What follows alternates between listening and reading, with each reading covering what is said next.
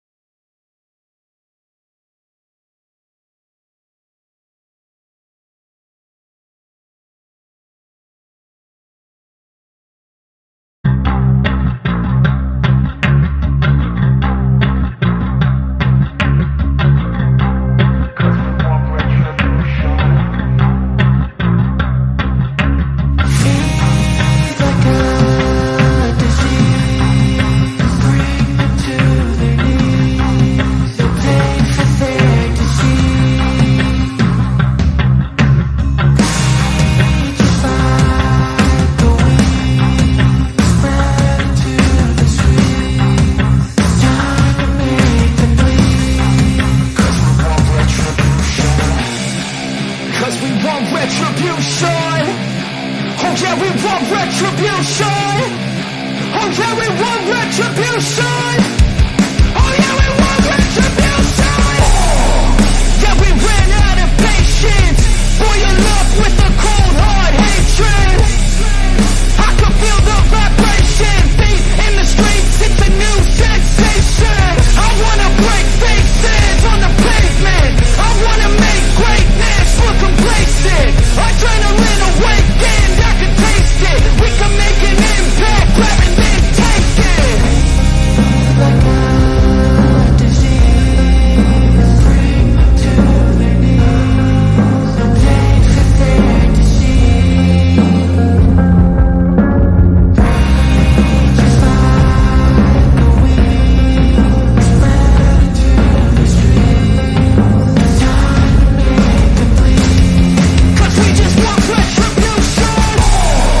Let's go light up the darkness. Make true of an empty promise. Flip gods into weak and harmless. Take to the streets and turn them to a mosh pit. 'Cause we want retribution. Oh yeah, we want retribution. Oh yeah, we want retribution. Oh yeah, we want retribution.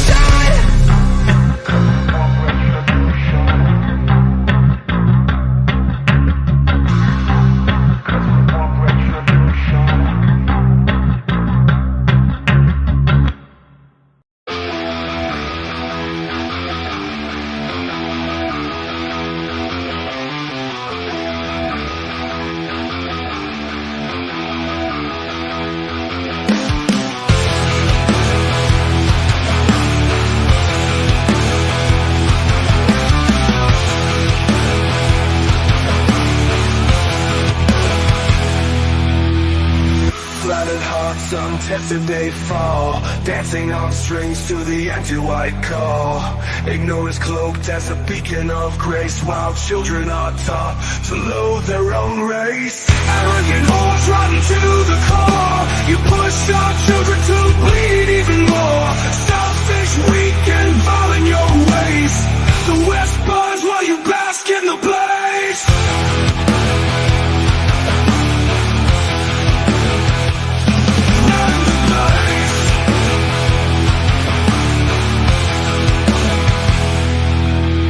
Told to chase feelings, to follow the lie. Blind to the truth as our culture dies. Pretending you're pure, pretending you care, as you shelter your minds from the guilt you can't bear. Arrogant hordes rotten to the core. You push our children to bleed even more. Selfish, weak, and vile in your ways. The West burns while you bask in the blaze. Told to chase feelings, to follow the lie. Blind to the truth as our culture dies. Pretending you're pure, pretending you care, as you shelter your minds from the guilt you can't bear.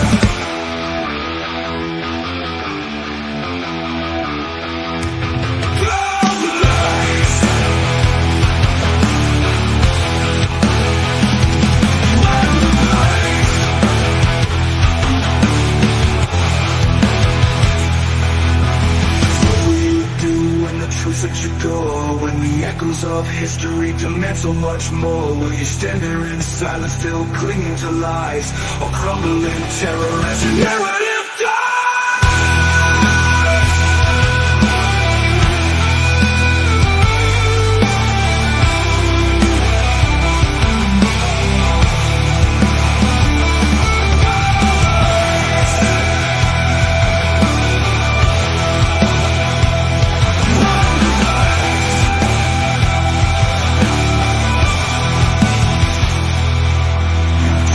Your people for a fleeting applause, but your downfall awaits written in the laws. Anti-white women, your legacy shame. You scorch your own future in your poisonous flame.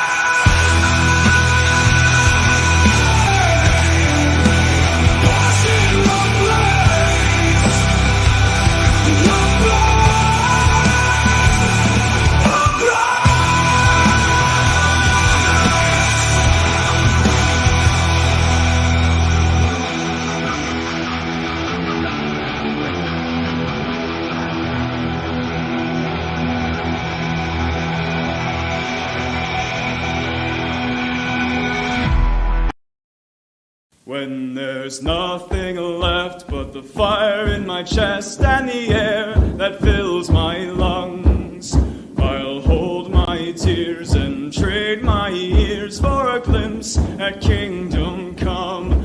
On the other side of misery, there's a world we long to see. The strife we share will take us there to relief and sovereignty. Oh, by God, we'll have our home again. By God, we'll have our home. By blood or sweat, we'll get there yet. By God, we'll have our home. In our own towns, we're foreigners now. Our names are spat and cursed. The headline smack of another attack, not the last and not the worst. Oh, my fathers, they look down on me. I wonder what they feel to see their noble sons driven down beneath a coward's heel. Oh, my God, we'll have our home again. By God, we'll have our home. By blood or sweat, we'll get there yet. By God, we'll have our home. The road is dark, the way is lost. My eyes, they strain to see. I struggle forth to find a friend to light the way for me. Oh, brothers, can you hear my voice, or am I all alone? If there's no fire to guide my way, then I will start my own. Oh, my God, we'll have our home again. By God, we'll have our home. By blood or sweat, we'll get there yet. By God, we'll have our home. Oh, by God, we'll have our home again. By God, we'll have our home. By blood or sweat, we'll get there yet. By God, we'll have our home. It is time for the Sunday Gathering, ladies and gentlemen. Featured stories today. Man's peanuts are euthanized. Trend in leadership in executive positions toward white men. Spencer tells everybody to vote for Kamala, and what's going on in these swing states, according to the polls.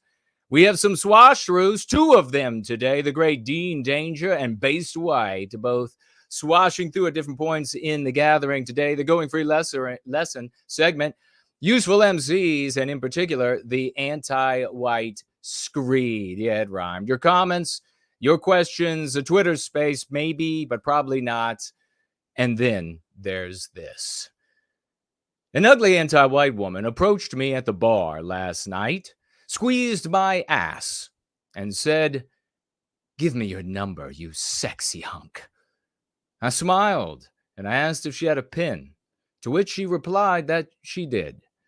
So I said, "Get back in it before they notice you're missing."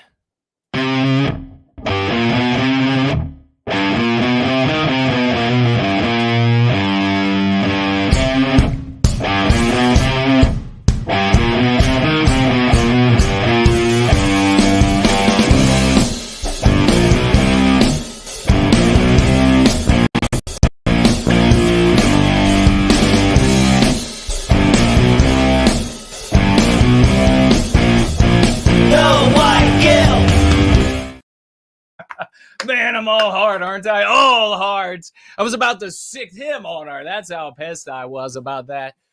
It is wonderful to be with you all. It's 5 p.m. in the once great state of Virginia. Time is shifting, so I don't know if the times are exactly right around the globe, but it's 7 in Sydney, 10 in London, midnight in Moscow. We are in the once great state of Virginia, across from Mordor on the Potomac. We can unleash the dragon on Mordor. We can unleash it on the ugly anti-white white females. We can unleash him anywhere we like. It's wonderful to be with you all. And I am so excited about being here at the Church of white well-being, the Church of White Well-being, where our tool of choice for ending our victimization is not the totally effete, ineffective, limp, little micro-penis sarcasm. We don't do that here as part of our defense. It fails, and everybody who uses it is a loser.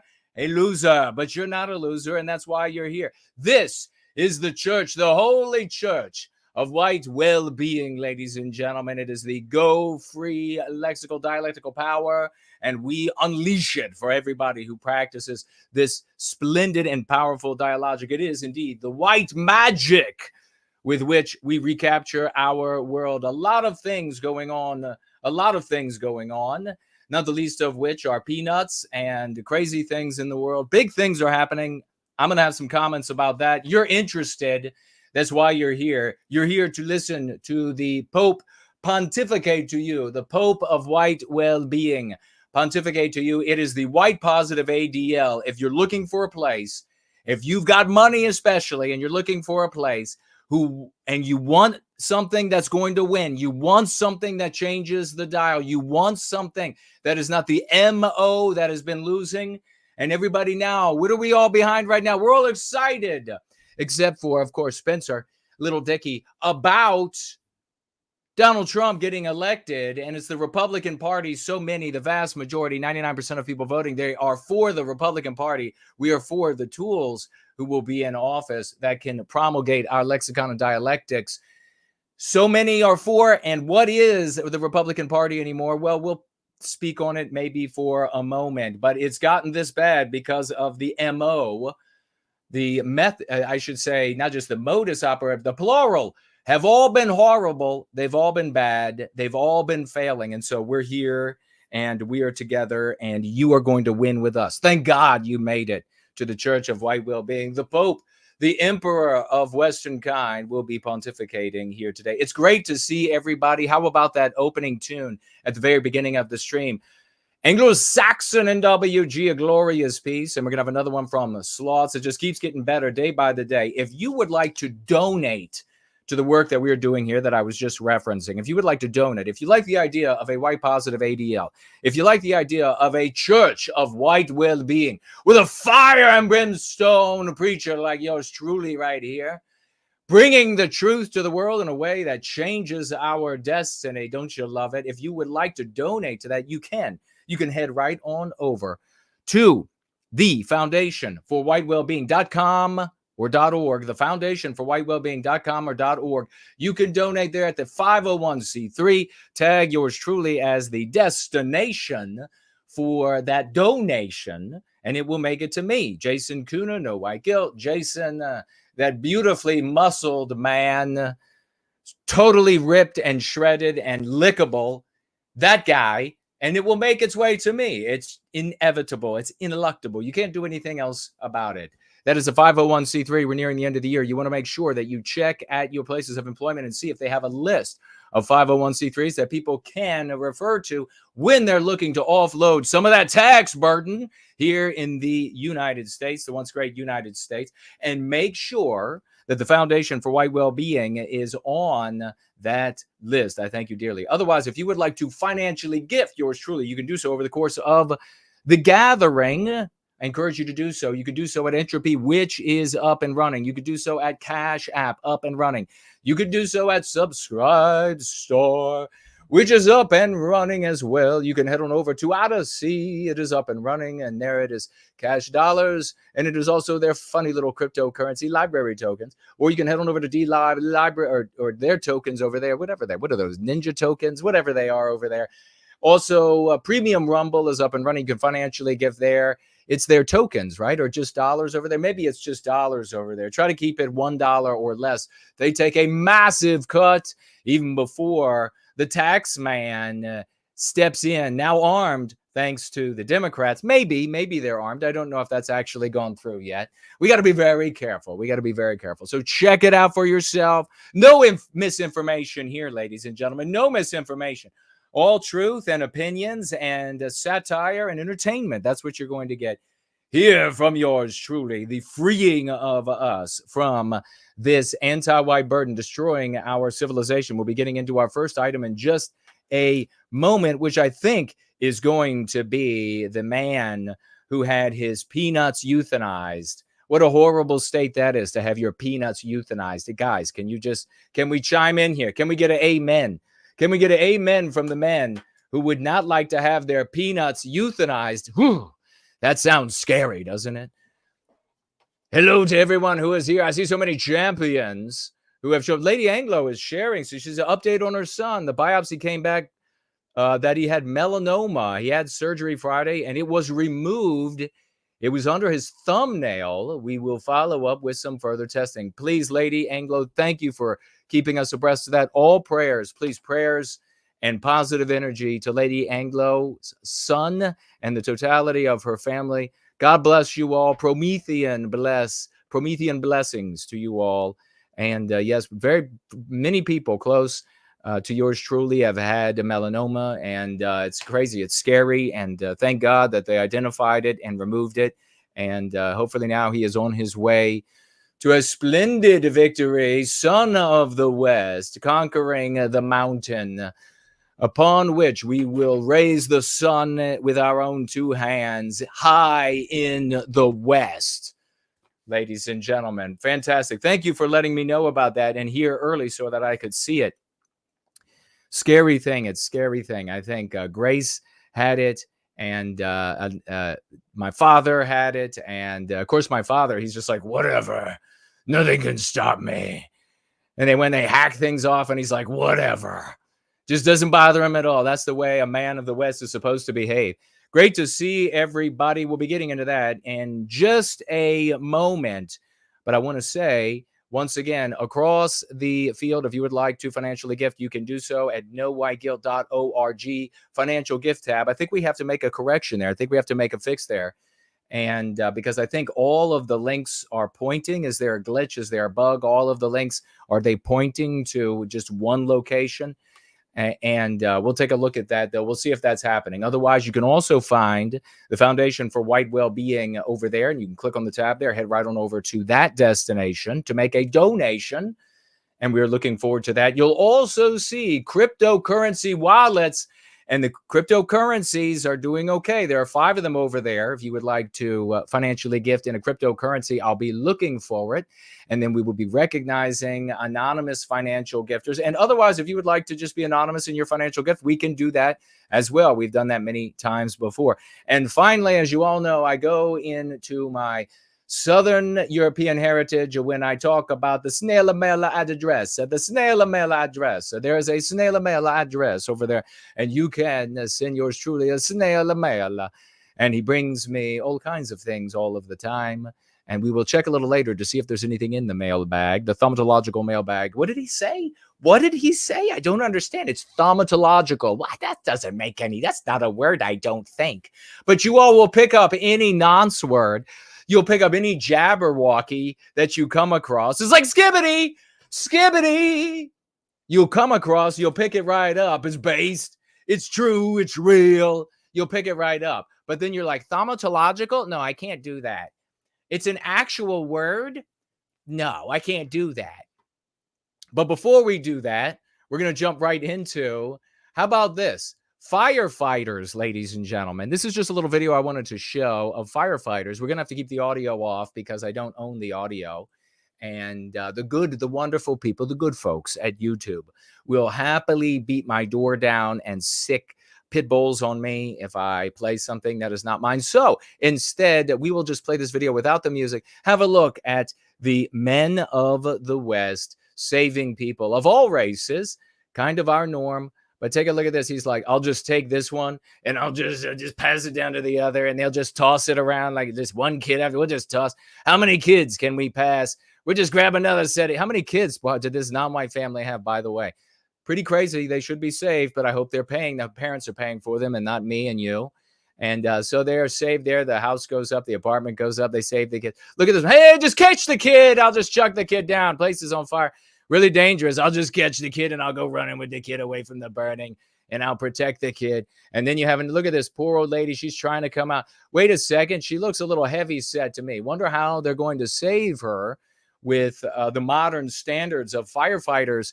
been totally white erased here in the United States and across the West. It's like anybody can do it, just anybody. So they say, obviously, it's been going on for decades and decades. I told you all, I was at, what sandwich shop was that at? And they had cups. And on the cup that I was drinking, Firehouse is what it was called. On the cup, this was years and years back, maybe even 10. And the cup, they celebrate different firefighters. And there was a black female on the cup, totally out of shape, black female. And it said, "We want to celebrate the youngest firefighting chief in all of America and ever. The youngest, the 24-year-old Lakeisha, whatever her name was. And we want to celebrate her for her magnificent accomplishment, making it all the way up to chief in the blink of an eye." Isn't that something? That's amazing. It's kind of like you go over there to the UK right now and they have the Conservative Party. Everyone is white except for the leader. They just not Kimi Kambuchi, whatever the heck her name is. And first generation from some other land, I believe, but you'll have to check it out for yourself because I don't know the details of the story. I just saw all these white people. They're like, yay, keynote speaker.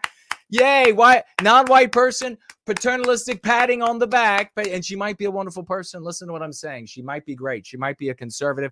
Seriously? That's going to be your leader? That is a consequence of anti-whiteism. That's a consequence of the white guilt and the white people there. Hey, we're never going to recapture our destiny if the people are infected with a social morality, which is what they are, the social morality of anti-whiteism, that makes them feel that their opinions, their views, their notions, their hurts, their victimization, none of it matters unless a non-white person shares it to some degree. We're never going to get there, folks. Never going to get there if we proceed that way. But that's what's happening in the once great United Kingdom. Not great anymore, hardly united. And we can bring it back, though. We can bring it back. But they're bringing the little girls into the firefighters, and the anti-whites are. And that's what anti-whiteism does. It's not a person. It's not a group of people. It's an ideology that we have to eradicate. It's based in the social morality. That's where we have to address it. So they're bringing in all these little girls. And look, come on, let's just be honest. The only water a woman is going to bring to the firefighting department and to firefighting in these instances right here is the water they're retaining. Can we just be serious? I mean, the fire chief asked for the hose. He didn't ask for hose, but that's what we're getting now. Who's going to carry the old lady down the ladder that's overweight? How about me when I'm old? Who's going to carry me down the ladder? It's not going to be Betty or Lily or whatever. It's going to have to be some big ass strong guy who's going to be able to pick me up and haul me down the ladder. Look at this. She can't hold herself. He can't rely on that. He's going to have to carry her down. Look, the only thing that's burnt that a woman should be around in life is dinner. So get into the kitchen. Stop thinking you can fight fires and wars and police and connect power lines and keep them running. That's just the way of the world, ladies and gentlemen. Reality hurts sometimes, but when it hurts, it's because it should. Let's take a look at this story. Tag me over the course of this gathering because it's all about interaction. It's all about interacting. It's all about talking to you about what you've used, what you try to use. This is a different kind of church, ladies and gentlemen. It's a different kind of church. So you're going to want to tag me as No White Guilt. And you can do so in the live chat, as we're seeing so many people do right now. And I'll take a look over there, even though we're early in the gathering. Myra is here. Great to see you. The cool Papa J Magic. If you don't know who he is, you should.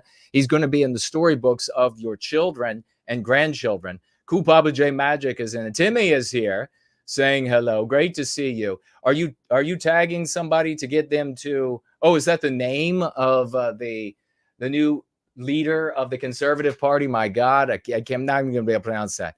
Oh, Kimmy, oh, whatever. Badenoch looks like the last name. Samuski is here. And great to see you, brother. Tag me as No White Guilt across the platforms. Hey, if you're on Twitter, you're in the live chat, I want to hear from you. I'll respond to you. I can see you here. So tag me as No White Guilt, @ No White Guilt. and I will answer or speak to, even if you disagree, your comments, your questions, your concerns. And Cool Papa J Magic, people are noticing that the Stop White Erasing and recruitment ads when they want soldiers to die for the regime. That was a part 2. Let's see if there's a part 1. Did you see the recruitment ad for the Royal Marines that depicted strong white men for combat? It's kind of an interesting thing, isn't it? That every time the anti-whites want to gear up to wage war, and as you know right now, the anti-white oligarchs in the UK and the US and Canada, they would all like that rich. We talked about it from the very beginning, and people are now talking about it like, whoa, we've discovered what's going on with Ukraine.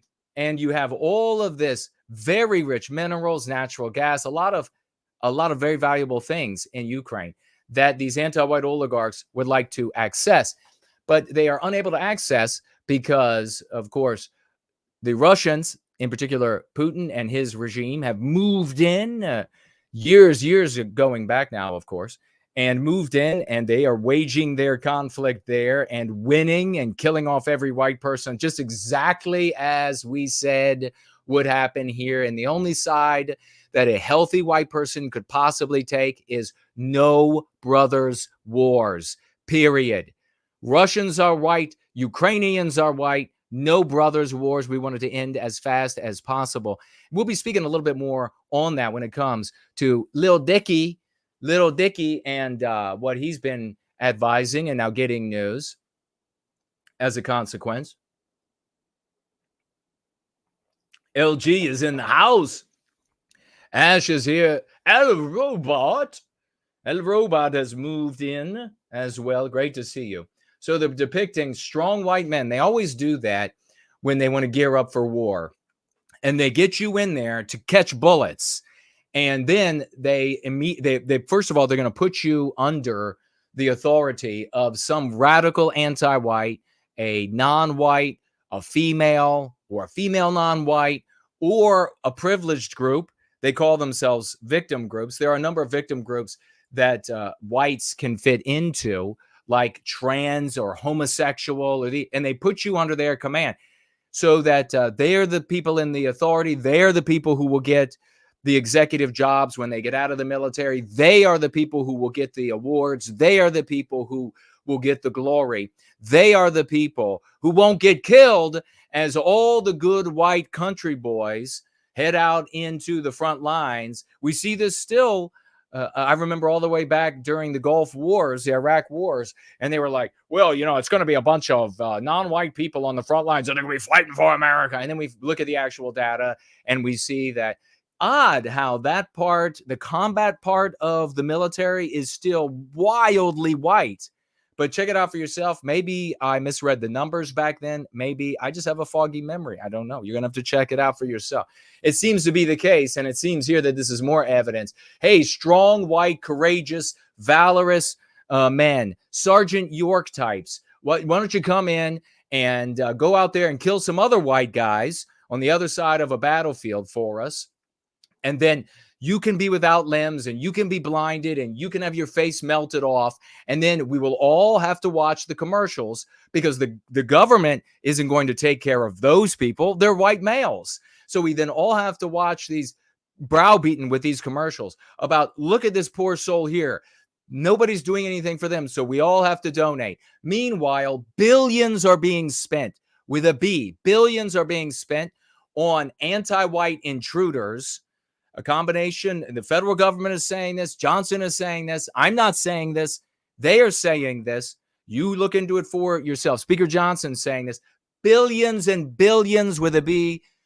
Combination of the federal government, state governments approaching $500 billion. Again, you'll have to check it out with them to make sure that those are accurate numbers. But the government, no problem when it's an anti-white objective and it's an anti-white outcome, to say the same thing twice, to dodge, to sidestep something that would have otherwise been objectionable, to the ear against the door. And nothing for these poor souls. They have to go to the VA. They have to where the treatment is terrible until that was one of the things that Trump improved in 2016. One of the very few things that Trump improved in 2016 was the treatment of the vets at the VA.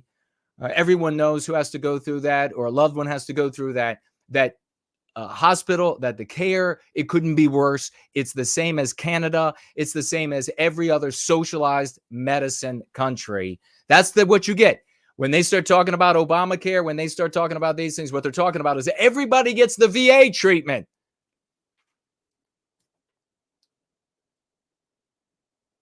People are noticing that the stop white erasing and recruitment ads when they want soldiers. Yep, exactly. You're so right, good brother.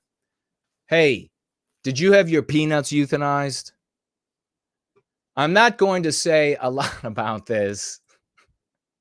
I'm not going to say a lot about it.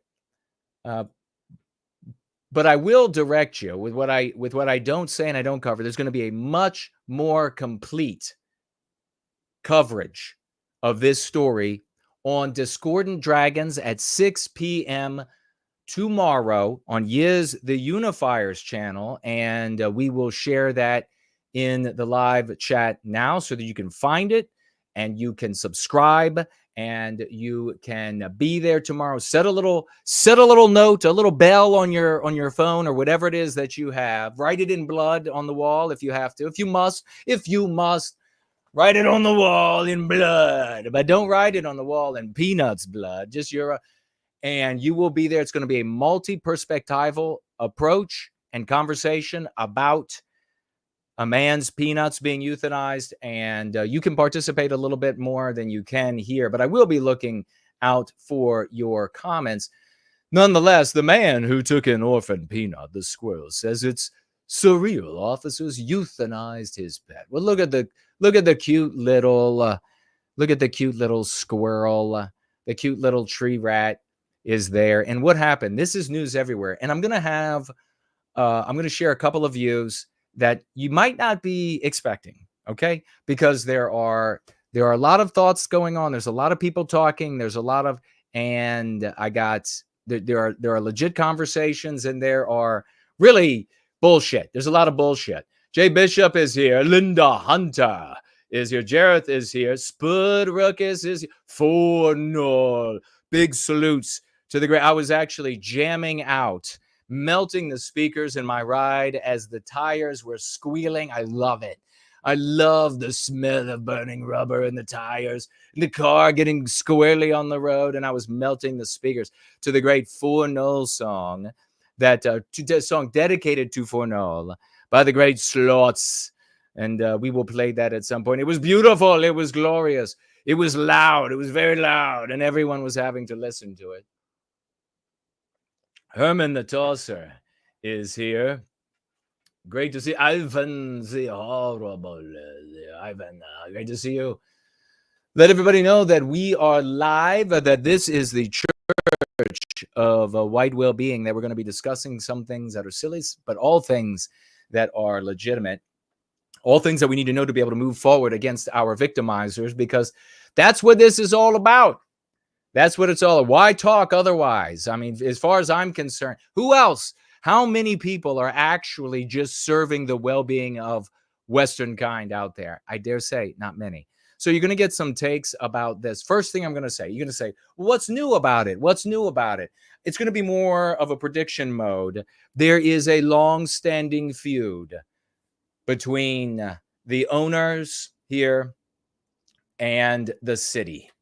There's a long-standing feud. It's a opinion and a prediction, and you just wait and see if that doesn't show up. A long-standing feud between the owners of this ranch. They have all these horses. They have some other animals there, and they take in pets that people don't want. It's an animal rescue of sorts, but keep your eyes peeled for the revelation of the long-standing feud. Typically in these scenarios, when people have a rescue like this, what are they called? What are they called? What's our lived experience? Can we hearken back to last Sunday? Does anybody know? I'm just going to sit here and see. What are these places called? There's a certain word. We talked about it last week. And we said, I mean, talk about tying it together. Not only do I tie it together on the stream in question, I tie multiple streams together, and you got to be smart. If you're one of the dunces, this isn't the place for you. What is it? What? Oh, it's sanctuary. Janice is in there fast. So is Torhund is in there. Whoa, sanctuary. It is an animal sanctuary. So what are those cities now where white people are totally victimized even more so than elsewhere?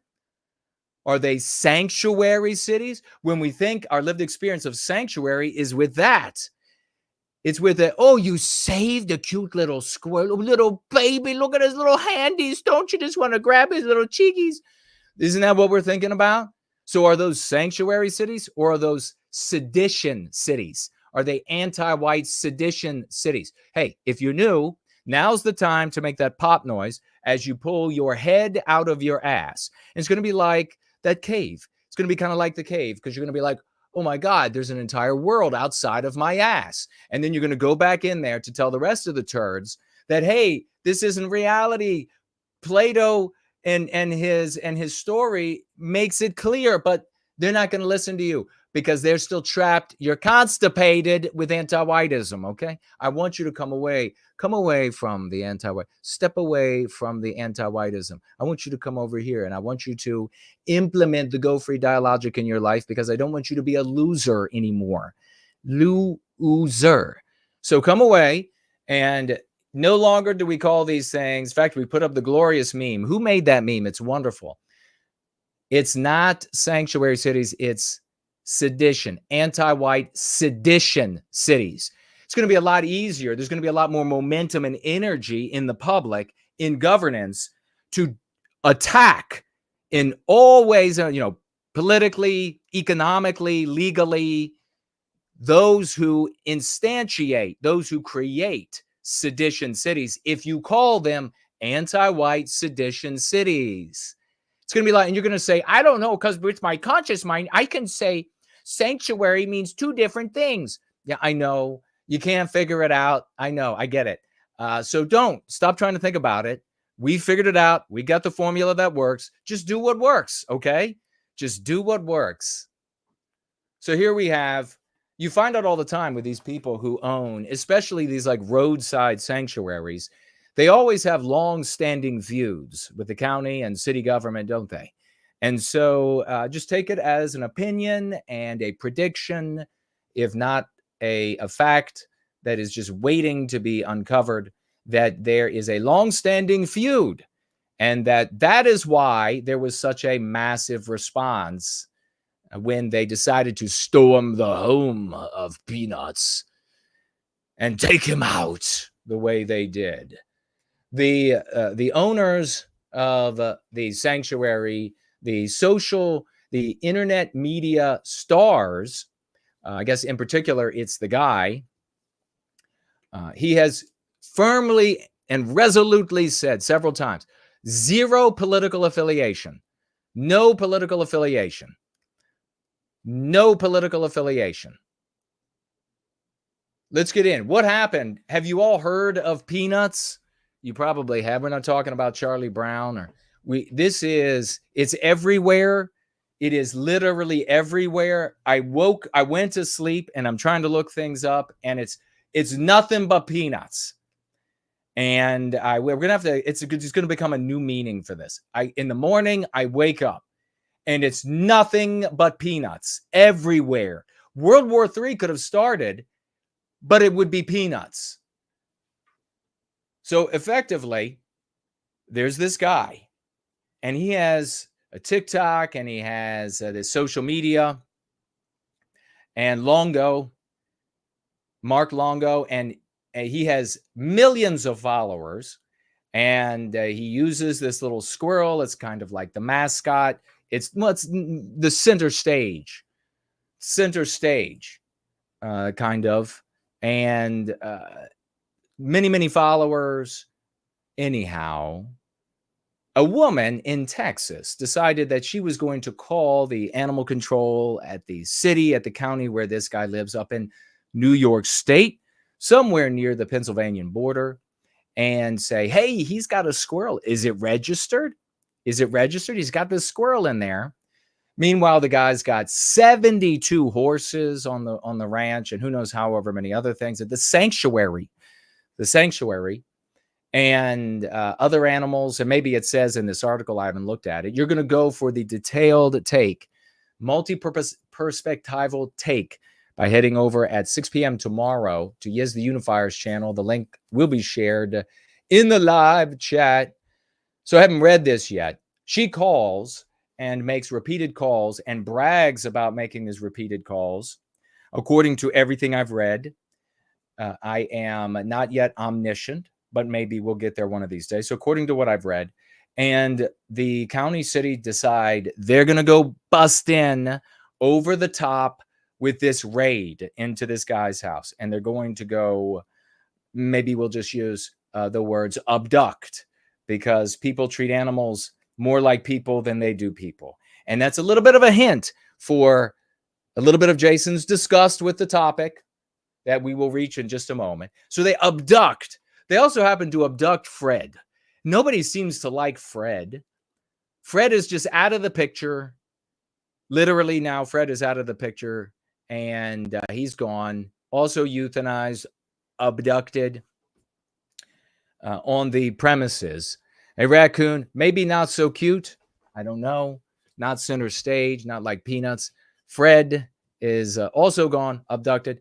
They raided the property. They sat the guy and his wife down outside for 5 hours as they went through the property. They asked if there were surveillance cameras inside the home. It's kind of interesting. They apparently turned off their cameras. Again, these are claims that are being made. And this is, my friends, this is developing story. We need to be so very serious about it. Why is Jason not giving it the gravity it deserves? I can't stand it. But these are the things that are being claimed. So there are some legitimate topics here. The mindset of the woman in Texas who is being said to have been the person who made these calls.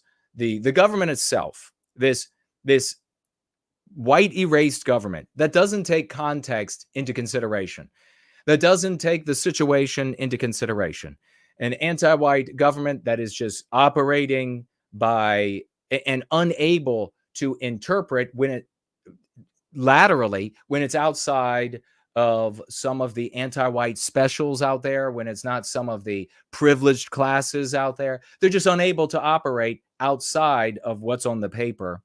And they carry out whatever it is in this sick, blind sort of way. And then you end up with scenarios like this. Now, in previous articles, it said that as they subdued or grabbed or snatched the squirrel in question, that the squirrel bit somebody or scratched somebody. I didn't read anything about that. And perhaps you can tag me as no white guilt. Did Fred also do that? Is Fred also euthanized? Because I heard he was also euthanized. And then the claim by the city or county in New York was that they had to euthanize the animal to test for rabies, to see if their technician would have to receive the proper injection. Used to be many injections, not so many anymore. A man who took in an orphan squirrel and made it a social media star vowed Saturday that the New York State's decision to seize and euthanize the animal won't go unheard. So at this point, the latest info on it is that Mark Longo is going to be suing, and they're going to be pressing charges, and their shit tons of money are coming in to these people, and more power to them. Shit tons of money. They were already taking in a lot of money because Mark is a handsome man and the squirrel is cute. And then he combines those things, and you have like 99.9% of women that are then for, and they're going to throw their money and they're going to throw their attention. And that's a little bit of a hint to some more of what I'll be saying. We will make a stance on how this government in New York State utilizes their resources. Okay. Says Mark Longo in an interview. He declined to specify his possible next steps, but said officials would hear from him soon about what happened to Peanut, the squirrel, and Fred, a rescued raccoon that was also confiscated and put down. So Fred was also euthanized. Not only did this guy get his Peanuts euthanized, but also his Fred. And somehow that sounds a little bit more gruesome. The State Department of Environmental Conservation took the animals Wednesday from Longo's home and animal sanctuary in rural Pine City, near the Pennsylvania border. The agency said it had gotten complaints that wildlife was being kept illegally and potentially unsafely. I'll pause right there. Whose fault is this? Anyone? Longo has had Peanuts for over 7 years and hasn't registered Peanuts yet. The blame fully rests on the shoulders of Longo. If you have an animal, it's one thing to have an animal that no one's going to know about. It's just your member of your family.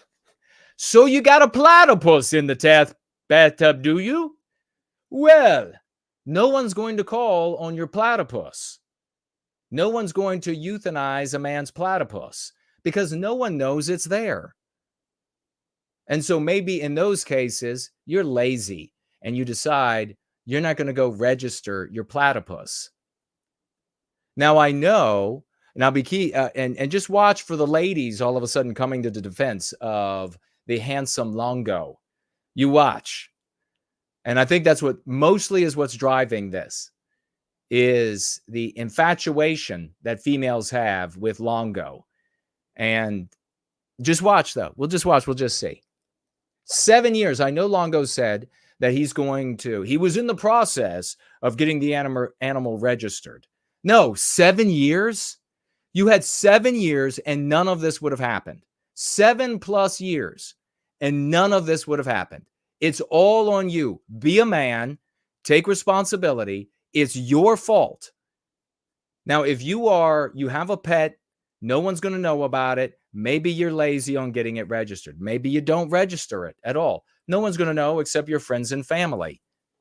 But you're putting this animal and making big money off of an animal on the internet. How do you not expose yourself? How do you not go when you are exposing yourself this way and get the animal registered? It's the simplest thing. You pay a little, you fill out the paperwork, you pay a little money, and then that's the end of it. Now you got a license. Now when the woman calls from Texas, or the guy calls from Washington, or the fire hydrant calls from California, they got a lot of crazy people out there. And they say, hey, he's got an animal over there. I wonder. And they go, oh, yeah, I got his license right here for that animal. All's good. It's totally legitimate. Nothing can be done. Nothing can be done. So really, where is there to argue? We live in a context that's anti-white. We live where our government, our laws, our norms, our mores have been white erased. You have to act accordingly.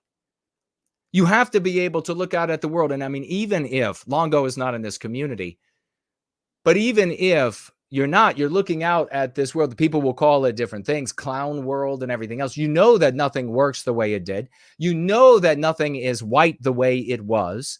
You know, if everything was white, and somebody called up, all the norms were white still, you could still have non-white people present, but all the norms, all the law enforcement, all the animal control was still white, not white erased. You know what would have happened? If Longo had not gotten the license, woman calls from Texas, anti-white woman probably, calls from Texas, and who shows up at the door? Andy Griffith. He's not carrying a gun. He's not. He says, "Hey, we got a call. You got a squirrel. Is that true? You got to get a license, buddy. How long have you had this thing? Looks like it's online. 7 years you've been making videos. You got to get a license. Next time I come back here, you better have that license." That's what would have happened. But we're not white anymore. White norms are gone. White people are, I mean, let's just be legitimate here. If we're left to our druthers, we're going to handle everything like Andy Griffith would in that show, that Andy Griffith show, and they lived in Mayberry. That's how it would have played out. But we don't. So there's no use in looking out at the world and saying, but it's not fair, but it was egregious, but they brought too many agents, but they were too intimidating, but what else are they doing? It's all going to look like Beirut. It's all going to look like El Salvador. Open your eyes, for the love of God. Open your eyes. We have to be adults. This is the stuff of children. So I'm going to say a few things. First of all, I think this is primarily being driven by this female infatuation with the owner of the squirrel. This has nothing to do with politics. He has said it numerous times. This isn't a Democrats doing this to Republican or MAGA or whatever. No political affiliation now. I saw several times. I heard him say it, and I saw several places where he was quoted saying it. So what is this? This is white daming. That'll be the nonce word for today. We're not going to continue it. Although if it does end up getting adopted and used out in the public, nobody will credit me, because that's how the world works. Instead of white knighting, it's white daming. It is pick me syndrome. It is female simping for a guy that they find attractive.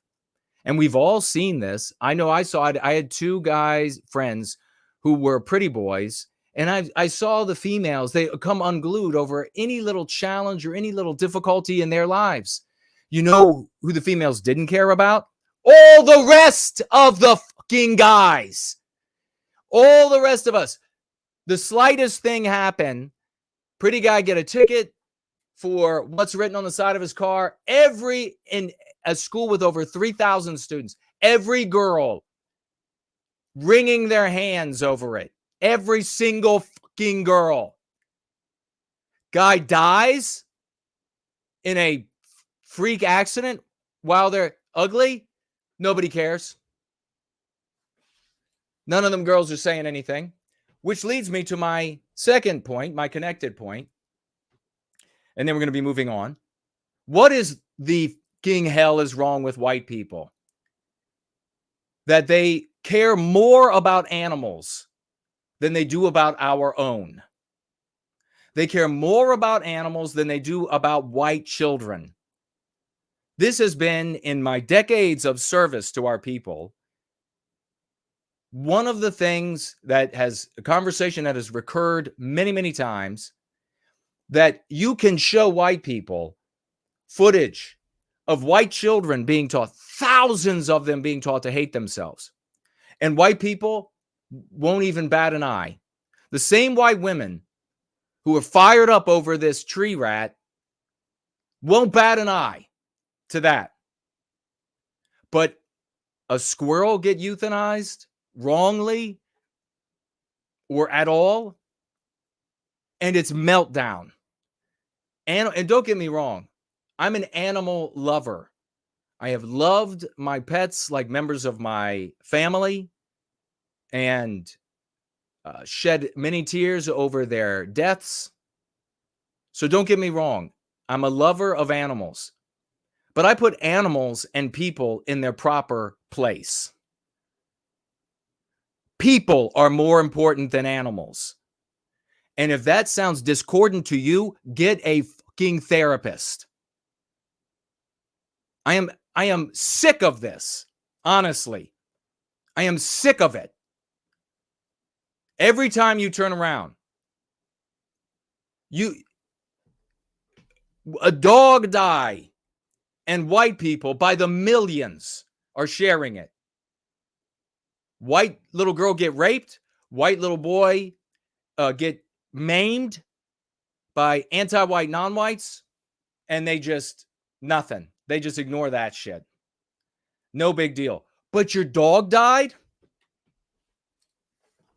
This is a sick people. This is the hard pill to take. This is a sick people, and it is within us to get healthy. The fact that people are acting like this peanuts is the issue of the ages, is the issue of the decade, is the issue of the year, is insane. With all of the horrific crimes that have happened to our people and wild attention on peanuts, I predict also that this will be probably the last thing I say on it. This woman that called on him, and by the way, if you're one of these people out there saying that this guy got Karen'd or he was, fuck you. White women are not the problem. Anti-whiteism is the problem. So fuck you for being an anti-white piece of shit. I'm not holding back in case you couldn't tell. Karen, when used as a pejorative, is an anti-white slur. And you are scum. You are anti-white scum if you use it. Maybe this woman was anti-white. Maybe she was a busybody. Maybe it was both. You know what I predict? I predict that she was infatuated with this guy. I predict that it'll be discovered that she was a longtime viewer of this guy. I predict that it'll be discovered that they were even interacting. I'm not saying privately, although I'm not saying that it was not private, but at least interacting in the comment sections.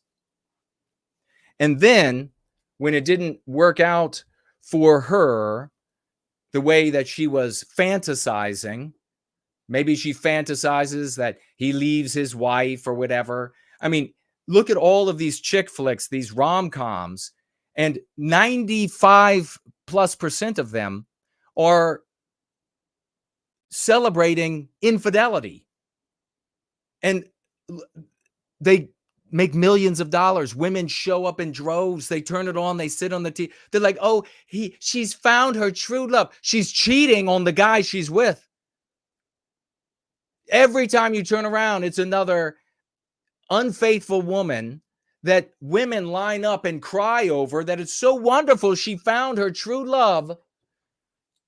She's just screwing somebody else. Is that Western values? Is that Western norms? That all of this entertainment, that all of our women are showing up and watching in droves and making the producers millions and millions of dollars. Is that a Western norm?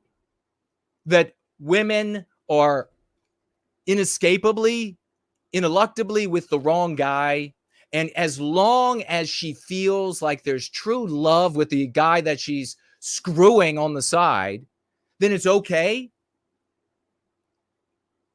As long as she feels it, as long as she really feels a special connection, then she can just some stranger. Then she can somebody else outside of the relationship. Is that our norm? Why do you all show up for that shit? If you have these DVDs or whatever from the past, or you have them saved, you should probably purge them.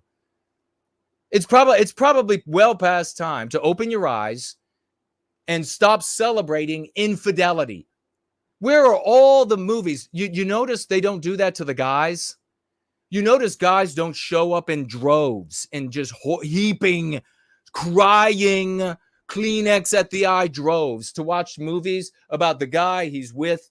He's married to the woman, but then he's also screwing his true love.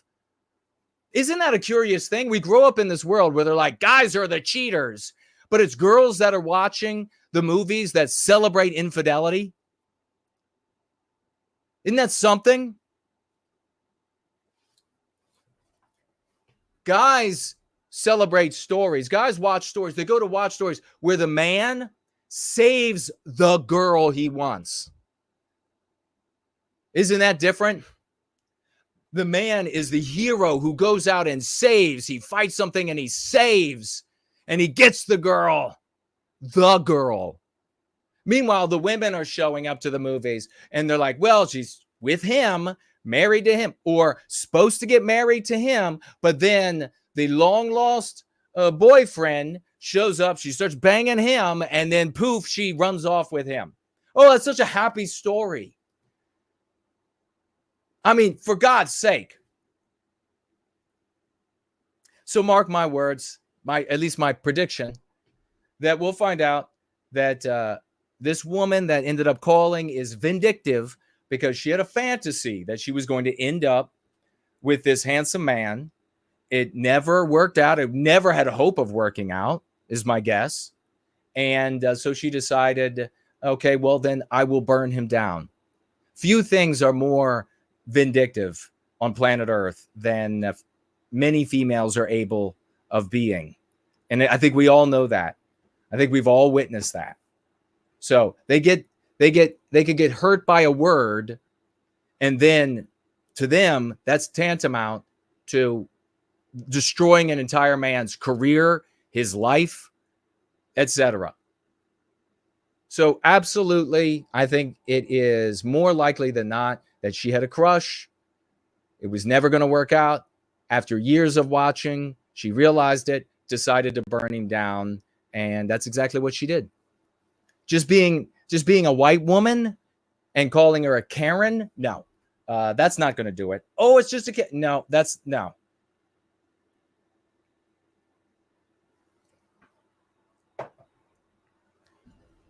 But I'm not going to say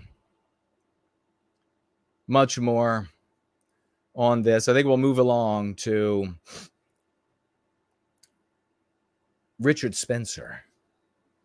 I'll take a look at what you all have to say. Tag me as No White Guilt. The authorities, says Daughter of Eve, will just follow the protocol. We saw this during the COVID. They were forcing inhuman measures on people. Yeah, and I think something that's really interesting, there is, I think maybe I even saved it. I'll have to look. All of the people that were exempt from having to get the COVID vaccine, many of them got it, or at least they claimed to have gotten it, and they got on TV and it appeared that they received an injection. In some of those cases, it looked like the injection, I'm no professional, no doctor, but it looked like it had already been depressed and there wasn't anything in there. But it's just, I'm not a doctor. Maybe that's the way it's supposed to look. And so check it out for yourself. But they made it's strange, a lot of people exempt from it, the anti-whites in authority. So Daughter of Eve writes on forcing these measures on people. We saw the inhuman face of the bureaucratic apparatus then. Yeah, I like what you had to share there. They were just, these are the anti-whites, and they're just anti-whiting. This is what's the black and white, and they're going to go and shut things down in the most brutal way. I wonder, we can speculate what would happen if this were a black Democrat and his wife. So say it's a handsome black guy and his wife, and they have an animal sanctuary, and they've got a little squirrel. They're making themselves big money. I kind of doubt that the state, city, and county in New York would have responded this way. I kind of doubt it, because these people are specials in the anti-white narrative. They are special. They're not the demon white race, and they would probably be left alone. Just as we see in business, we see everywhere, in loans and taxation, a very different way of handling certain people in the anti-white narrative. Daughter of Eve also says, greetings, Jason. Thank you for the message. No more brothers' wars, no more whites killing each other. Peace now. And we're going to be talking about that war in just a minute, because Lil Dicky, we got Lil Nicky and Lil Dicky. Lil Dicky and Lil Nicky. And they're like carbon copies of each other. We're going to be talking about that. And but I'm going to take a look at what you all are saying. Slaughtz is here. telling a white girl to tag me. Thank you so much for jumping in there with the recommendation. Champion Brant Danger is here. Stumbling, saving a woman's life is objectifying her, Jason. Women cheating, on the other hand, is liberation. Yeah, according to the anti-white narrative, so true. A white man absolutely cannot save a female in the anti-white narrative. That's the truth. Well said. But yeah, females are liberated when they can hop from one pole to another, which is like I was saying, and I'm going to tell you what I was saying on the radio the other night. Tell you about it a little bit later. But it's like I was saying, you have a massive percentage of females, which include white females, and some of them are not like radical anti-whites. They might be villainy signaling anti-whiteism, that will vote for more war, crashing economy, national dissolution by way of an open border, so long as they can use abortion as birth control. That's something that's going to have to be addressed. No matter what ladies out there, women of the West, good women of the West out there, what they think about this, that's going to have to be addressed. That's a really big problem. A massive percentage. So we cannot allow national dissolution so that a massive percentage of females can be solipsistically focused on how to achieve the birth control they want by all means necessary. The way to do that is to not be a whore. Sorry about that. I don't know. Sometimes when it comes out of me like this, it's just like whore. And maybe that's how you stop that from happening. Okay. Let me see what else we have here. White girl is here. Have you all seen the Trump squirrel memes? They're hilarious. I haven't seen it. But I'm guessing that's not the one that the Slaughtz was recommending that you tag me on. Ardent Party is here. Proud Citizen says, thank you for asking this question. I get so tired of seeing all this affection for animals, like the ASPCA commercials, like yourself. I like animals, but I'm beyond frustrated also. Well, thank you. I'm glad I'm not alone in this. White people giving billions of dollars a year to make sure that a lizard or a horse or whatever is not uncomfortable. And how much are they giving to put an end to the victimization of white children? You know who doesn't behave that way? Not all of them, but a percentage of Jewish people don't put animals ahead of fellow Jewish people. At least that's my perception. Could be wrong. That's my perception. Then they get different outcomes. You know, it's so startling. You can look at Columbia University. Jewish people, in particular Ashkenazi Jews, because they look very white, many of them, start getting a little bit of slander from anti-whiteism. They're chucking them in with us because of anti-whiteism's changing complexion, darker and darker. And Jewish people from around the world decide they're going to show up and they're going to give billions and they're going to put it in. Jewish lawyers go to work at the school, at the city, in the federal government, at the state government. They all come together. A lot of good people doing a good thing to say, I don't know anybody who goes there, not related to anybody. I didn't graduate from there, but my people are not going to be harmed there. Where do you get white people to show up in droves? Oh, the squirrel got killed. Doesn't matter how many white people getting hurt at a university.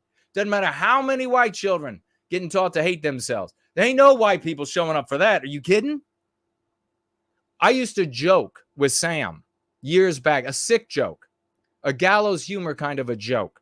We used to joke that if we were to replace all of our literature with animals, 90% of white people would show up to make something happen, to put an end to the victimization. 90% of them would show up. Talking about us, crickets. Maybe we ought to kill a lot of crickets and white people will show up to put an end to that. Just my thoughts.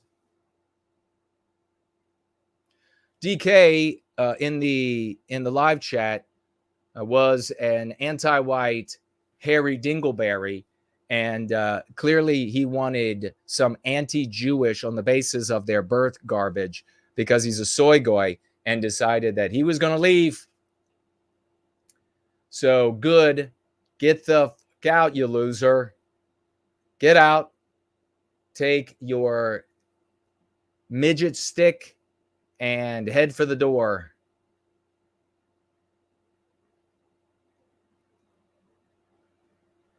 Jay Bishop says, I bet vegetables would pick up squirrel erasure in a heartbeat. They absolutely would.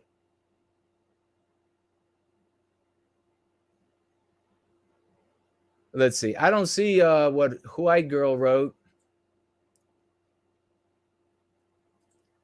DK said, what, we need permission from government? What are you talking about, you absolute hollow-headed bitch? What are you talking about? It is a law. You have to license these things. It's just the way it is. What do you mean? You're saying, well, we shouldn't have to do it so he could do whatever he wants? Well, somebody's going to move beside you and do whatever they want. They're going to leave trash in their yard. They're going to live like they're going to live in a heap of garbage. And then when the diseased rats start living in your house as well, with the fleas, with the mites, with the ticks, and making your environment a living hell, then we'll see that, hey, why should he have to get licenses? Why should he have to live in a clean household? Why should he have to have that? Because I don't mind living in the filth that neighbor has created. Idiot. And to the broader point, it's the way it is. So if you want people to be able to do whatever they want, then you got to go make those arguments in a completely different environment. You can't come in ad hoc post the event and say he shouldn't have to get a license. Great argument, vegetable.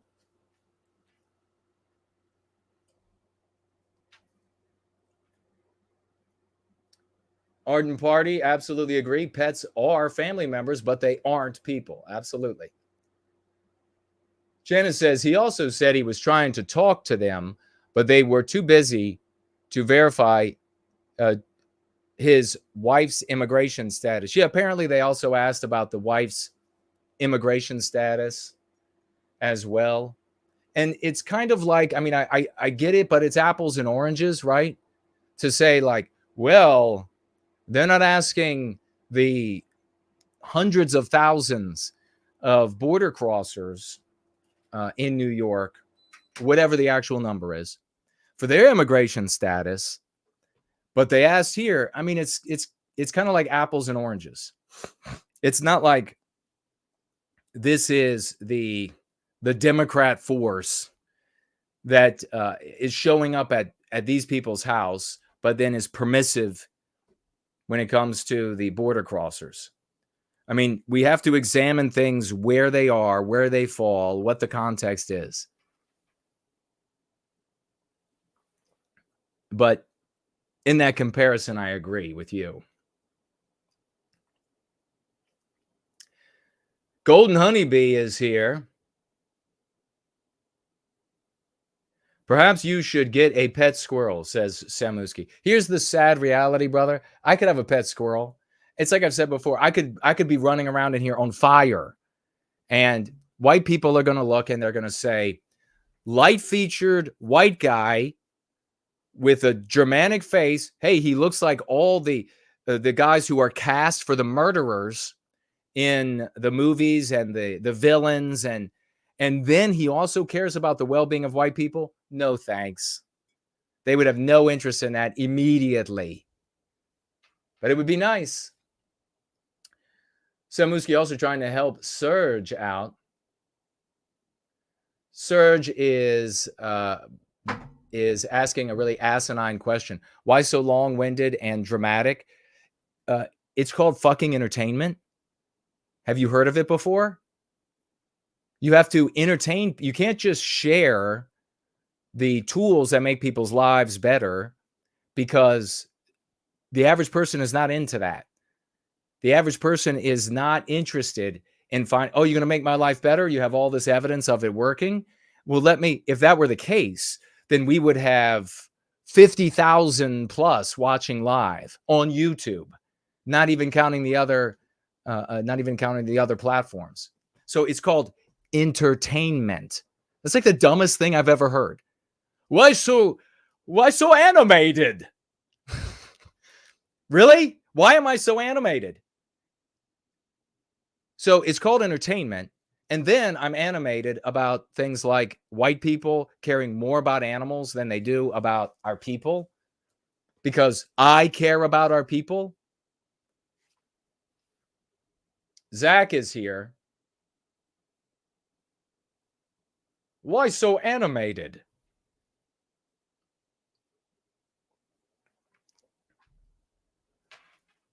That's like going to watch the royal family do anything. And you're like, why so pomp and circumstance? Good afternoon. No White Guilt and Family, says AOC.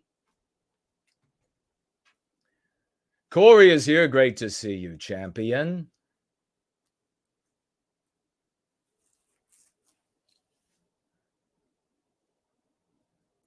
How much damage do you reckon the Olympics, what, in Paris did to our people? As asking Linda. I mean, in dollar amount, you mean? It's enormous psychologically, the damage that it's done. It has concretized the worst of anti-whiteism as the norm, the total white erasure of our people. It's massive damage to our people psychologically. It's actually a deep subject. Thanks for asking it. Al Heindel, it's not just about the animals. It's about white rights and sanctuary and the sanctity of their homes and property. The pet aspect needs to be used politically. Well, and they're using it politically. But we have, let me just this past year, we had a Catholic preacher who had the end of the previous year, who had gone to and had protested abortion. And the police came there with MP5s. The SWAT showed up. They brought everybody outside. They put them down on their faces. They put the guns in their faces. At least that's what was reported. I was not there, so maybe that was inaccurately reported. And I didn't see this response. There wasn't even anywhere near this response. So we can go back over all the years that I've been involved, the level of egregiousness committed against folks. We can go to a little town in the mountains where they showed up and they shot the dog. And people always mention the dog. They shot the dog. They shot the boy's dog. Awful. They rarely mention that they shot the mother through the heart. And the bullet first had to pass through the head of the baby, the infant that she was holding. Anybody remember that one?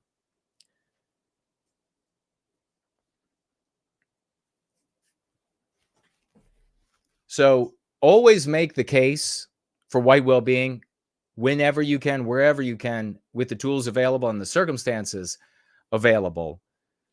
But I've spoken my piece about where this is gone sideways and how it's disgusting that it's been made into more than it is. And you will find, Al, far fewer people concerned about the sanctity of the home than they are about this guy and his squirrel, for reasons I articulated. White Wolf is here.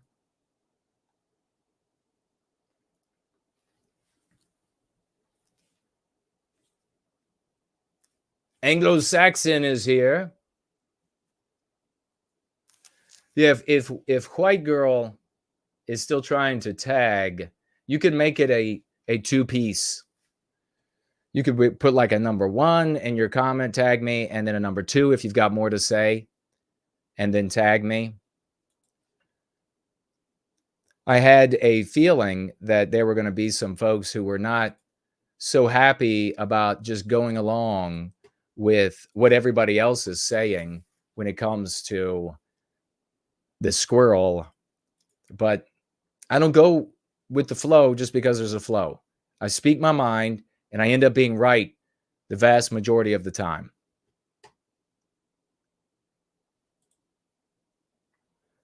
Let's see what Little Dicky is saying. New York Post decided they were going to make a cause celeb out of Little Dicky.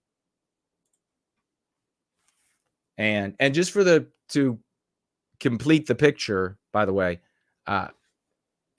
he should not, the animals should not have been put down. It should have gone the way that it would have gone in a government that is not white erased, which, like I said, would have been Andy Griffith, who would have verbally chastised this guy for not getting the license 7 years earlier.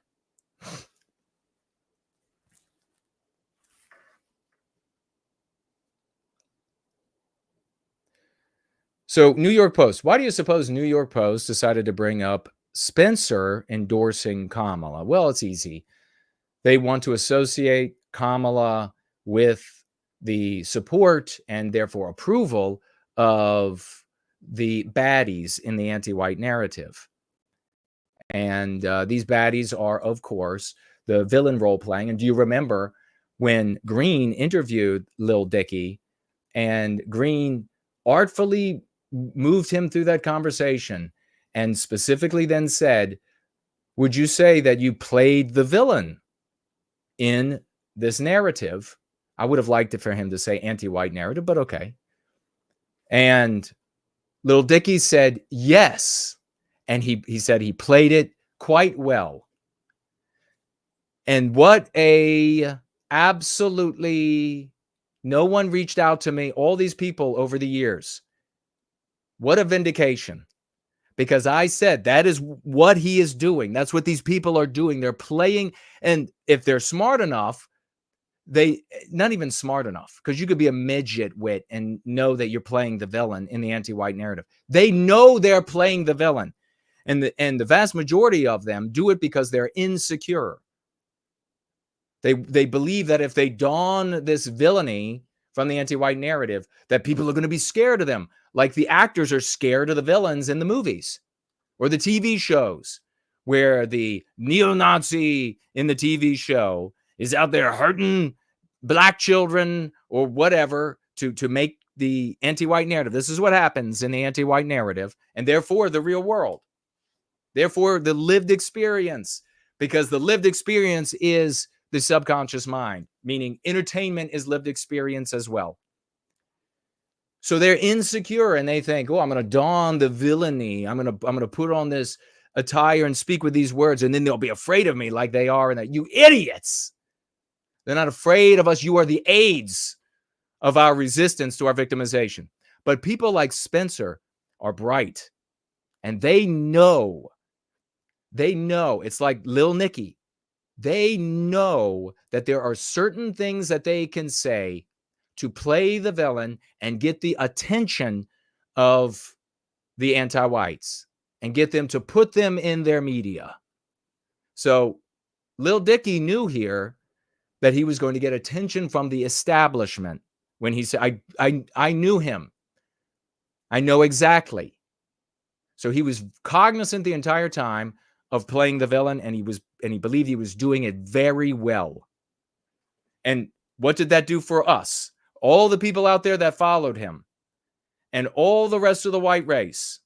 Sorry, it wasn't a squirrels that were getting gang raped, but it's not that important then. Just white people.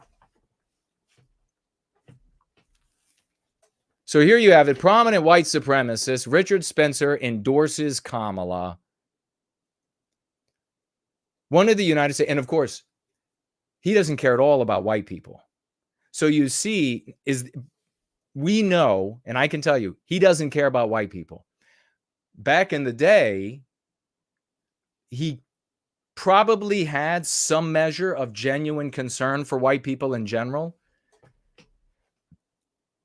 the average white person, but it was many rungs down from what he considered the most important. Richard Spencer. I don't know how far it went down, but then finally at some point you got to his concern for white people. That's why his considerations were always considerations for Richard Spencer. How was this going to make him look? What about me? Is my concern for Jason Köhne?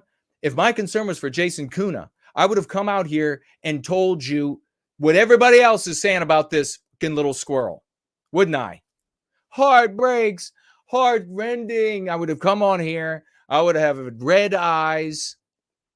How could they do this to the precious little cowboy hat wearing squirrel? Instead, I came out and told you the truth, told you the reality as I see it, and a lot of people didn't like that. So am I doing this for me or for us? Clearly, I'm doing it for, I came out here and I said, you know what? Fuck the animals relative to our people. I'm an animal lover. I will always be kind, have always been kind. For God's sakes, you all heard the story just a couple of a few weeks back now, where I made scrambled eggs for a sick crow. It was not my pet. It's just a wild animal that was sick in the yard. I took care of him for 3 days, giving him food, giving him water, until he got better and left. What about the time I ran after when a crow was going to be killing a baby bunny? A kit is what it's called. And I just instinctively ran to save, and I saved the rabbit, and he lived on the property and I showed you his picture for some time after. I don't know, he moved on or whatever. And he would eat on the plants. I'm an animal lover. How many people actually do that kind of a thing? But we've got a problem that has to be addressed. We've got to look it square in the face that our people put more concern for fucking animals than they do for our people, than they do for ourselves. That's sick. God Almighty. So I'm doing this for us because I want white people who I don't know who are alive now, white people who will be alive in the future I don't know. I want them to be safe, healthy, and happy. So what's more the behavior of an actual leader? What I'm doing, is that the behavior of an actual leader, or Lil Dicky? Because lots of people gave their fealty to Lil Dicky here. Lots of people. Even making arguments that, oh no, the leader is supposed to be totally selfish and self-centered and self-concerned and egotistical and an egomaniac.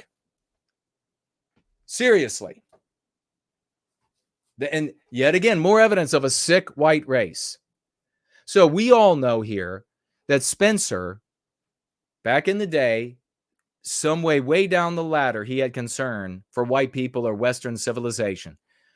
But there came a breaking point, Charlottesville, when he decided he wasn't going to have anything to do with defending or caring about white people. He said some very nasty things about white people and white people in general, and etc. Some of what he said was true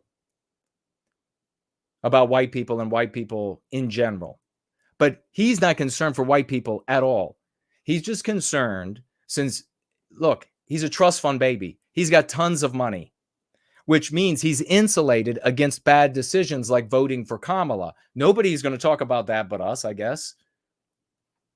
It's easy to say, well, just vote for Kamala, when you're going to be insulated from all of the outcomes because you're a trust fund baby.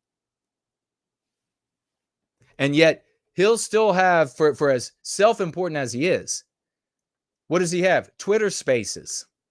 A few hundred people will show up every Twitter space that he starts talking. That's what he's concerned with. He doesn't care about white people.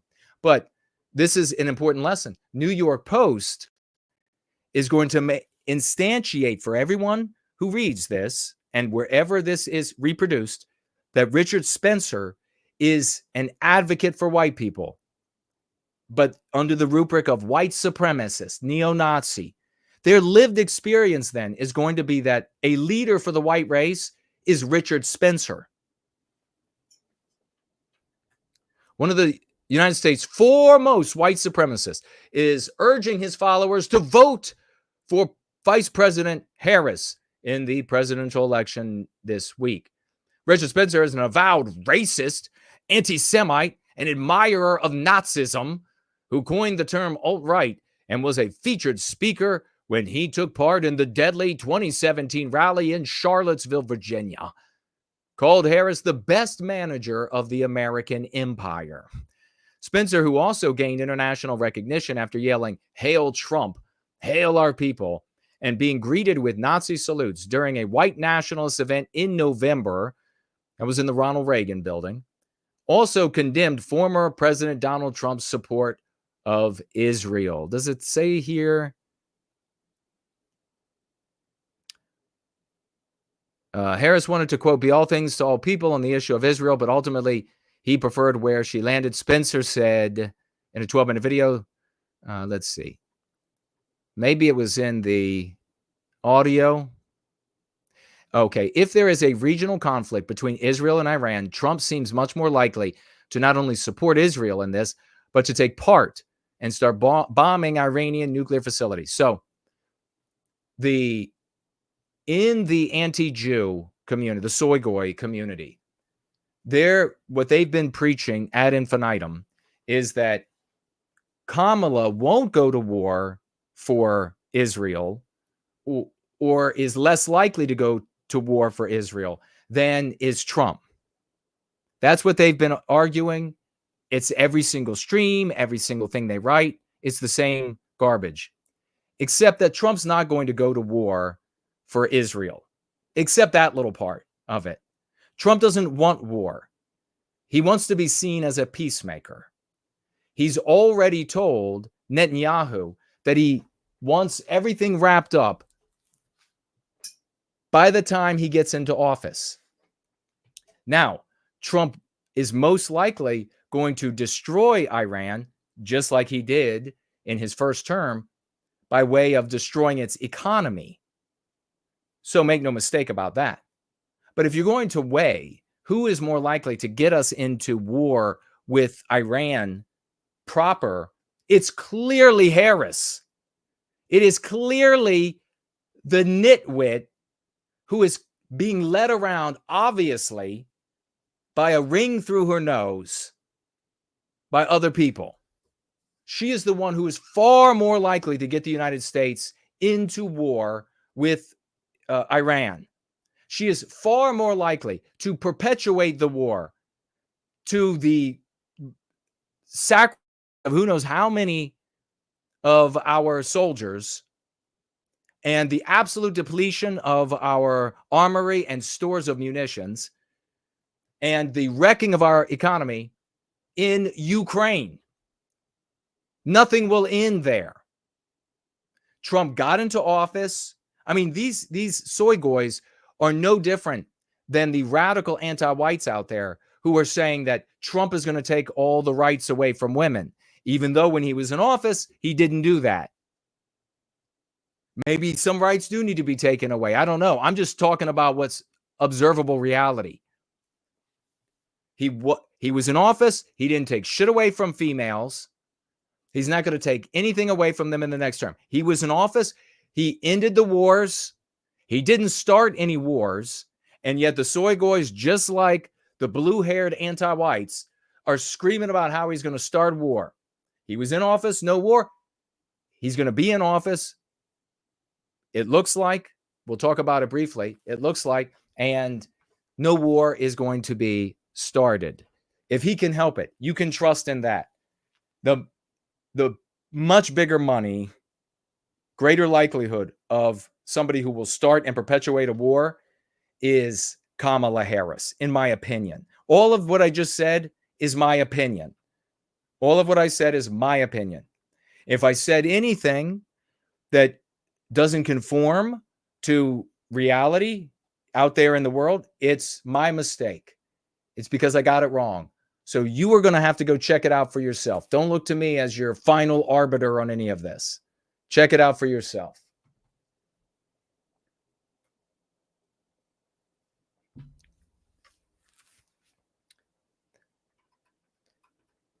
And so that is to get himself some more attention. I find it so despicable that people continue to listen to anything that he has to say. He's got the inverse of the Midas touch. Everything he touched, money poured into this guy, even though he's a trust fund baby. He could have paid for all of that by himself. But a bunch of white people show up, and these white guys who are, they have a ranch, they're settled and situated, and they're rich compared to impecunious white people, like the vast majority of us. They're not rich compared to Trump or whatever, and they come in there and they just write them big checks out. Big checks. Spencer could have paid for all of it, but why use his own money when he can use the money of all these white vegetables out there? It's just like with Lil Nicky. He's got more than enough money to pay for it all by himself, but he still has fundraisers. He still charges thousands of dollars to be able to sit and have dinner with him. He still will take $5 donations from these Fuentesians at Branch Fuentes. All right, let's jump into... We're going to be having the great Brant Danger soon. But have you heard about this? We're going to be changing gears a little bit. The hottest trend in executive leaderships: bring back the white guy. Don't get too excited yet, white guys. Very few roles. But there is some truths that the anti-whites are having to wrestle with, as they always do. You can't just take somebody on the basis of their race and sex and install them, and it's just, people are fungible. They'll be as good as anybody else. Just doesn't work that way.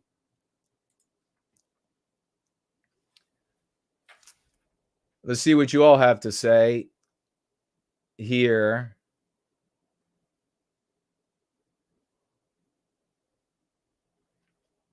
On YouTube. Looking for any tags. If I don't see any, I see way more beautiful white women walking dogs than I see walking strollers. Sadly, amen. Sadly, that is deeply true. Not going to lie, it's a bit demoralizing, says the great Cool Papa J Magic. Yeah, and we are approaching, what was that stat recently? In how many years is it going to be a colossal percentage of young women who are going to be single, and they're not going to be changing it? And why would they? Why would they? They're living large. They're absolutely living large. Why would they change that? Alice is here. Great to see you.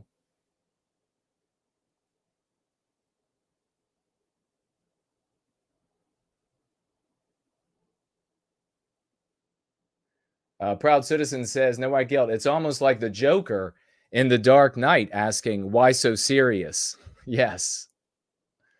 Gentile Gentleman is here. He says he's 1 hour late. I don't know if you're on time or catching up.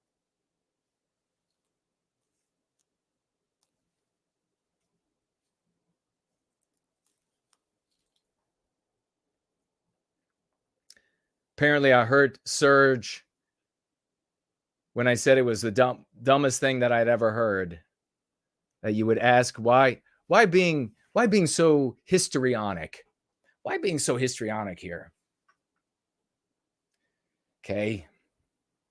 Females will realize the emptiness of their lifestyle and have children eventually, hopefully, says daughter of Eve. I don't know.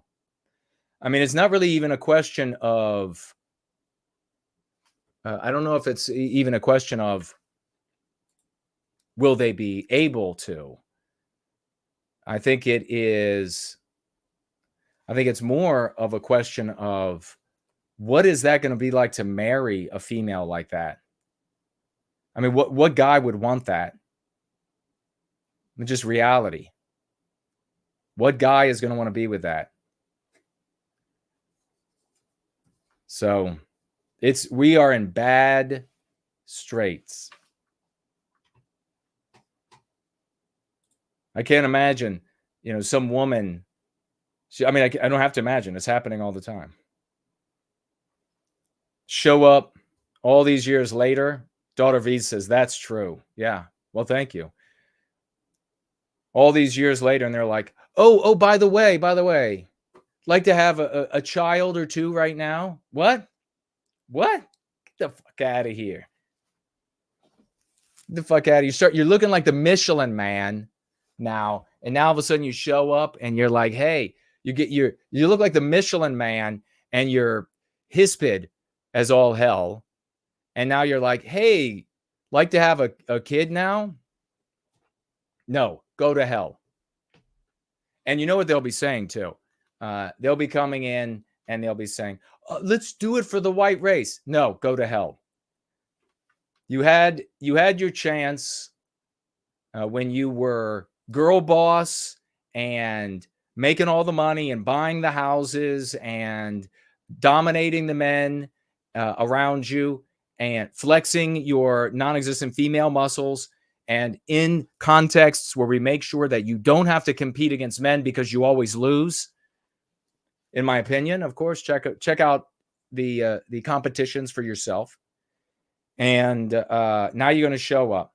Now you're going to show up and you're like, yeah, I'll deign to be with you now. And I'll be sweet as I can until I get out of it what I want. And then they'll get pregnant and then just divorce and then just walk. And then the guy will have to pay for it. Are you kidding me? Are you kidding me? We have Question Everything tagging me over here. Says, thank you for saying this. It is at least a very risky gamble to abstain voting and allowing extreme anti-whiteism into office. I feel that if they are drowned out, they may readjust their platform like the campaign. Well, I mean, at a bare minimum, if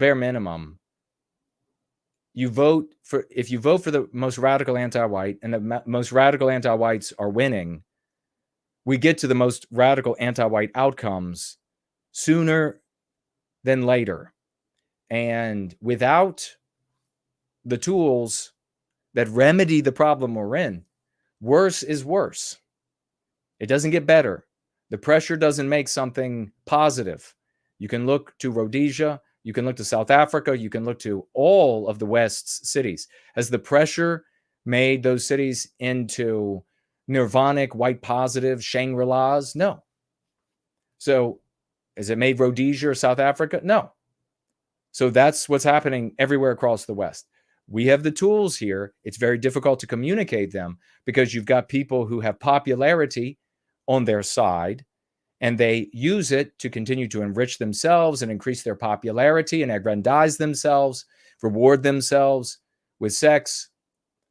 So it's very difficult to move against that. And you have a lot of jealous LARPers out there who have already ruined their lives, and they think everybody should ruin their lives as a LARPer too. So thank you for that. It's a great point you're making.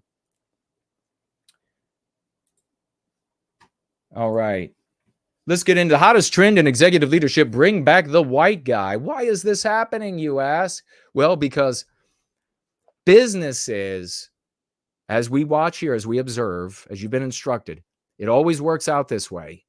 They push the ideology above profit until it's going to bankrupt them. Then they'll draw back a little bit. They'll prep everything all over again and do what they can to change the context that caused them to be less profitable. That's outside of the ideology, because that's what's most important, this social immorality, but morality, the social morality of anti-whiteism. And then they begin pushing again. Victoria's Secret went to the red, took out a bunch of the ugliness. Money came pouring in again. They just had their fashion show with a bunch of guys in their lingerie. So it's always this push it to the red, pull it back a little bit, and then get pushing again. So what you have here is in these maybe Fortune 500, Fortune 300 companies, they're pushing the anti-whiteism, white erasing white males as much as they possibly can. But they still are in a, although increasingly controlled and refereed competition in business, it's still there. There is still some competition vis-a-vis each other, increasingly refereed, so that because they agree on the ideology. It's like in a Muslim country, you're going to have everyone, you have all the business people competing, but they're going to have to play by the rules of Islam in their competition. Does that make sense? They're not going to be able to go outside of the bounds of Islam and compete, because even if there is a means to do better than the others will all come together and destroy you for going outside of the bounds of Islam. At least in theory, it's just in my head, maybe not in the real world. So when it comes to anti-whiteism, same thing. They're all agreeing on anti-whiteism. They're all pushing. It's a refereed competition.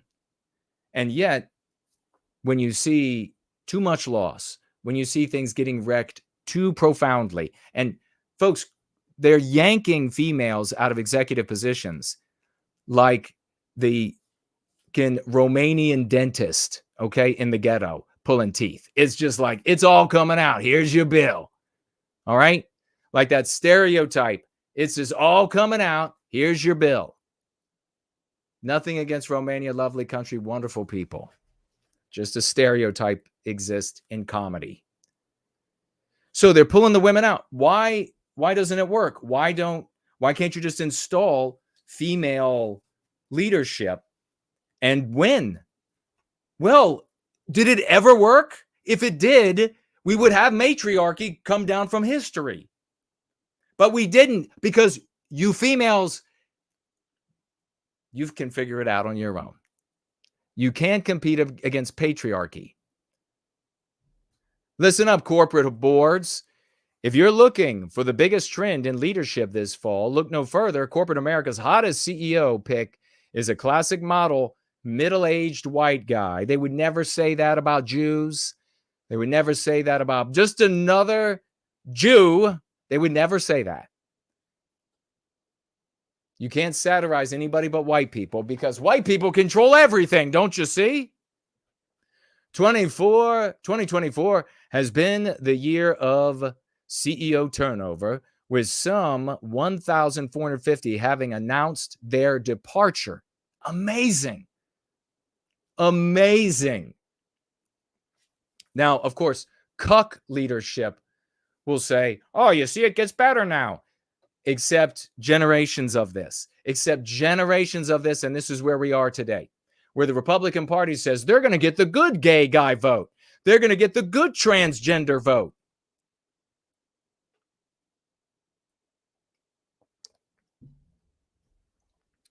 They're going to have the good Wahoo Guru prayer.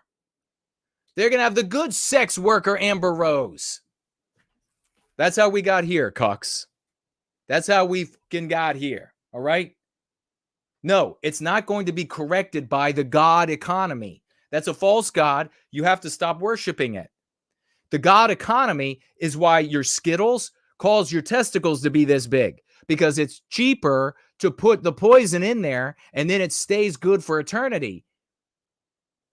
That's why. So it's your fault the shelves are full of poison, cucks. The God economy will fix it all.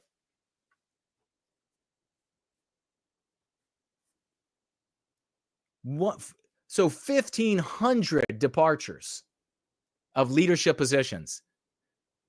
Highest year-to-date total on record.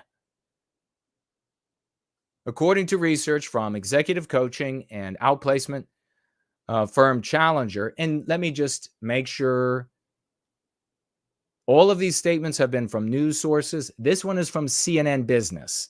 So I'm reading what they are reporting. I'm not telling you a fact of God and nature and etc.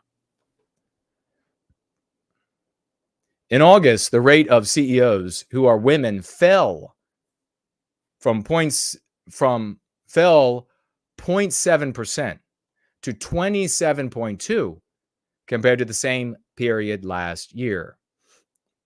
And of course, the ranks of women and people of color, excluding the white race, that's a mean pathogen, it's anti-white, have always been thin. Just 52 businesses in 24 Fortune 500 ranking were run by women, holding flat from the year before. You know, their anti-white revolution never ends. It never ends. It's just like the NFL complaining about it being too white. 80% non-white, still too white. Never ends. It only ends when there are no more white people. People of color, in other words, non-whites, are also wildly underrepresented in the C-suite, with just 8 black CEOs in the Fortune 500 this year. Fell down from a peak of 9 last year. Oh, just get rid of all the white guys so that you can have black guys, and then it's totally legitimate. Just let's get rid of the illegitimacy of white people holding jobs. Just make them black, make the CEOs, that's all it is. Just make them black. But a rash of recent leadership shakeups illustrates the enduring power of the white guy. Now, mind you, not all of these white guys are white guys. Some of them are Jews. So there are some white guys, but you notice when they're talking about something that they are viewing as negative, they become white guys. Suddenly, the Jewish guys become white guys. It's a funny thing in anti-whiteism, the way that works. Always. Funny thing.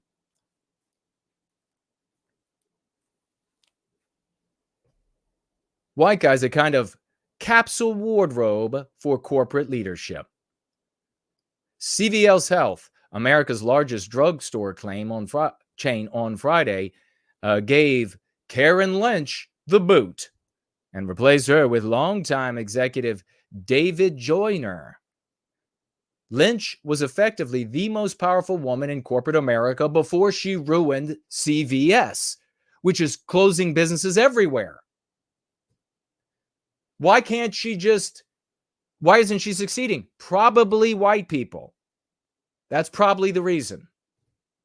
Or it's because the leadership of females has always withered in the face of male leadership, of adversaries. She was the head of CVS. She was the largest Fortune 500 company with a female CEO till she ruined it. Starbucks, over the summer, abruptly ousted Indian-American Laxman Nasarman after less than 2 years at the helm. Now, that's pretty strange because the majority of these Indians from India who are coming over are who are getting into these executive roles are actually brilliant people. Out of that billion-plus population, you can find a lot that are on the right side of their bell curve, and they're very smart people. But apparently not this guy, because they had to go and replace him with Brian Nickel. I'm guessing it's pronounced Nickel, even though double C is KS sound. The former head of Chipotle. Part of the succession involved Melody Hobson, the first black woman ever to chair the S&P 500 company, ceding her director seat to nickel. The past spring, Under Armour replaced Stephanie Linnartz and also remember, these women, and it's obviously not just the women who are running entire companies. It's throughout the executive chain. Who's going to be married to these women? Are they going to be having kids? If they have children, who's raising them? But what guy is going to be married to the boss bitch that runs Chipotle or whatever, Starbucks, or what guy's going to be married to that? She's not going to deign. She's absolutely not going to deign. You look throughout the rest of the executive ranks. She's making $750,000, $400,000, $200,000, $150,000. And the white guy, no matter his intellect, no matter how much dues he has paid, he's digging ditches. He is, and nothing wrong with that. He's a hygienist. Nothing wrong with that. He is, seriously?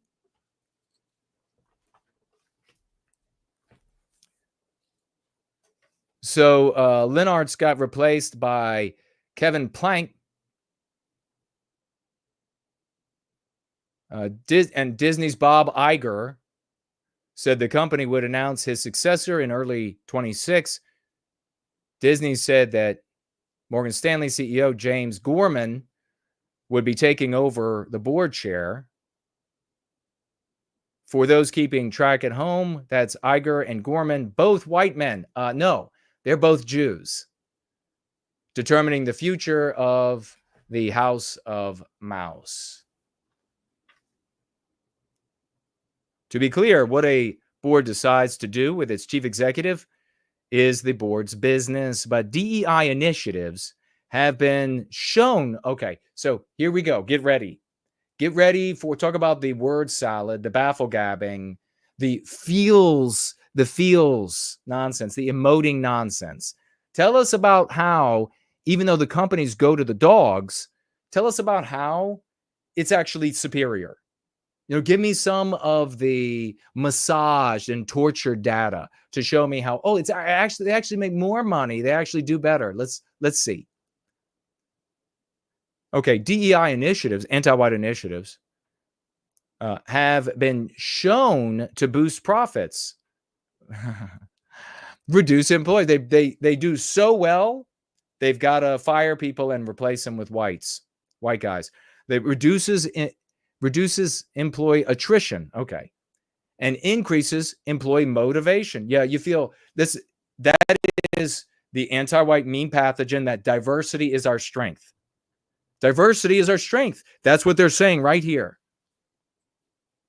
So if you hire people who are not white males, the company gets stronger. That's the bottom line. That's where the rubber meets the road. The company will do better in every way. And even if it doesn't do better, we'll say it did.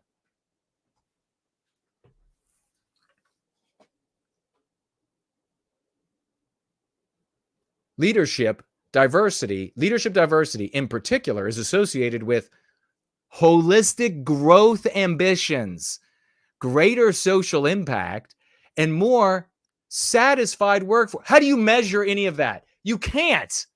That's your typical anti-white bullshit. We can measure dollars. You're not measuring this feel-good bullshit. Employees will suffer less attrition if you let people do what they want. Don't you see? You have too many white mores, too many white standards. You've got to get rid of those so people will have less attrition then. Holistic growth ambitions. It sounds like when anti-whites start speaking, it's like immediately you have to light some incense on fire and you have to hang up a dream catcher and some crystals in the background, because it's like all this like female, intangible, can't be measured. I feel about things and feelings. Greater social impact. How do you measure that? Well, if you're at school, it's going to be a letter A if you repeat it and you are for it. That's how it's measured. If you are at work, you get to keep your job if you repeat it and are for it. Maybe you get a promotion if you repeat it and are for it. That's how it's measured, folks. And how do you gauge the satisfied worker? Again, you got to come to work on time, but you don't like that. You only get so much for leave time, but you don't like that. So we'll just change all of this. So you're happy we'll keep changing it all for you. The business case is clear, but the reversion to the mean of a white male, all CEO, is happening at the same time that many firms are backing off the early 2020s commitments to anti-whiteism. And remember, they carried through. These Fortune 500 companies, we reported on it when they said, we are making anti-whiteism the top priority. They already had. They'd already been white erasing the hell out of it. But they said, this is really, we're going to hire. And they did. They got rid of shit tons of white guys because they didn't make new jobs. So if they didn't make new jobs, if they didn't increase their overall number of employees, but they increased their diversity, then they got rid of white guys. Easy to do that math. In other words, giant U.S. institutions have created a permission structure for businesses to revert to muscle memory. So this CNN is literally lamenting that white guys are being hired. That's how anti-white these pieces of shit are.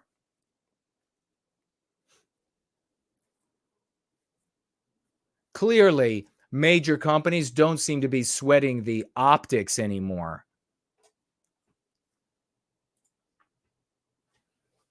We are going to take another look at a news item, and right after that, we will be bringing in the great Brant Danger for a swash through of epic proportions. But we are going to take a look at the swing states. We got the election coming up. What did I say when I was on the radio? And I'll talk more about that. Make sure you're tagging me. I'll talk more about that later in our gathering. Daughter of Eve said nannies are raising their children. Yeah, exactly. Who's raising the children of these women? They're nannies.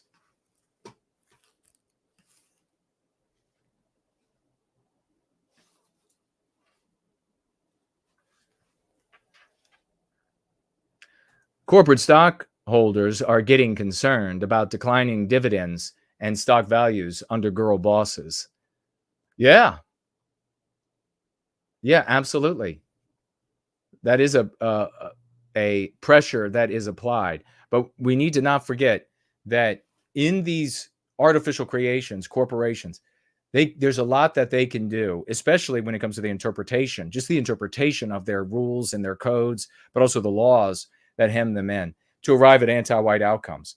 But they can also make sweeping changes and just say, now you'll be happy with the shrunken dividend. This is just now the way it is. This is where the economy is. And they won't be blaming, what is this? Oh my goodness.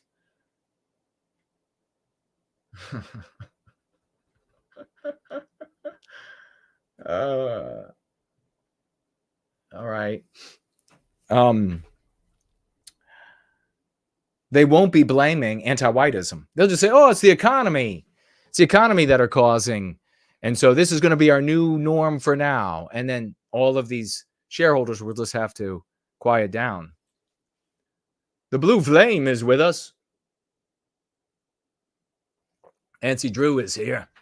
Won't there be a point where the women who choose to be single will be left in the desert of anti-whiteism with no man to be bothered? Yeah. Is there worthwhile outreach from that angle, perhaps? To warn them about, I'm afraid not. To tell them, oh, you're going to be left out in the void of anti-whiteism, and it's going to just, you're going to live hellishly out there. No, that's sort of, and it's one of the reasons why patriarchy always defeats matriarchy, is that sort of conceptual thinking about a future has not been a strong suit of beings who are on average more geared to talk to kids. They'll have to see it. They'll have to see it. And so like if it was like in South Africa today, I mean, you can say, do you want to be in here and safe with us, or do you want to be out there? Those are your options. Then it's more tangible. So to conceptualize it for them, or for them to be able to conceptualize it, maybe not so much. Hopper is here. Hello to you. Tag me, folks, as no white guilt. Maybe you want to disagree with me. Maybe you want to agree. My border collie, Freya, says Foster. That's a cool name. Just turned 16 years old. Wow. Really lucky to have that animal in your life that long. Has never had a license because they will never produce the contact one signs to, or the contract that one signs to. So your city or county or whatever won't let you get a license for the animal. I would search if you want a license, if there's a possibility, got a dog or a cat or whatever, and there's the possibility that you could have a scenario where you would need a license, then I highly recommend getting a license. If there's no possibility or nearly zero possibility, then don't worry about it. But I would take it to, if there's a possibility where you would need a license, and it could be with a landlord, it could be, there are a lot of like legal scenarios, a neighbor, then I would take it to the next level. But the dog is 16. So, and the border collies, I don't know how much longer they live, but I hope she will live for many years to come and healthily for you. Al Handel says it hasn't made Rhodesia a black paradise nirvana either. Well, no. That's no surprise. I mean, there was no such thing. Bulldog Boris is here when we got there and made those countries. So it's all fantasy. All right. Carter, did you see the Steve Bannon press conference? No, I just heard about it. I didn't see it. And so I do want to watch it. I could even review it if it's interesting enough. I read that he said that we're going to get beyond race and talk about who really controls. I think probably the soy goys out there are getting like all excited because they want to say, well, Jews control everything. And I really doubt Steve Bannon is going to come say the part about get beyond race is concerning to me. But tag me again with anything he said that you thought was particularly interesting. Forgotten is here. Great to see you. Let's just take a quick look at this, and we're going to get to the great Brant Danger for a swash through. And we have, well, how could that even be happening? That's not happening. Come on, show up on the screen. For the love of God. For the love of God. Let's try it like that. Got to be a way to make it. It wants the software wants me to show you all me. Well, that's already happening. Trump leading Harris in every swing state, according to the New York Post, which means that this has to be disinformation. Former President Donald Trump is leading Vice President Kamala Harris in every swing state by narrow but expanding margins, according to a new poll reported by the New York Post. The survey, make sure you check with CNN because they're the arbiters. The survey of likely American voters has revealed that the American nominee is favored to win in North Carolina, Georgia, Arizona, Nevada, Wisconsin, Michigan, and Pennsylvania. That would be a pretty big sweep if that were to happen. Trump holds the widest margin in Arizona, according to New York Times, 52.3 to 45.8. Nevada, 51.2 to 46. Wow. And they share the rest of these numbers. You know, what I talked about is on the radio is that what I look at is what both the Democrats and the Republicans are talking about when it comes to energy on their side and on the opposition side. I see a lot of Democrat entities saying there is no energy on our side. Where is our energy? Well, I see a lot of them complaining. Now, maybe they are just not seeing it. These ones that are complaining about not seeing energy. At the same time, they're talking about the energy on the Republican side. Lots of energy, they say. From the Republicans, we hear there's big energy on the Republican side. No surprise there. But they are also noticing or echoing what I've seen on the Democrat side, saying very little energy on the Democrat side. Again, it's in their interest to not say that there's energy over there. But if that is all true, if there is very little energy on the Democrat side recognized by Democrats, if that's true, then it's going to be a Trump victory. But with everything going on, it will not be, or probably won't be, a victory that is warranted by the energy, both the energy on the Democrat side, whatever level that is and what they expected it to be, and the energy level on the Republican side. So if that makes sense, then make sure you vote.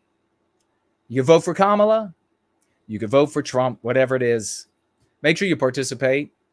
Do your civic duty and participate. These are the numbers as they are being shared by New York Post. Make sure you confirm it with CNN, ladies and gentlemen. And with that, I bring forward the one, the only, the Dean of Danger. Brant Danger is with us, ladies and gentlemen. There he is. How are you, brother? Hear me okay? I hear you beautifully. All right. You're coming through loud and clear. Great to have you on. What is going on for this epic swash throw? Well, I don't know how epic this is going to be. It might be a standard swash, but we'll see what happens. All right.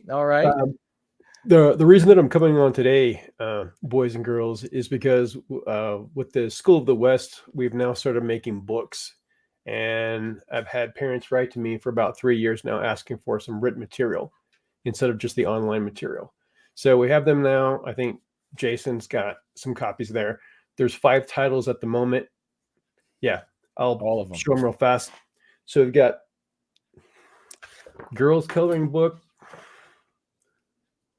Castles Activity Book, Boys Coloring Book, and I have 2 titles right now on ancient Greece.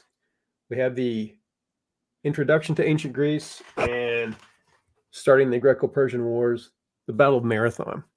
So what I'm doing is taking the material that I had exclusively used online in some private tutoring sessions or teaching sessions with some kids, and decided to start putting that into the book format so people can have that. Little kids will be able to read through the stories. Okay, this is a text, factual text and history with comprehension questions and activities and other work that they would be interested in. the text in most of these is written on about a 4th or 5th grade reading level. And so the children might need some help from the parents as they read through this. See, when you have an entire school district, you can create text at every single grade level. But if it's a small time operation like what we have, you've got to pick out a grade level that you're going to write to. And then you put in some material that's going to appeal to kids that are both younger and kids that are older. So Right. for every book, I put on there what the recommended age would be. And I'll put in the chat right now the web page on the website for the books, so people can Cool. look at those. So what I did on that page is put in a few sample pages underneath for each book title, so people can look at those and see what's going on. Brilliant. Folks, I got these books. I got to jump in because it is amazing. The work that Brant and team at the School of the West for our kids is incalculably valuable. And reading through all of these, I went through all of them, read through all of them. They are exactly what we want our children to be reading. The lexicon is there. The dialectics are there, clearly delivered age appropriately. And so it just comes as second nature, very natural as it's delivered. And that is the way we need it to be delivered. That is the natural and real world that we want to communicate to our young.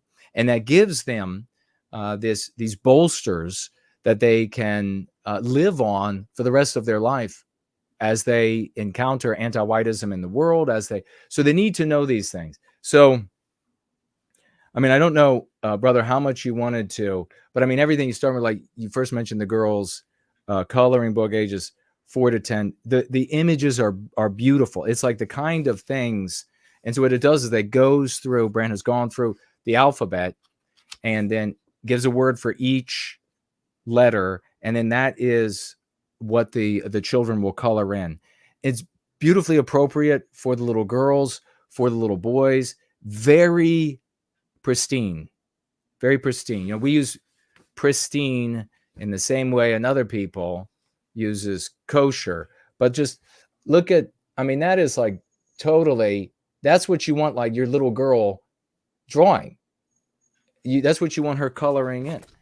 You don't, let me get one with some, look at this, beautiful. That's what you want your white little girl coloring in. That's what you want her looking at. The kind of things that you see out there today, like the little girls are soldiers, and they're acting in just ridiculous, they're acting in like these ridiculous ways that are not realistic at all. So you've got, that was one of the things I noticed. Look, H is for husband. I mean, look at how wholesome and pristine this is. So, and then what's important here? What's important? The man is white. The man is a clean-cut white guy. It's not like when your little girls, when your white little girls, don't forget this, because folks, we end up overlooking it as we become adults. When your little girl is being presented with coloring books and stories where the most desirable guy is a non-white guy, don't think for yourself for a moment that is not impregnating her mind with the conclusion that that's the kind of guy to get in the future. It absolutely is. That arc that is started at youth is very difficult to break. I have so many parents. It's so tragic. So many white parents have reached out over the years, and they say, what do I do about my daughter only attracted to non-white guys? What do I do about my son only attracted to non-white girls? How did that happen? This is one of the main ways. So you got that. You got the boys' alphabet coloring book. Look at how cool that is. I mean, it's just, this is the kind. A is for armor. I mean, give me a break. This stuff. All you have castles, Earl. That's a great picture to color. Proud white man. in front of the estate, the castle in the background. These are all narrative arc setting. H is for hero. That's what you want your little boys, sons of the West, to grow up to be men of the West. And then we have, of course, the castles activity book and the 2 books on. We can look at those in a moment after you share whatever you want else to share here. The castles activity book. This is fantastic. As Brant was just showing, it's going to teach, it's going to entertain, it's going to edify. You learn about the cat, you learn about, and folks, it's the dignity that is bequeathed to us by our great history that we are so invidious to the rest of the world for. Certainly all anti-whites of all races, including white anti-whites. It's the great dignity that is bequeathed to us, that is gifted to us from our achievements that they deny, lie about, usurp, thieve from us. That's the thing that causes the greatest jealousy and envy of white people. And remember, in my opinion, even white anti-whites, they feel themselves disassociated from that dignity. And that's why they feel that envy and jealousy as well. So just keep that. But I had to jump in there, brother. And I'll throw the mic back to you on this swash through. But this is a tremendous value that you are giving to the world with these. And I can't be prouder and more appreciative for all the work that you're doing, the great work that you're doing at School of the West. Well, yeah, I'm glad that you jumped in, and it was important to me that you got copies of those before we did this swash, because I knew that you would understand exactly what was going on in these books, whether they're the coloring book or they're a history book / textbook, activity book, etc. Because as you can tell, there's a tremendous amount of thought that goes into everything which is inside of these books. And first of all, the reason that I made a boys coloring book and a girls coloring book instead of a coloring book is because they should have different interests, different images, because girls need to grow up to be women and boys need to grow up to be men, and they're not the same thing. Okay. They need to have the images in their mind of examples of what they can be, of how they can be happy as they fulfill those roles. Plus also, what have our people done in the past historically? Where do we come from? So that's inside of the coloring book images. Plus also, like I said previously, I have the Castles activity book. And so for the first 8 or 9 pages of that, it's what in school, you call it instructional text. So it is history that is written in an easily understandable format so kids can understand it. And the language and the syntax is set so they can understand it. Although there's going to be vocabulary in there, which is going to be introduced as they're reading it, which is specific to what they're learning. So I make that a part of the lesson. Here's the vocabulary. Now you're going to do some work with the vocabulary words. Now here's some mazes, and here's some additional coloring pages, etc., which is all on the same theme.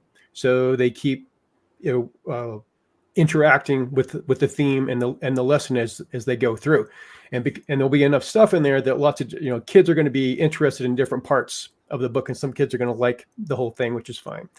So that's what's going on with the castles. And then with the Greek books, the first one is an introduction to Greece, about the armies, the city-states, how they dress, the types of government, some food, how are the city-states, set up physically, etc. The stylists, the schools, the theater, etc. So it's there's a background on it.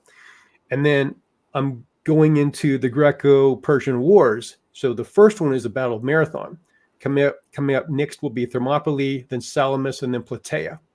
Now, when I get done with those, I will make a a second book that goes with the castles that's going to be about siege warfare. So they're going to be basically a bookend on that. And then I'll do an introduction to Rome, and it will be both the Roman Republic and the Roman Empire, because to young kids, it's going to be hard to come up with a delineation there. It's like, it's just Rome. Okay. Right. And then I'll do one that's probably just on the Roman military, because that was such a strong component of their success, and, you know, how they spread out and gained an empire, and how it was ruled, how it was administered. And then I'll probably do 2 on Julius Caesar. I'll do like the first part of his life and the second part of his life, because it's so cool. extremely interesting. And I think Caesar is one of the most colorful characters in history of Rome, and he was the pivot between the Republic and the Empire. Now, kids don't need to know all of that, but they need to know some of it, because this is where we came from. And then I'll do some on Beowulf and King Arthur, some of our different legends. And then we'll also have 1 or 2 on Christianity as well, because that's part of our story, whether someone is Christian or not. So this is all going to be part of what I call the series, the History for Young Learners. Okay, so there's going to be maybe 10 or 12 books in that.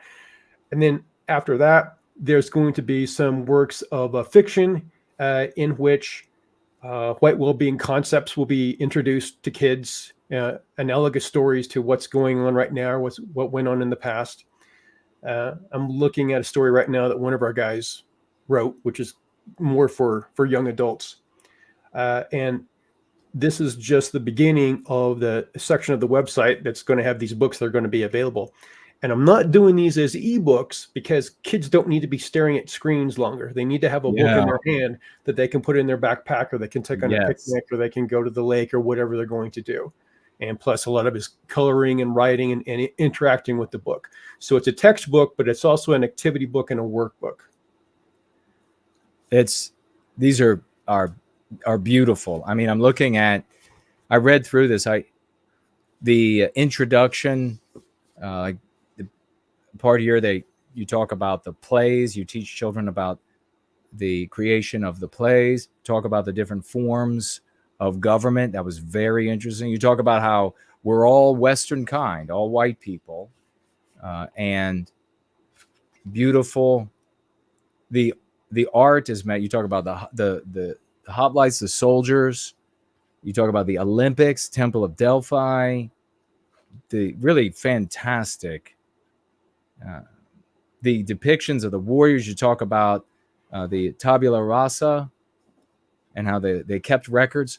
And this is one of the things that I found really, really to be just magnificent, folks, is in these, along with the castle, you have questions that the kids, Brant's saying here, that they can go over, and it titles it extension questions in the back for this one in particular, a vocabulary word list for the different words that they, minotaur, king, labyrinth, Western kind, monarchy, oligarchy. Do you think you would have liked living in ancient Greece? That really is going to inspire. This is really a beautiful, all of these are just perfectly done. Reading questions, and that they can answer. The answers are in the back. But then there are also, like, take a look at that, just the beautiful imagery that's in these, really going to inspire. But then you also have crossword puzzles in there that is going to, all of it reinforcing, word searches. And then I didn't expect this, Brant, the matching, where there's the imagery and then you would draw the lines to match to the different images, really bringing in the totality of a child's thinking. Matching number 2, matching number 3.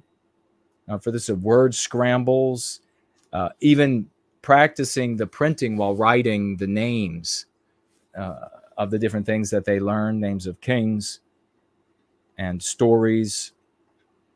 So nobody does this. Also, I was really impressed with this, what doesn't belong. And That's fantastic. They've got to go and find the item from earlier in the story. They got to find which is the one that stands out. It doesn't match the other ones. Really smart. Really smart. And I had to point that out as well. Find and count practice. Complete the pattern. I mean, this is really going to stimulate, not just educate, but stimulate their thinking, work their reasoning faculties as they work through. And the mazes are splendid, especially. I seem to remember, they were some that are like in the shape of some of the characters that are actually in the. I could see kids sitting down on this, sitting down with these books and just loving it and sticking with it until they are done.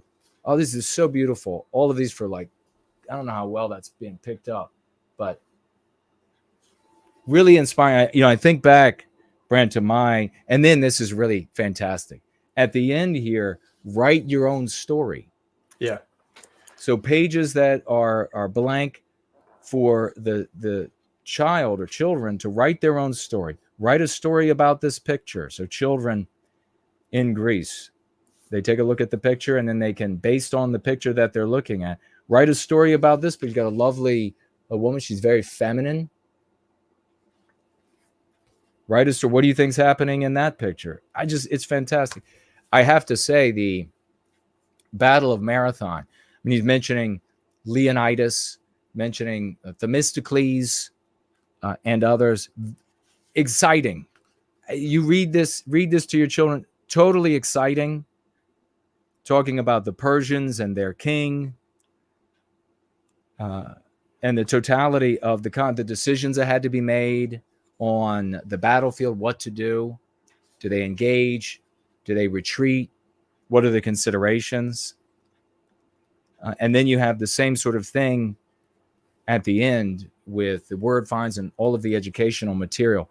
What else did you have to say? Do you have anything more to say about those particular or something else that is coming? I did want to say something about, well, first of all, so what you're seeing here is years of teaching different grades and pulling together everything that a teacher does over the course of their career in creating curriculum and lessons, etc., and putting that all together, plus my own interests in this period of history, plus my interest and my knowledge of white well-being, bringing that all together into a format for kids. And when you were talking about the questions at the end of the informational text, the first questions there were called comprehension questions, where a kid can answer that based upon what they read in the text, or they can go back to the text. But the ones after that are the extension questions, which there's not a right or wrong answer. And that's where I write on the page, you might want to talk about this with your mom or dad. So they start to think about, well, what's the importance of all of this? And if I was a commander, or if I was the head of a city state, or if I was in these battle lines right here and I had to make a decision, what would I do at that point in time? Okay. Yeah. I think one of the questions that I wrote, and this is something that leaders inside of city states would have to deal with sometimes, is that an army is coming to invade, and that there is a certain population inside of the walls of your city state that are ready to open up the doors to these invaders because they're going to benefit from it. What do you do with these traitors? So it's both based upon, this is what they had to decide right there, and it can be analogous if the parents so choose to say, there's something that's very similar to this right now that we've been dealing with. So we can talk about this, and then you can also understand this as you grow up. Okay, these themes are repeating again. And what you pointed out with the image there of the woman, the women are feminine, the men are masculine. They are proper role models for our little boys and girls. So there's thought into everything that parents and kids are going to be seeing with these things. Yeah, I love it. And you got a page specifically with Leonidas and Themistocles on it. These are the kind of men that are, when it comes to our little boys, that should be on their wall.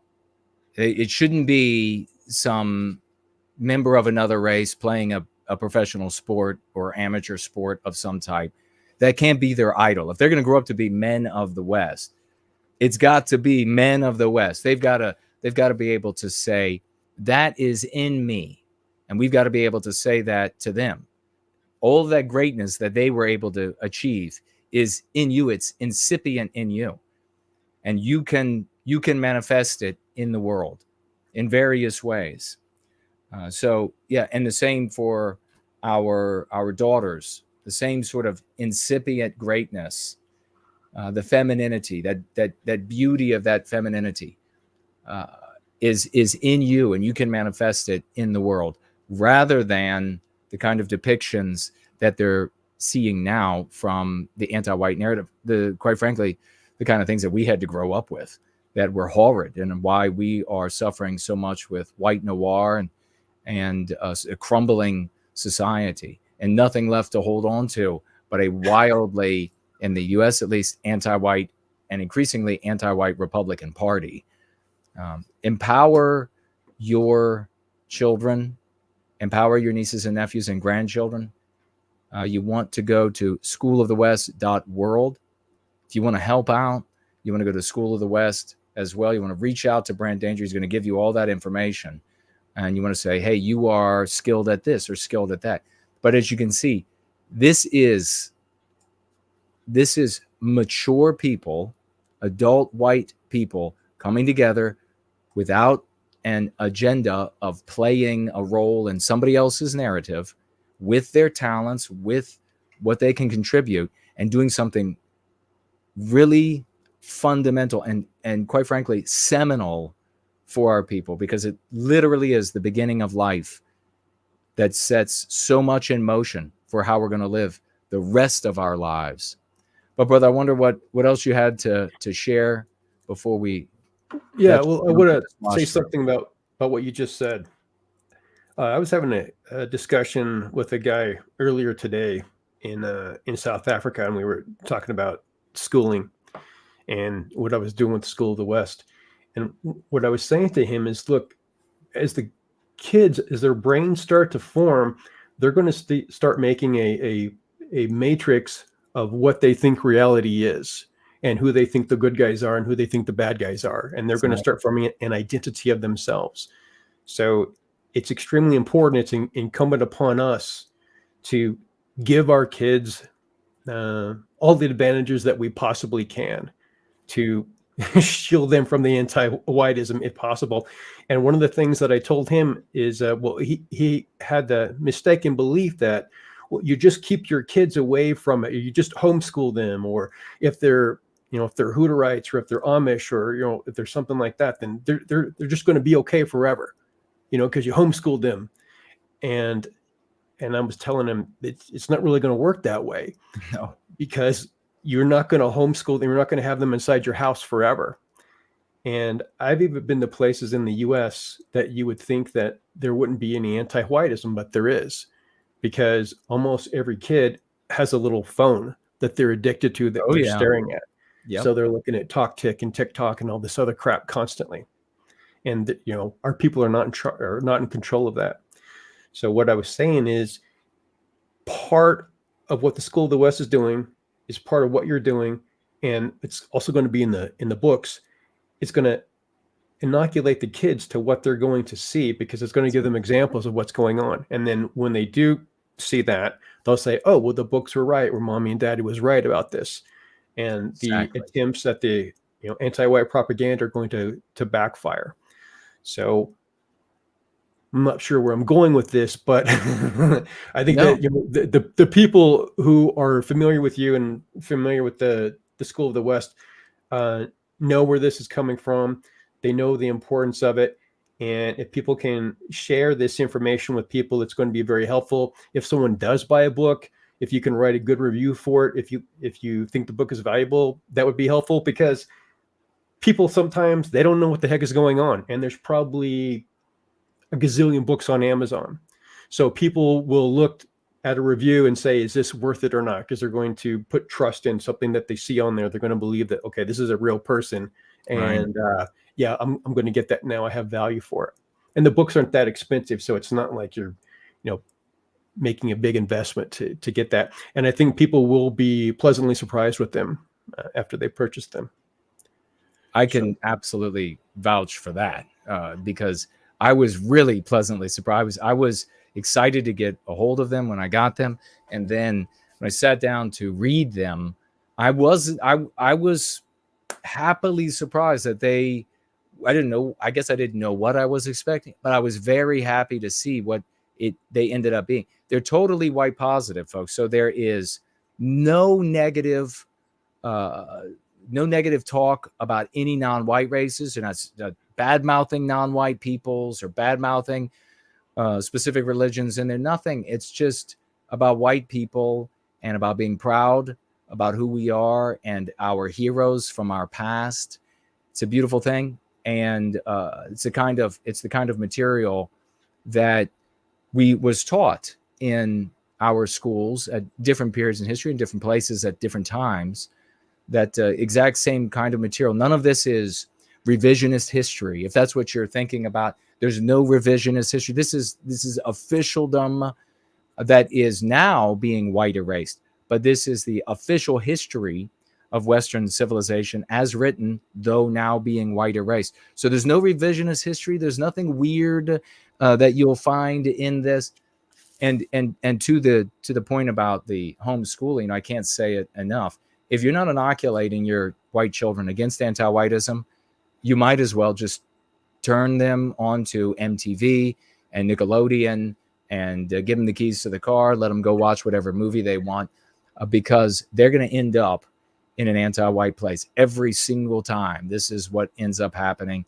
In fact, Kate could probably tell you, it was maybe earlier this year, I jumped on a Twitter space of homeschooling conservatives, and I got the microphone. I had a couple opportunities to talk. The people were clearly impressed with what I had to share, but they were also very nervous. There was a lot of anti-whiteism in these conservative homeschooling groups. You wouldn't even believe. Maybe she can remember some more of what they were sharing, but you wouldn't believe the kind of things that these homeschooling groups were, and they were all, you could tell by the sounds of their voices and their names, they were all white people. But you wouldn't believe the kind of anti-white, like just the exact same current stuff they're teaching virtually at public high schools, private schools. That's what they were teaching in these groups about, like the founding of America. And it's like the founding of America was like this multiracial, it's just the kind of things that are being taught. You've got to supplement. School of the West is the way to supplement the material with history that is, again, the official history up until very recently and the white erasure taking place at schools, but the official history of Western civilization. You got to supplement with that, and you got to inoculate. And this is all, this material, all leading that direction, both edifying, inoculating, get involved, and purchase these books, write some good reviews, in my opinion. Totally support this white positive work, and ultimately good for all of us who live in the West if white people become healthy again. So that's awesome, Brant. Thank you so much for coming on. Final thoughts before we let you go from the swash through? Just talking about the history of those books. They are historically accurate, but they are written on the level that can be understood by 8, 9, 10-year-olds. So when you teach history at that level, you don't put all of the details in there. You put in the most salient details, and details that are going to be interesting to them without changing the truth or the plot or what actually happened in there. So if anyone's worried about that, you can teach history from these things if you want to. It's written at that level to where they're going to understand it. Oh yeah. Yeah, without question. At the age level, it's totally age appropriate, and it's exactly what you want your little boys and little girls knowing about the West. So it's a beautiful work, and God bless you for doing it, brother. And where can folks find you and contact you to get involved or purchase the products or services that you offer? I'll put the links in the chat again. I put them in a couple times. I'll put in the link for the page on the School of the West, which presents the books and has some of the sample pages. And then Okay. I'll also put in the link on Amazon, where all of those books are located right now. Because right now they're only located on Amazon because I'm using the Amazon service for self-publishing. Right. Which, if people, might have a lot of negative things to say about Amazon, but that is a fantastic service because people can publish books now where before it was a huge pain. Yeah, exactly. Exactly. All right, man. Great job. And we'll be looking forward to the next Swash through to find out what's going on with the great Dean Danger, the coolest name of all deans in history. Talk to you soon, man. All right. See you later. Bye-bye.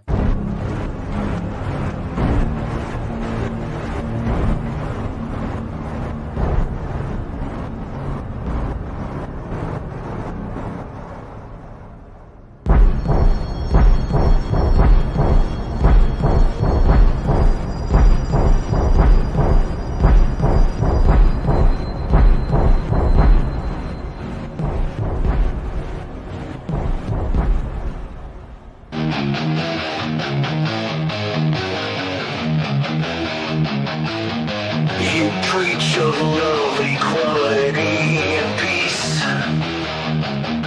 while releasing my kin, you're a vile disease. Sanctimonious fools with lies and deceit.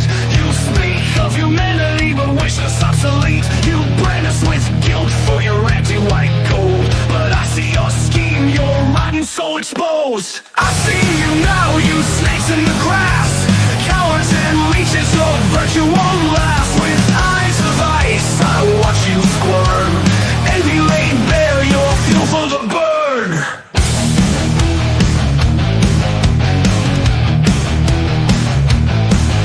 You talk of justice, yet cover our name, erase our history, except where you defame. You whine for empathy while you conspire to snuff out our people, fan anti-white fire. But your masks are slipping, your guise is decrepit, your patheticness laid bare, trying to flee the credit. I see you now, you snakes in the grass, cowards and leeches, your virtue won't last. With eyes of ice, I watch you squirm, envy laid bare, your fuel for the burn.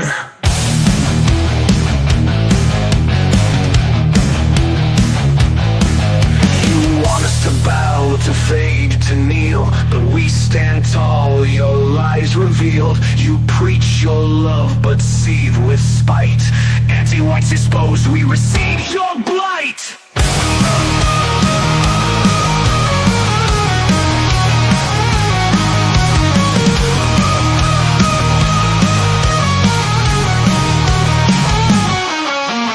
I see you now, you snakes in the grass, cowards and leeches, your virtue won't last. With eyes of ice, I watch you squirm, envy laid bare, your fuel for the burn.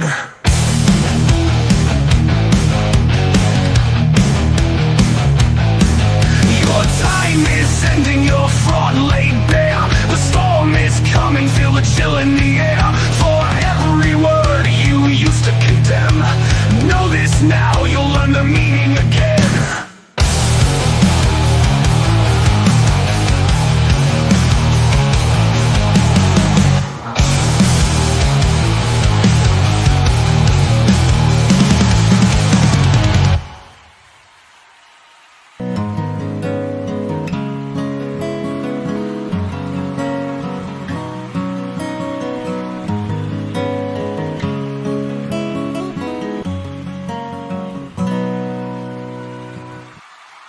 All right, let's get to some swashbuckling celebration, ladies and gentlemen. Big swashbuckling coming up here. Big swashbuckling celebration. Let's give it up for the great, the one and only, as we always... Actually, you know what? It is the beginning of the month, isn't it? For the first swash through. We're going to do the honors roll call. Let's do the honors roll call before Franklin H. It's the beginning of the month. We'll start off with the All-Stars. These are the people who on several platforms like Gumroad and Subscribe Star, they financially gift every single month without giving any thought to it. So we want to make sure we give them much love and recognition. They're on the Honors Roll Call. The All-Stars are at the very top of the Honors Roll Call. You too can be on the Honors Roll Call or the All-Stars part of it by heading on over to noiguilt.org, finding Gumroad, Subscribe Star, the options that are available to you there. At the very top of the All-Stars, big swashing celebrations. The very top of the All-Stars, Promethean healing, ladies and gentlemen, the big Promethean healing. Also in the All-Stars, we have Joseph rocking it out of the park. Joseph in the All-Stars. We also have Western Sunrise. Great to see you there, brother. And User 57. Also in the All-Stars segment. That might be all we have in the All-Stars for this month. And then following it out, filling it out with the rest of the Honors Roll Call, we have Save Western Civilization is there. So is King Petras is over there on the Honors Roll Call. We have Mark is there. Based in Florida is there. Hardman is there. Let's keep it going for everybody on the Honors Roll Call. June is there. So good to see you. Your LG is there. Defeat Deceit and Tamara are both there. Mother of Victory, as well as Maverant, are both there on the Honors Roll Call. Zenazak and Greg are on the Honors Roll Call. Make sure you celebrate them. Hendrickson is here on the Honors Roll Call. Big salutes to everyone on the Honors Roll Call. Hendrickson is there. And we also have Scott is on the Honors Roll Call. Big salute to Scott. And let's see if we have any others. Riot. Riot is over there on the Honors Roll Call. And that is everybody on the Honors Roll Call, ladies and gentlemen. Big salute to the Honors Roll Call, the All-Stars at the very top of it. God bless these heroes. If you are one of those who are monthly financially gifting, let me know if I missed your name somehow. Please let me know, and I will make sure that it is working properly so that I can see you and I can celebrate you. Let us continue. Franklinator. He brought in the majority. He organizes the majority of the victories that are submitted, which are only a fraction of the overall victories of what? What are we celebrating? We're celebrating the promulgation, the spreading, the dissemination of the lexicon and the dialectics from the Go Free Dialogic, and God bless the people for doing it. Franklin, he troll slays when he can. He gets together all of these victories. He is in the world. He does the wallpapering. He does the minutes. We got to celebrate him, the great Franklinator. Franklinator, I don't know, did you send me? Every week he is on with Don Jr. Because that's the number one son of Donald Trump. That's how we got Donald Trump to say anti-white, that there's a definite anti-white feeling in the country. He wouldn't have even been able to say that sentence without that concept. So you can thank us, thank this community. He's there. I don't know if anybody joined him this week, but if anybody did, big salutes to them. Give it up for the great Franklinator and whoever joined him on Don Jr. if somebody did. Let's celebrate the great Slaughtz for telling us about Smash JT. It was because of the great Slaughtz that we were able to get an interview with the great Smash JT before he became so famous that he won't even remember us. We hope that doesn't happen, but he is becoming more and more popular. It seems like a really nice guy, so that's awesome. That's an actual nice person who's working hard, is finally getting some positive results from those efforts. It so often goes to the wrong people and to people who don't put any effort in at all. So big celebrate. That's big swashbuckling. A lot of folks are going to be able to see that, and we'll certainly celebrate it and share that interview again in the future. Big thanks and swashbuckling celebration to Anglo-Saxon NWG and Clips, who are making clips like there is no tomorrow. That's epic swash because we should all be sharing them. They're great clips. They're beautiful clips. They're more powerful than I am originally. They make me better than I am.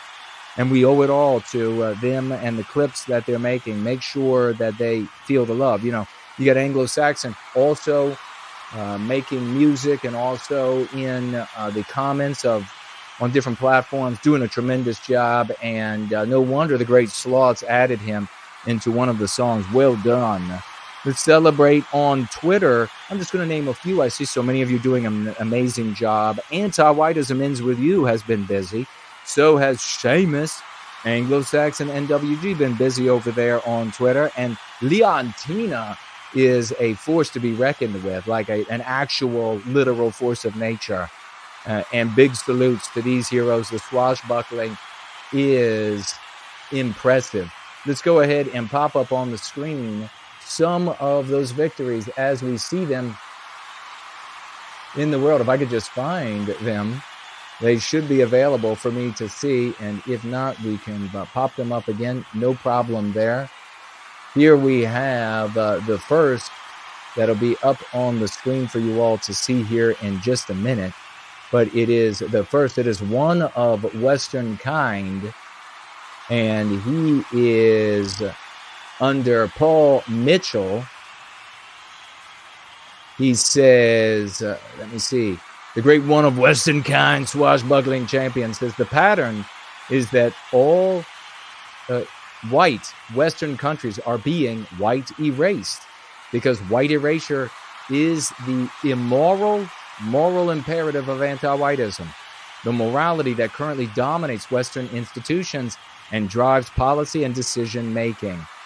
12.1 thousand people under Paul. And beautifully done. Paul, of course, had written there, Canada, America, UK, Germany, France, the West is being destroyed. And one of Western kind coming in, 131 likes and numerous retweets. Big salute, swashbuckling to the hero swashbuckler, one of Western kind. One of Western kind back again, this time under Chris D. Under Chris D, one of Western kind has almost 24,000 views. And what did he write? He wrote racist in quotes because it's an anti-white concept, not real, is an anti-white slur. Screw your anti-whiteism. Beautifully written. Over 5,000 likes, numerous retweets, a beautiful retort to an anti-white POS from a swashbuckling commander. Over here we have the great Eric on Pauline Hanson, and he writes, who is sick of the systemic anti-whiteism in this country? Nearly 400 ordinary political people saying yes, giving a thought. Could you imagine anywhere else, any other group of people getting all of that support? 25 replies and climbing. Big love to Eric down under making it happen. Here we have Anglo-Saxon NWG. We were just mentioning, I think this might be Benny Johnson video. Over 1,000 likes to this comment and closing in on 100 replies. What did Anglo-Saxon NWG write? I'm ready to move past this anti-white regime. Who's with me? Brilliantly done. It's just a statement that it is taken as normal and fact that the regime is anti-white, that it is an anti-white regime. Over 1,000 people agreeing with that. Let's keep it going. Anglo-Saxon NWG continues, definitely on Benny Johnson. Who else is sick of living under this anti-white regime? Over 4,000 viewers of Benny Johnson, a taker of Russian money, and they don't like to talk about anti-whiteism. And yet over 4,000 people agreeing, hundreds and hundreds of replies to this. Brilliantly done. This is how the world changes, and it's us, it is you, it is Anglo-Saxon, it is Cool, it is Yiz, it is Fornull, it is Slaughtz, it is Franklin, it is all of us who are making this happen. We are the agents of change in the world. Anglo-Saxon over on The Hodge twins, 1.2 thousand members of their audience taking a look at this statement and agreeing with it. 34 replies and counting. What did he write? Who else is sick of the anti-white media? Can you imagine that? All these people watching the Hodge twins, and they, over 1,000 of them, 1,200 and climbing, are saying, yeah, sick of the anti-white media, the anti-white media. How many ordinary folks would agree with the kinds of things that would be said about the media from other vehicles, from other communities? None. Well done to this swashbuckling champion. He's back again with, this time, over 2,000 likes, 67 replies. And remember, the likes, each one is a person. 67 replies and climbing on Salty Cracker. And he writes, I am absolutely sick of the anti-white media. Who's with me? And that is the power of Anglo-Saxon and WG. Glorious quadruple 07s, raucous emojis for this hero. Crowns and gems, 96s. He's over this time on Tucker Carlson with another 1,000 plus people agreeing with what he wrote. Talk about power, ladies and gentlemen. 65 replies as well. And Anglo-Saxon, looks like Tucker's there with Blagojevich, maybe, says, I'm absolutely fed up with this anti-white regime. Who's with me? Oh, baby. Oh, baby, the masses are. We are the ones who are actually changing the world. We are the reason why there will be administration staffed with people with a different morality that will take things in a completely different direction. Well done, hero. Cool Papa J Magic said he's in on the game. Over on Lotus Eaters, any crime incident that doesn't align with the anti-white narrative will be covered using very careful and euphemistic language, if covered at all. We call them hush crimes. 184 likes at that point. Brilliant elucidation of one of our dialectics and use of the lexicon. Got some replies there as well. And he's back down here with another comment. Stop calling them anti-racist, perfectly in quotes. Anti-racism is just anti-whiteism. Come on, you should know better. When we use their terminology, we legitimize their ideology. 75 people under Lotus Eaters, all about abstractions, abstraction cowarding, rocking it. And then look at what you find down here. 75 likes there. And then look at who you find down here. Talk about tag team and swashbuckling heroes. Anglo-Saxons in there. Who else is sick of the anti-white narrative? 483 likes from the audience and rocking it out. These are champions tag teaming over there. Cool Papa J Magic. Keep going with these salutes. Swashbuckling celebration. Find them pirate flags. Wrongly named. Really swashbuckling flags. More white erasure. And this is under History Debunked. As the audience has to take a breath, we have so much celebration. Nearly 700 people gave likes in this community to the great cool Papa J Magic. More white erasure with the eyes looking. 13 replies and climbing. And then look at this right here. You should have noticed, writes NWG Lexicon. Power, ladies and gentlemen. The power is showing itself. Cool Papa J Magic over here, again on Lotus Eaters, working on 700 more people from this community of abstractionists giving a like to what the cool writes here. Anti-whiteism is the dominant ideology and social morality across the West and around the world to a large extent. We continue to cause big problems for ourselves by refusing to address it. We don't have time to keep talking about the issue. We need to start caring for our own collective well-being and stop worrying about what others think of it. God dang, get this man some swashbuckling flash, some love. Can you find a crown for a swashbuckler? Can you find a crown for a swashbuckler? Fine, but anti-whiteism isn't. This iteration may be rolling off into the sunset, but the driving force behind it lives on. Writes the cool Papa J Magic. clearly elucidating the reality that anti-whiteism continues even if BLM is dead.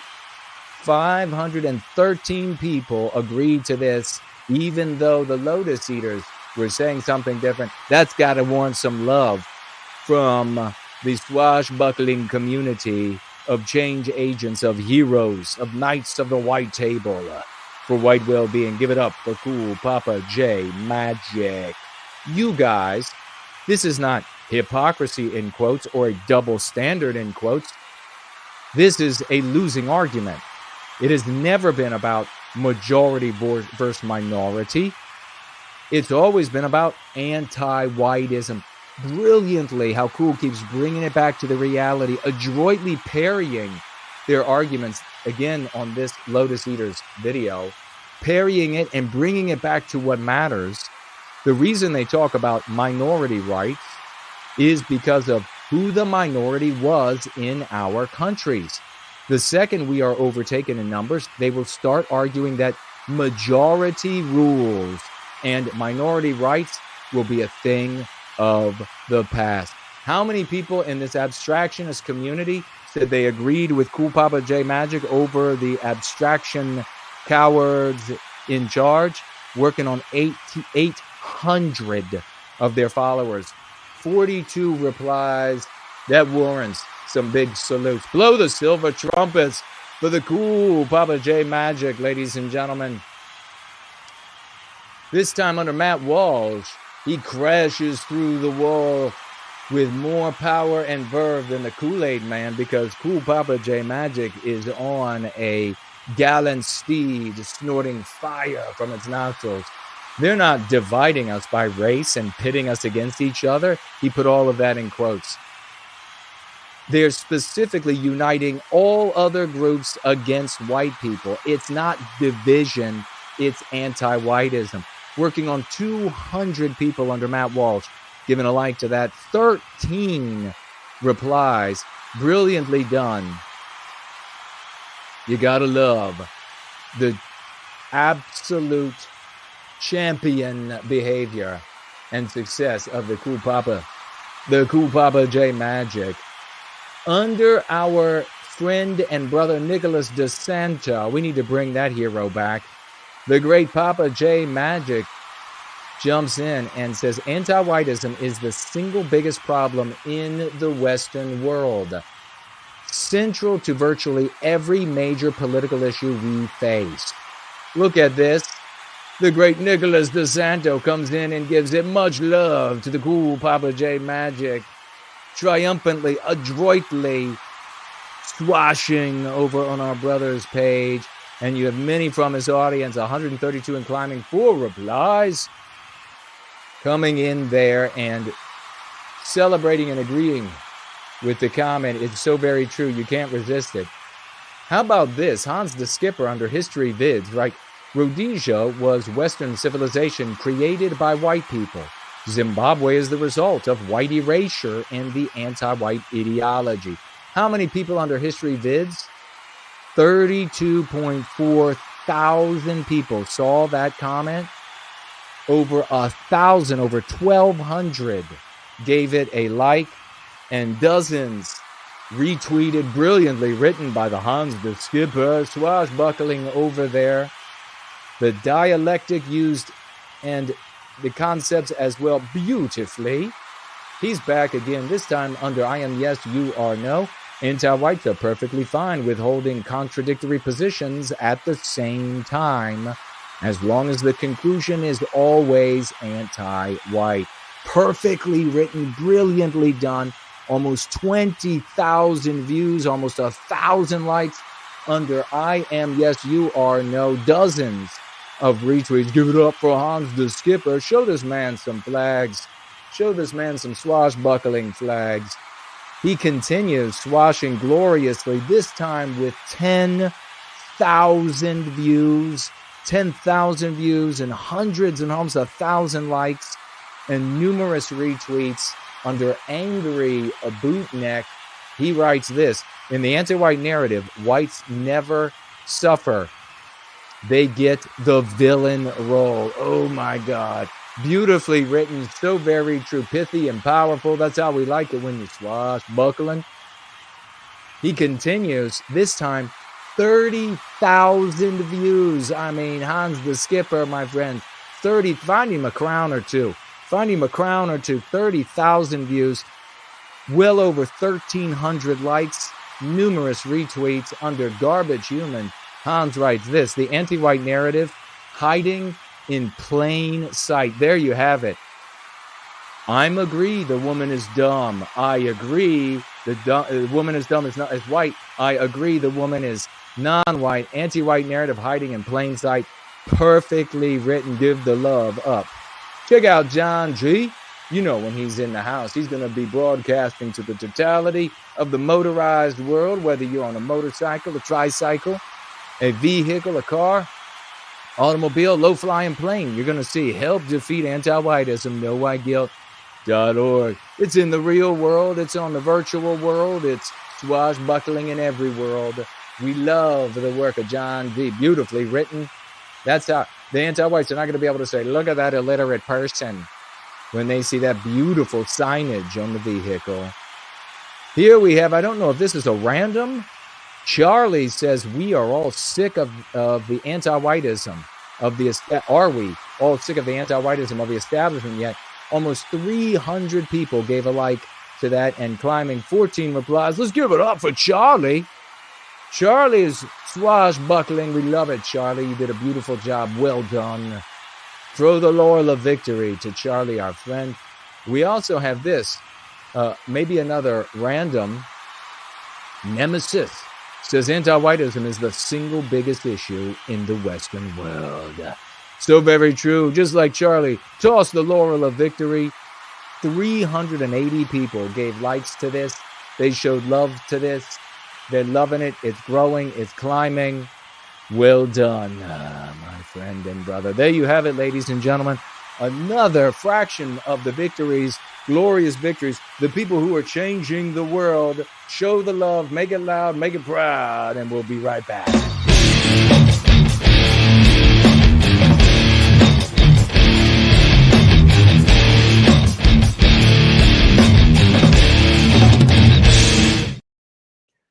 Did we do it? We are rocking out. We got another swash coming up in just a little bit shortly.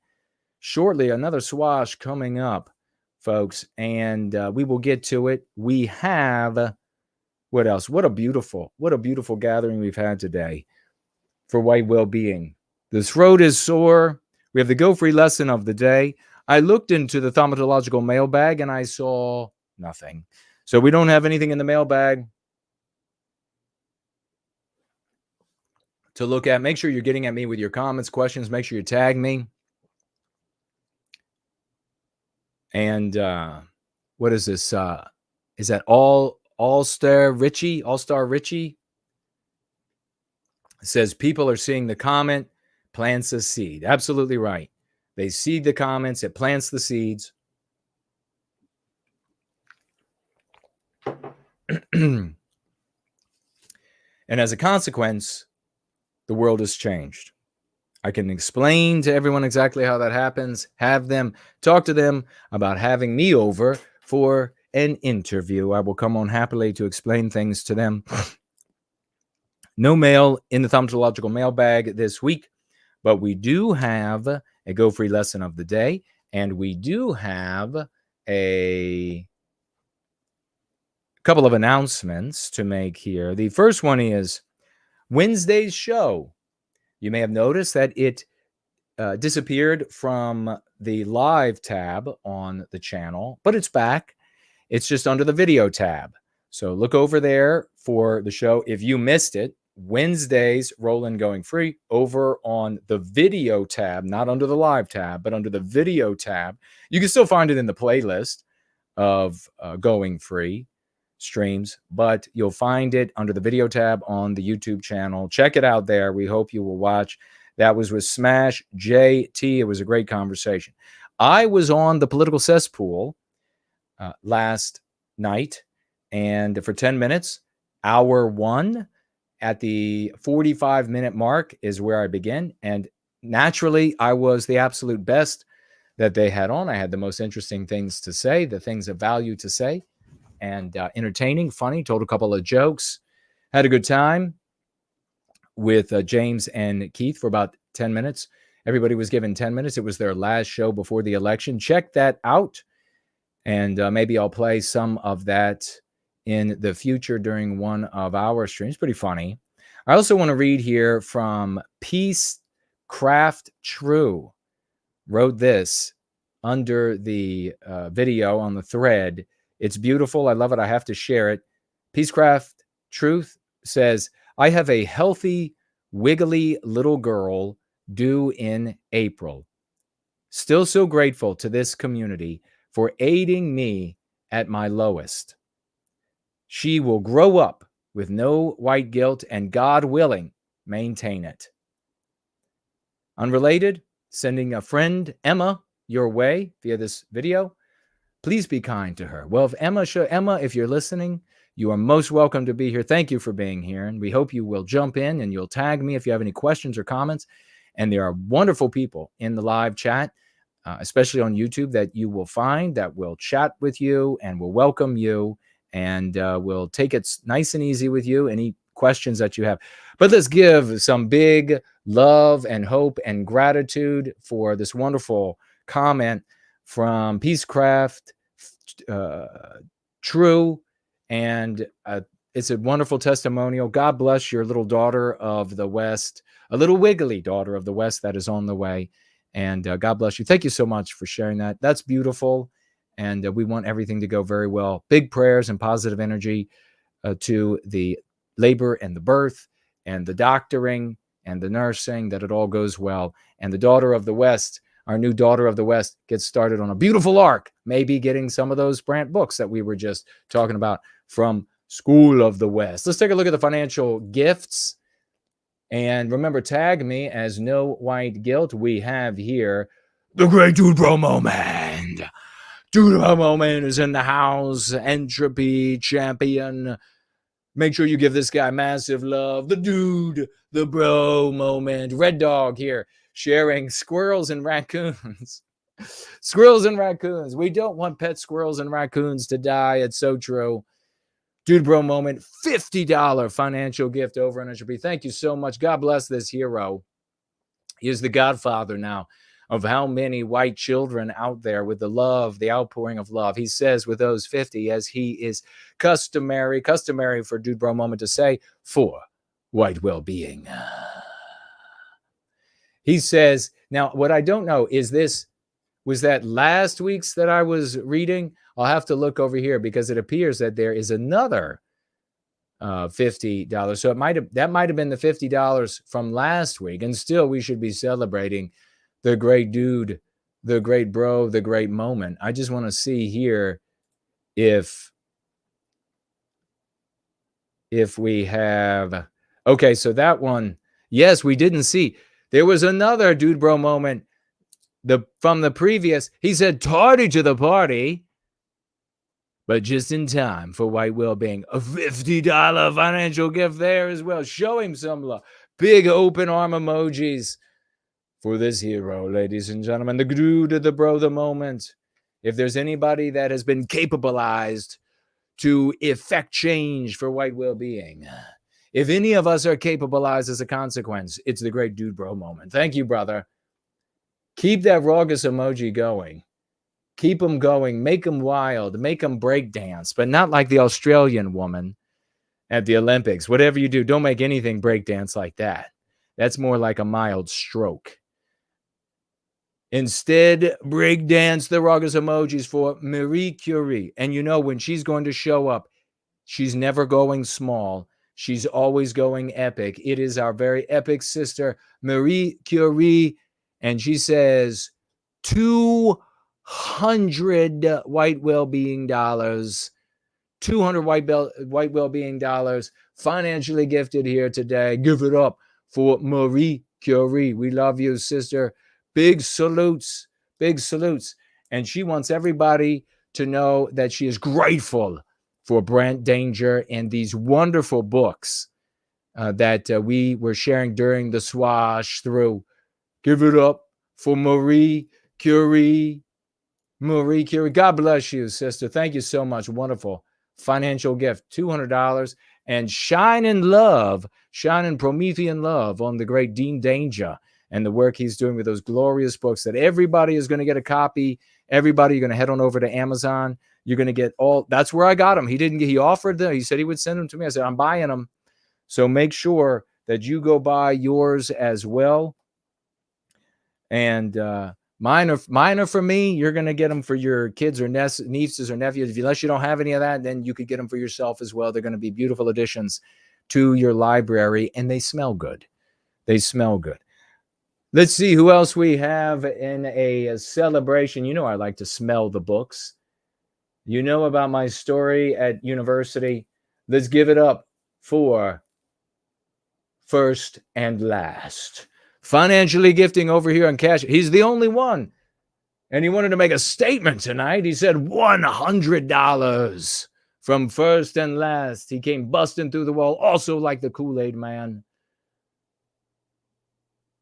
What a champion. And he said with these $100, he wants to celebrate, or I guess acknowledge that it's cool, bring attention to the Cool Papa J Magic's health. Let's get some. There must be something. Let's get some prayers for Cool Papa J Magic's health.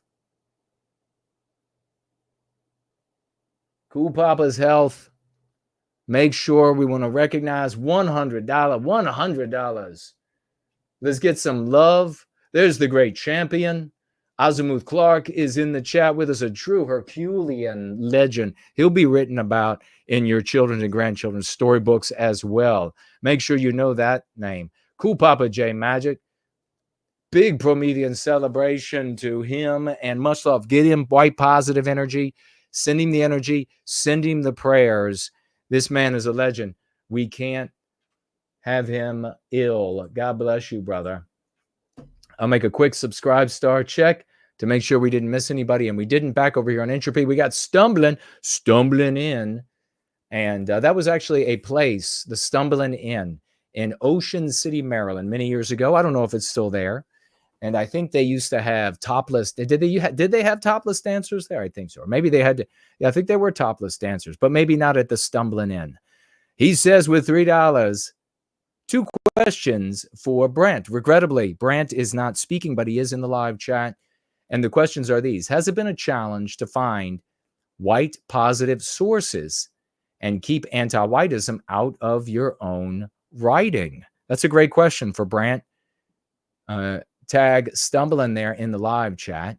And the second question, first question, has it been a challenge to find white positive sources and keep anti-whiteism out of your own writing?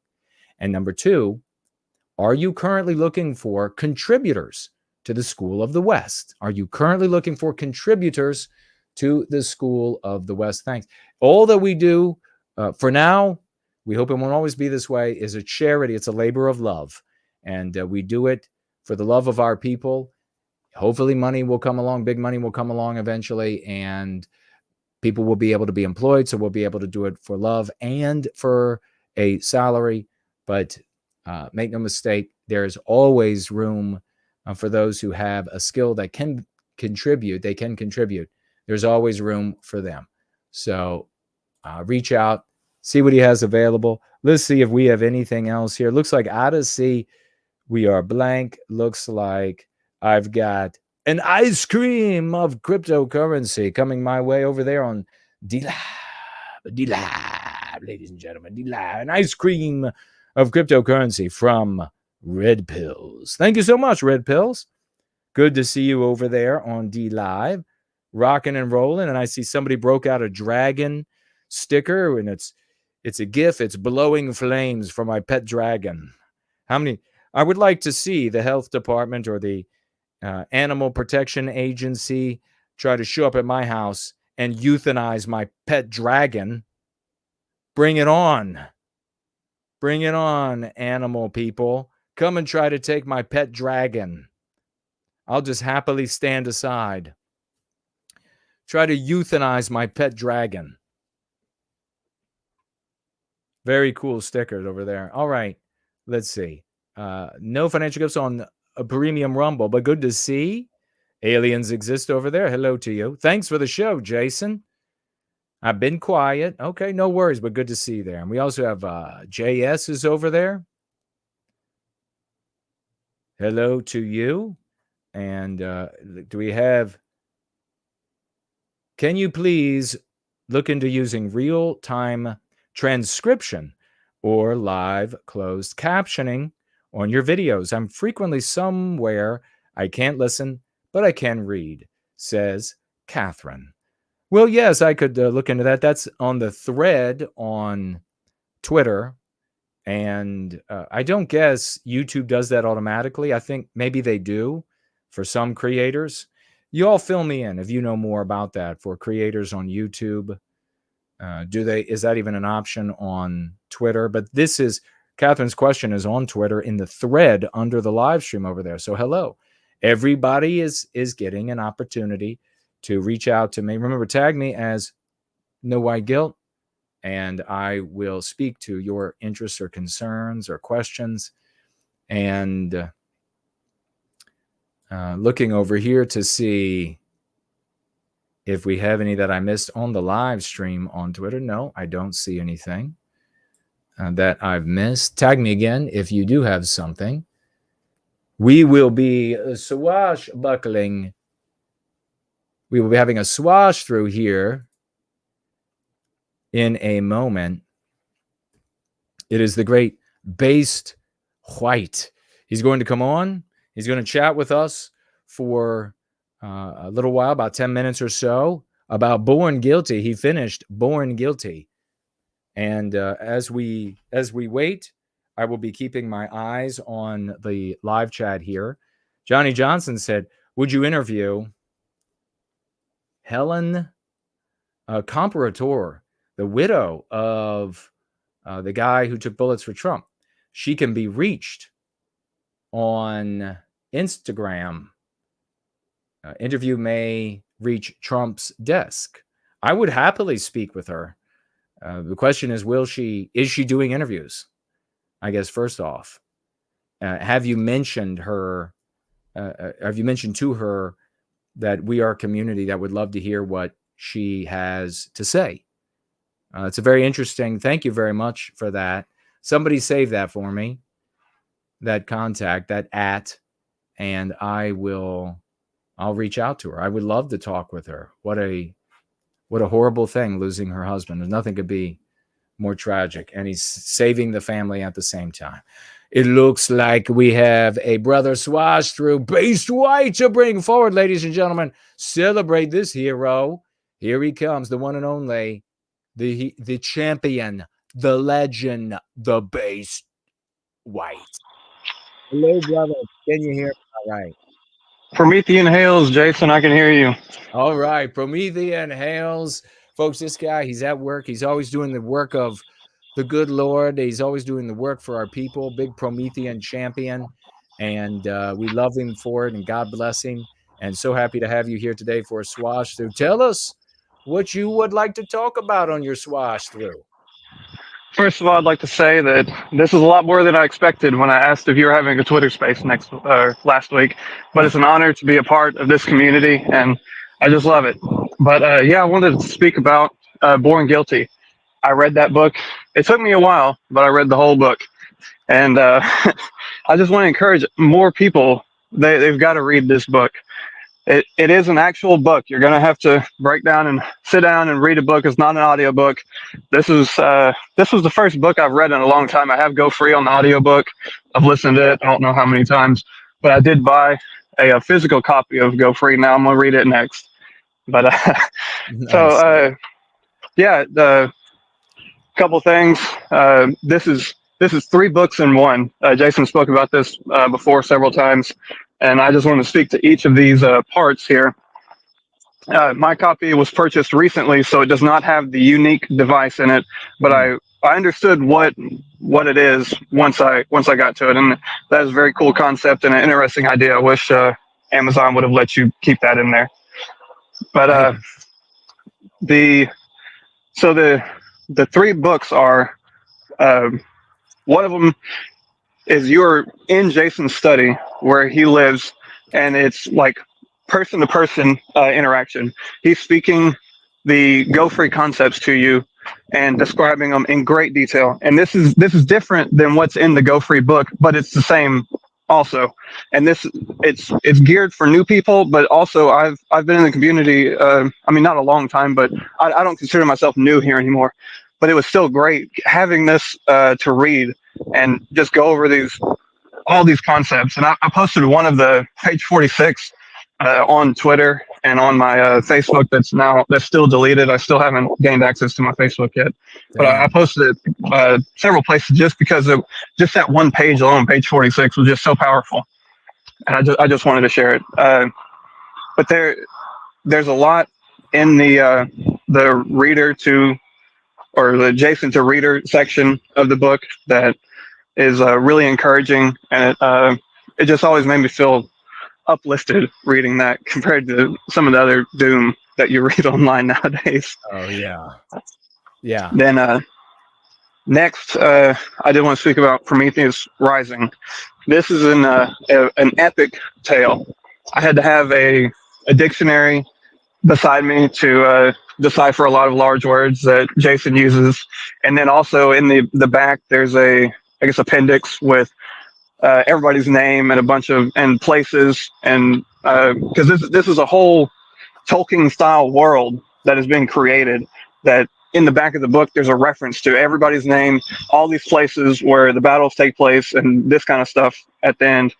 And you're gonna have to consult that a lot. And I was speaking to Cool Papa J Magic last week in the comments about you have to reread this. This is at least for me, it was very dense, very but a very interesting story. And there's allegory and symbolism, and I guess all that in there, and it's just really awesome. You'll just have to read it to see what I'm talking about.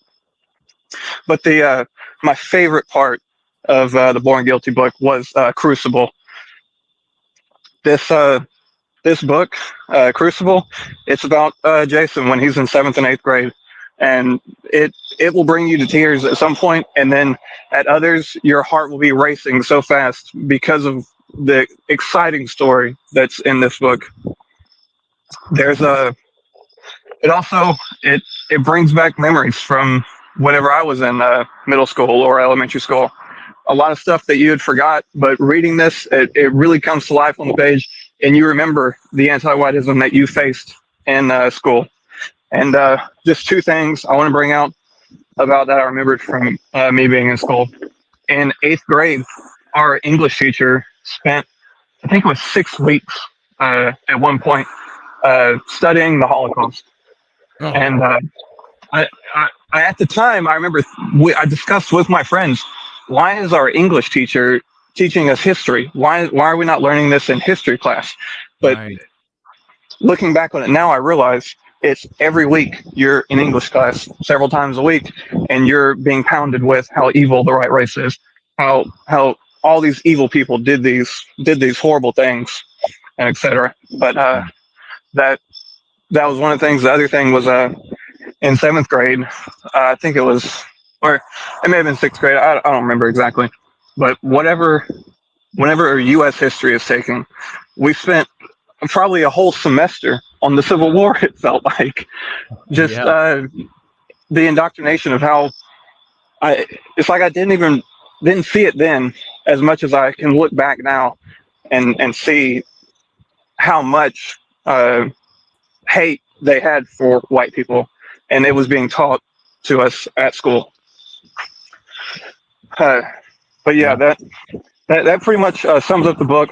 And it's not reading this book. It's not you read one story then the next. It's intertwined with you talking directly to Jason, reading both books, and it's spliced together nicely. The Prometheus Rising and the Crucible they go together. If you're thinking about it, one story follows the next, and so on. And it's just an awesome book. I love it.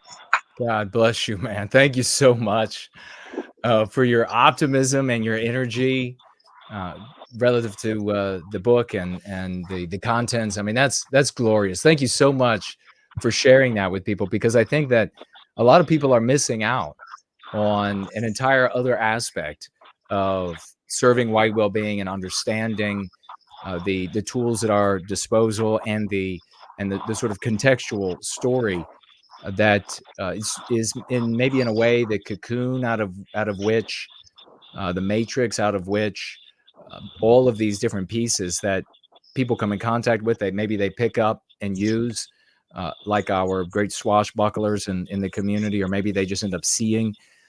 Well, it's where it all came from, and yeah, it's experimental literature. It's a framed narrative, Born Guilty, and I feel like at some point I might have to reintroduce it to maybe try to get people's attention again into reading.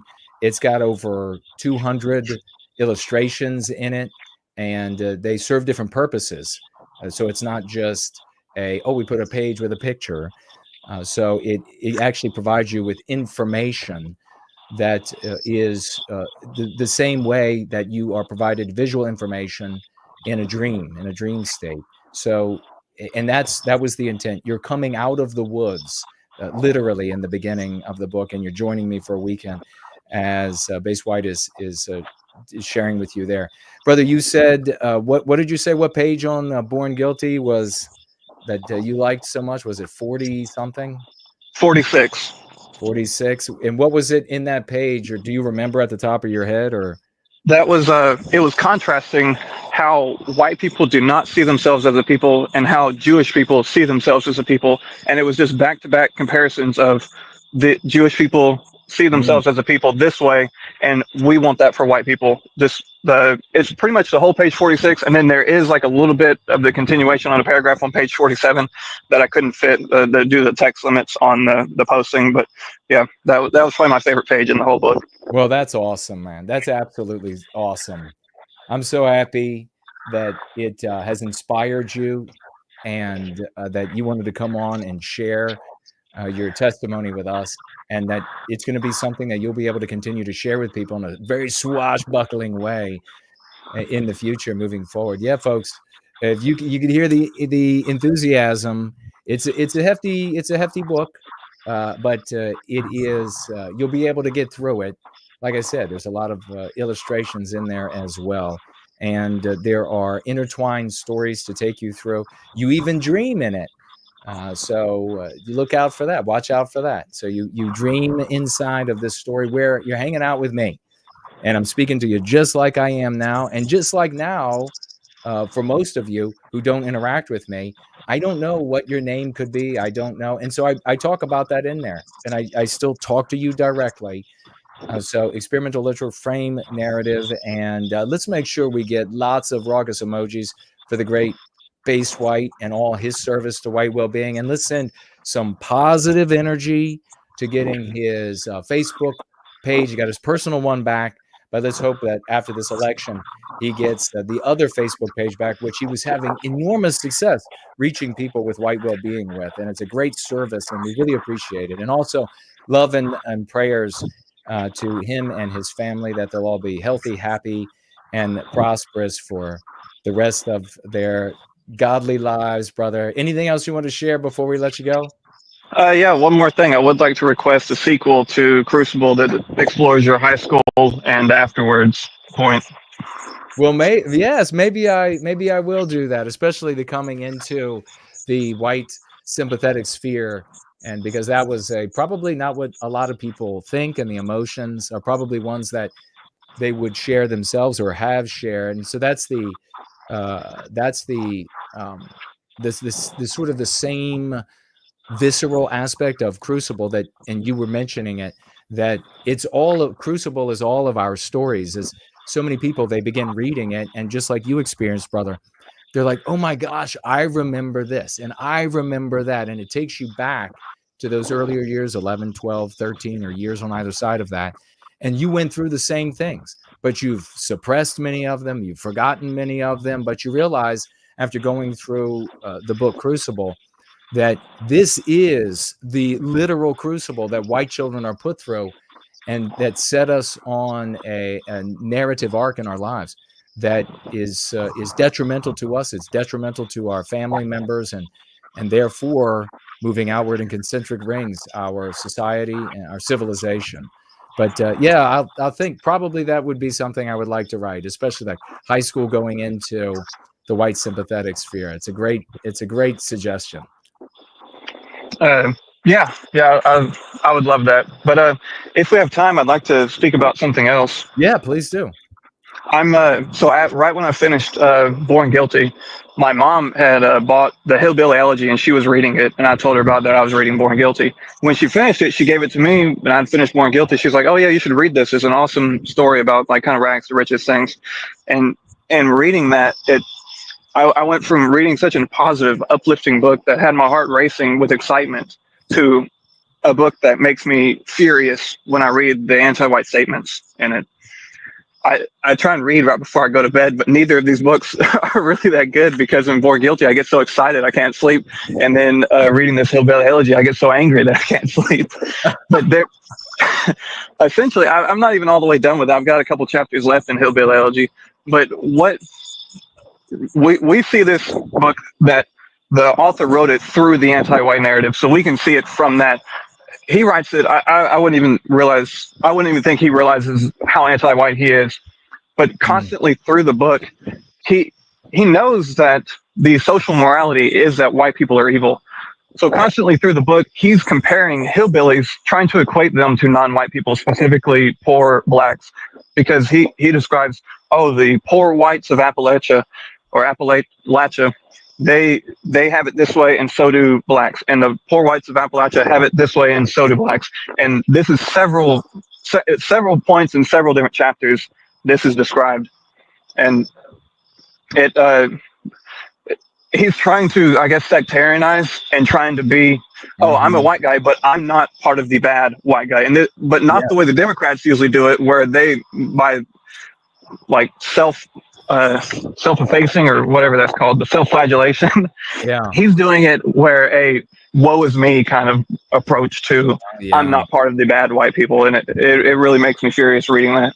And then there's other points where he talks about other things that don't align with the archetype of Western kind, I guess you could say, homosexuality and other stuff that the modern Republican stance is. It's A-okay with them. Right.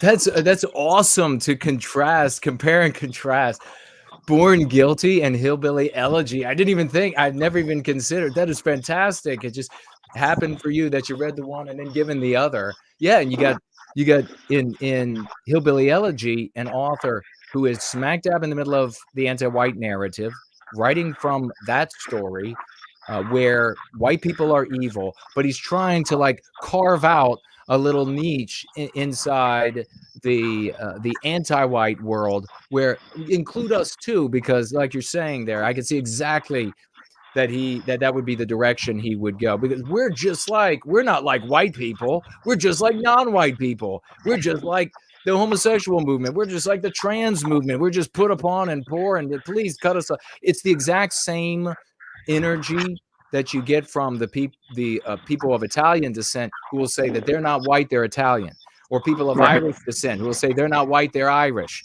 It's the same sort of, please cut me out a little corner of anti-whiteism to not victimize me too, but they're not going to not be victimized. I mean, that's, if you're in that narrative, you're going to be victimized. What a difference. So you got Hillbilly Elegy and making you furious and you can't sleep, and Born Guilty making you excited and you can't sleep. One positive, one negative. Well, if you had to choose a book for all white people to read to liberate Western kind, which would it be? I would say Born Guilty, but really I would say the third option, Go Free, because it's a lot shorter. It's like 4-hour read, and that's the attention span of most people. When you tell them you have I think Born Guilty is like 700 pages. When you tell them you have a 700-page book they need to read, that you're gonna be hard pressed to get them to do that, I think. Well, I'm afraid that's a lot of truth to that, even the readers. But man, I appreciate. God bless you and your family and so thank you so much. And you can come and swash through anytime you want, man. Just let me know whatever you want to talk about. All right. I typically don't have much to say because you say it all perfectly. And but I did just want to come on and express my gratitude for all you do, and for the Go Free method and your book, Born Guilty. Thank you. Well, thank you, brother. I express all my gratitude for all that you do and all of your service to white well-being. You are a glorious swashbuckling champion. And folks, let's show him some love on his way out. It's the one and only Beast of White. And in a couple seconds, we'll be right back. Bye-bye, brother. See ya.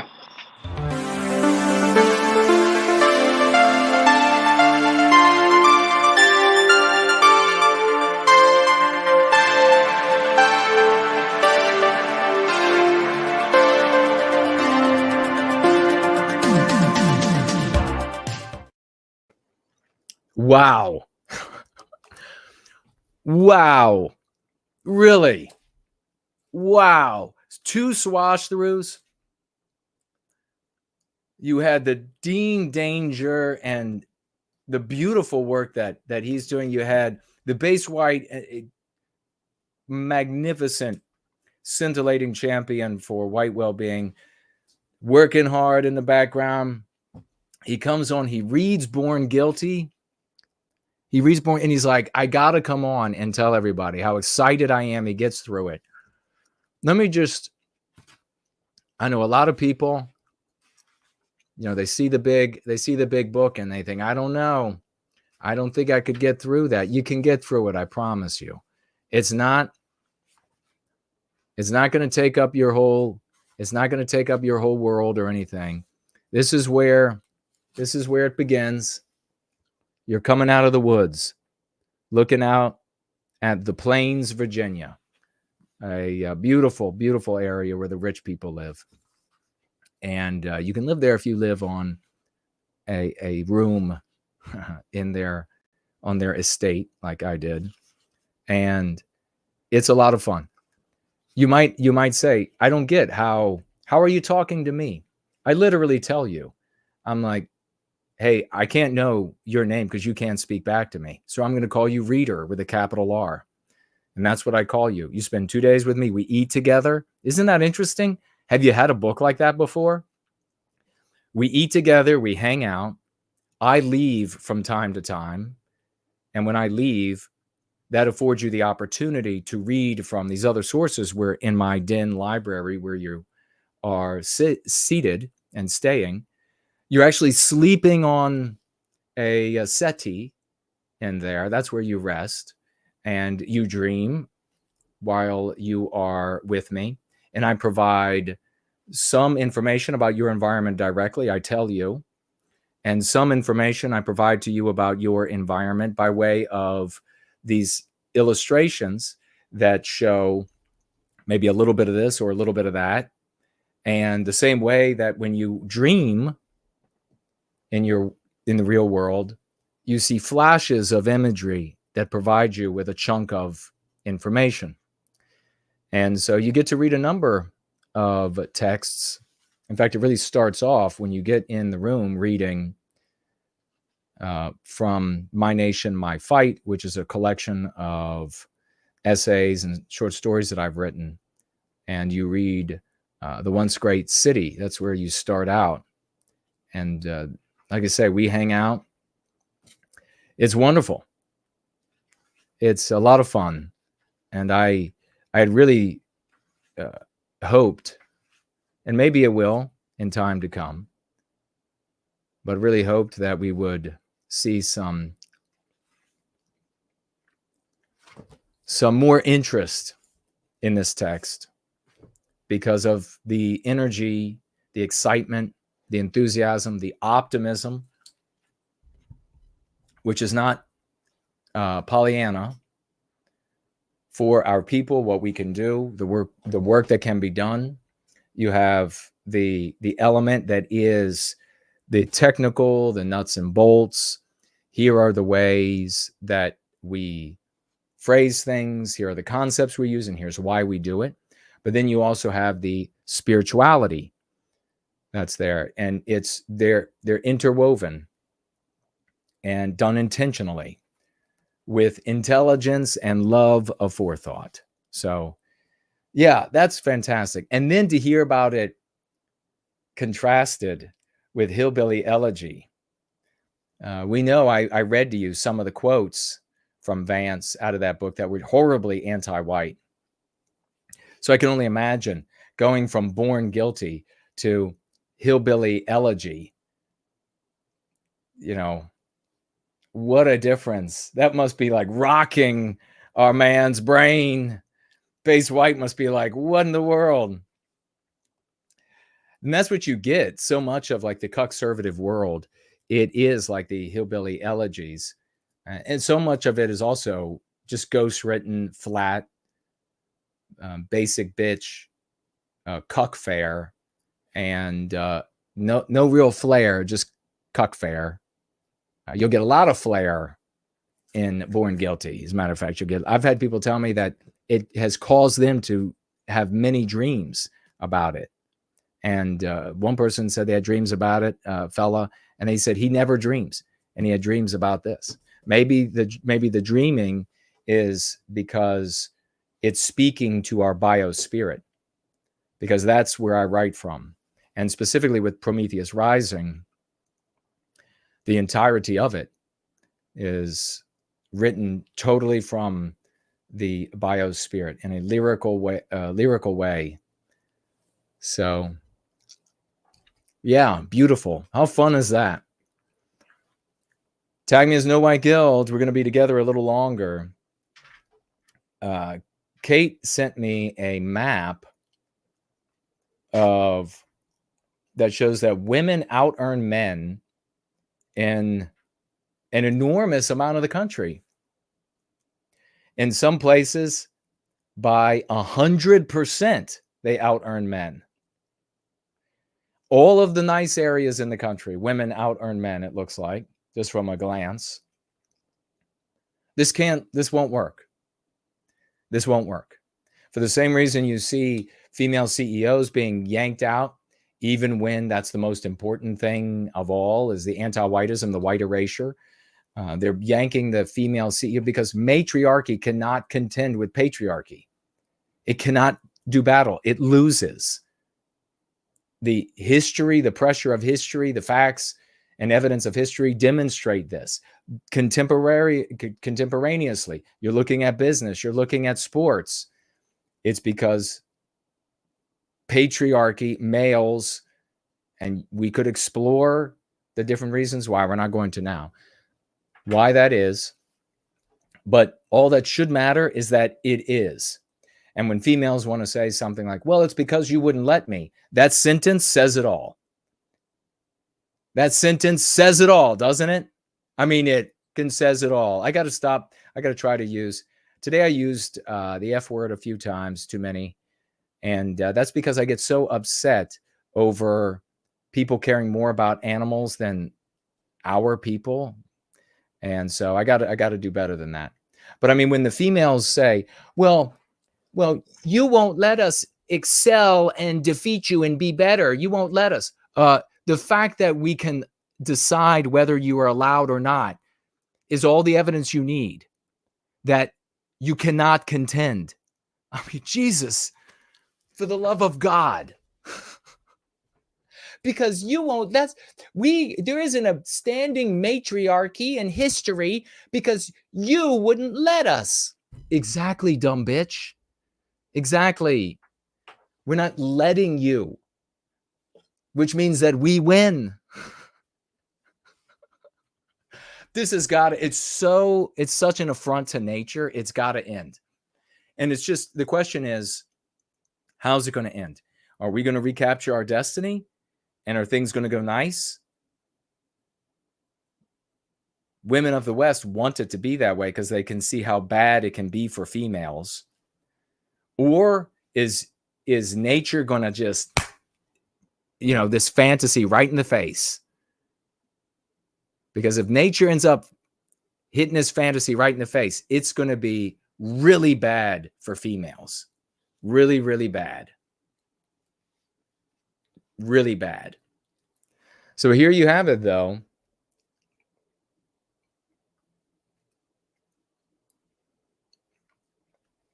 How about that? Where I live in Northern Virginia, females earn 100% more than males, according to this graph. Now, you're going to have to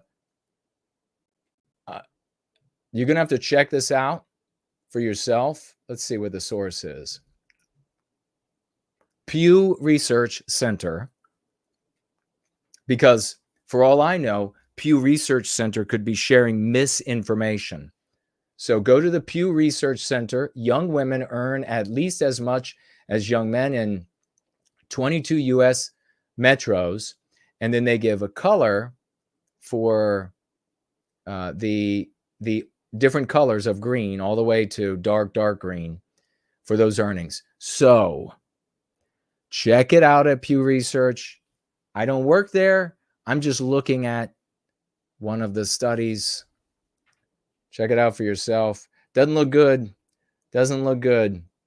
You're not going to have, whoever's making the lion's share of the money is ultimately who's in charge. Now, when it comes to, certainly in the West, to a white guy, he capitulates to the wife, like we've talked about before. The custom was that everything that was his was hers. But the custom doesn't exist for the other way. If she's the one making the lion's share of money, if she's the one paying for the house, if she's the one paying for the cars, it's just hers. And that means she's in charge. And that means matriarchy. And matriarchy loses to patriarchy.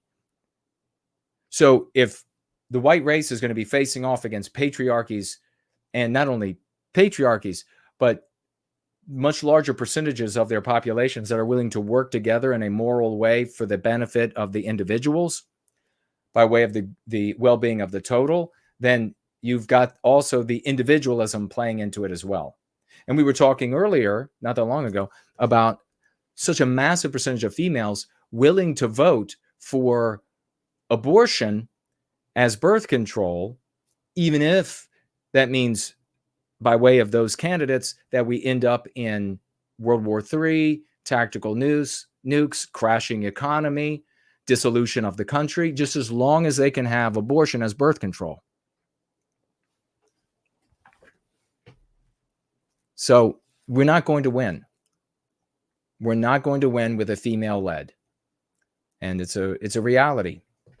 It's a harsh reality. We're going to get to, though, one of the tools that we've created to empower you, meme curatives. And I want to hear from you. You can tag me. I'll still be looking to see if there are any financial gifts, but I will also be looking for the tags of no white guilt. No white guilt.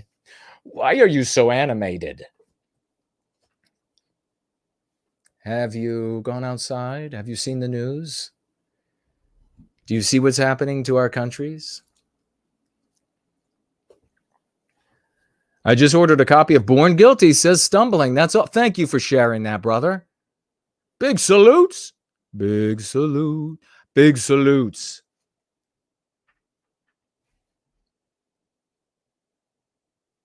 Thank you very much. You're going to love it.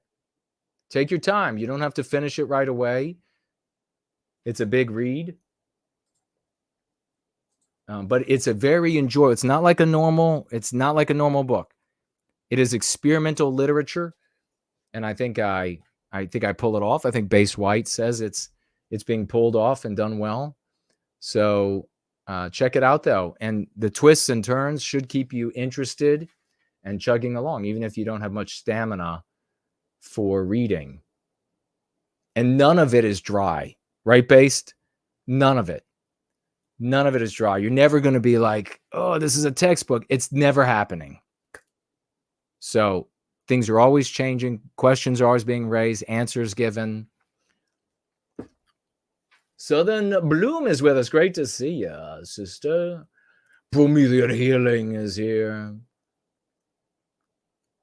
The story of Crucible combined with the story of Prometheus Rising is phenomenal, says Shamuski. Thank you for that, man. I really appreciate it.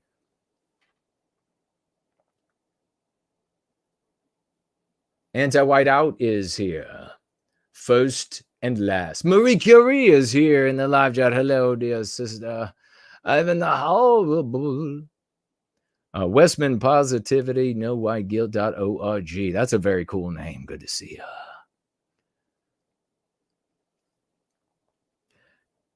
Helen Comparatori. Yes, we'll have her on if she would come on.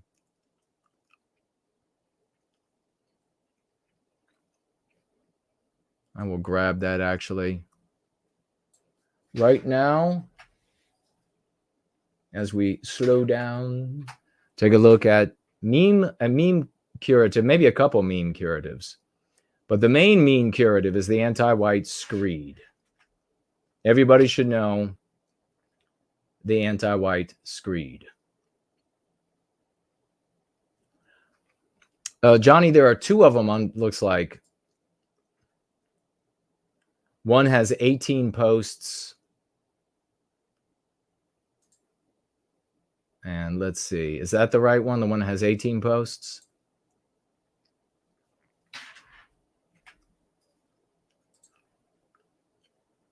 And the other has 0 posts.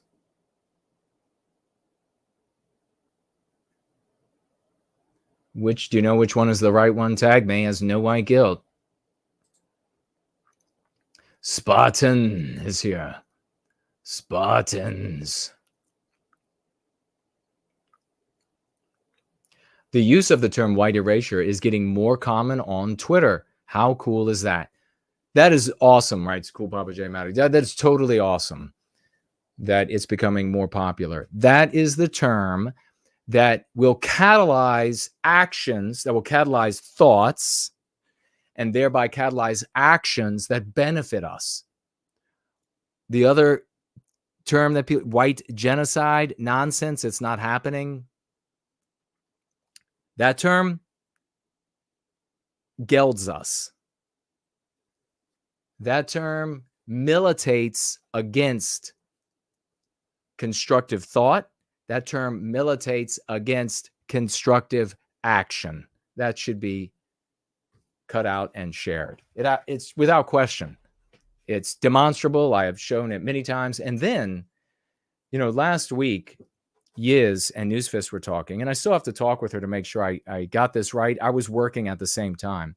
But he was talking about the UN's charter and definition of genocide, which is what all these people want you to go read anyhow. They're like, no, all you got to do is break out the UN charter with whoever you're talking with at the lathe. Like, are you getting just out of this world dumb? How out of this world dumb can you be? They've got to be anti-whites, pretending to be white sympathetics. They've got to be. Nobody could be that dumb. Just break out the UN charter and then explain the totality to them. Okay, so Newsfist was saying, and I'm open to being corrected here, but it sounded like in the UN charter, for somebody to be responsible of the genocide, not only do they have to effectuate a genocide by one of those means, one or more of those means, but they also it also has to be proven that they intended that outcome. That's impossible. That's impossible. By what divine judge is first going to hear the case? I mean, yes, it's to Cool's point. It's fantastic that white erasure is spreading on Twitter. It's got to be the number one dominant. Anybody using white genocide is outing themselves as being miseducated or a victimizer, either perpetuating our victimization out of stupidity or out of malice. List of useful meme curatives, MCs, page 209, the latest edition, iteration 2, second edition, iteration 2, go free. MPs and MCs, CCDs, are listed below with some with a bit of commentary.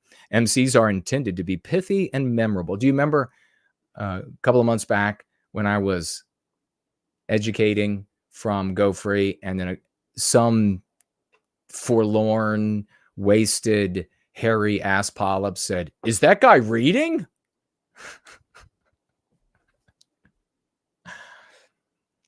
Like he doesn't watch people read the news on streams or read the gossip, read the intrigue. MCs are intended to be pithy and memorable. You can begin by memorizing some of these MCs, but there is no requirement to memorize them. Rather, by reading and exercising these MCs in your conversations, they will eventually inform the constructions of your own designs. And that's ultimately the goal. Instead of compiling a complete list of before publishing, I've opted to publish and gradually add MP's MCs to future iterations or editions. If you have a great retort for any of the MPs or MPs you would like to see included in the future, share it by writing me. And there are many ways. I mean, you can contact me on Twitter, on here. So the most important to share, the most important MC, we call the anti-white screed. Let me first jump to this one, first on the list, since we had this one just today. People of color. The MP meme pathogen. Remember, some academic in another country stole that from me, but they changed little things like they changed it from meme pathogen to, what was it, idea pathogen? What a fucking joke. What a disgusting joke. So what is the MC?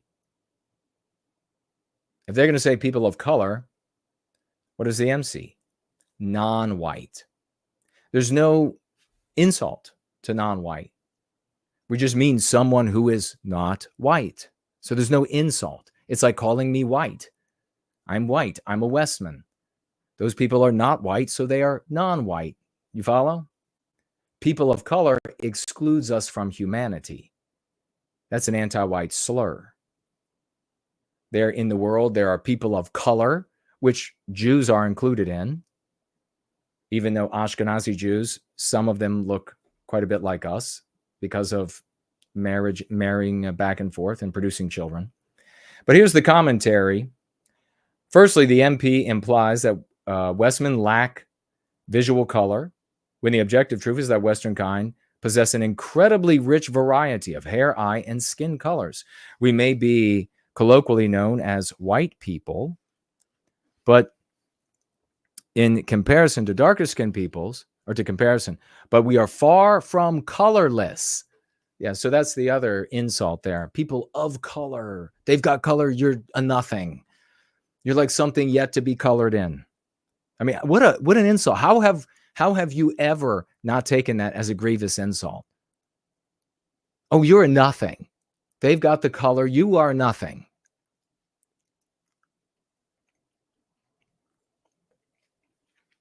Okay, another MP, and there's more commentary there to read. Another MP, though, is minorities. Minorities implies, and this will be in the commentary, that the people in question are weak and they could be taken advantage of, and they need protection, and they need non-white people are not minorities. They are the vast majority of most of our numerical majority of most of our cities, and it has been that way for a long time. And when you look at globally, they are the sweeping majority. There's no comparison. But what do they engender in you by calling it a minority? That's why this is a meme pathogen. No, again, the MC is non-white. They're non-whites. I've never had a problem calling non-white people non-white, even in the most anti-white environments. Never. So we're going to jump to, and then we'll just wrap up with your comments or questions or whatever you have. The anti-white screed. This is the ultimate meme curative because it can be used everywhere to win.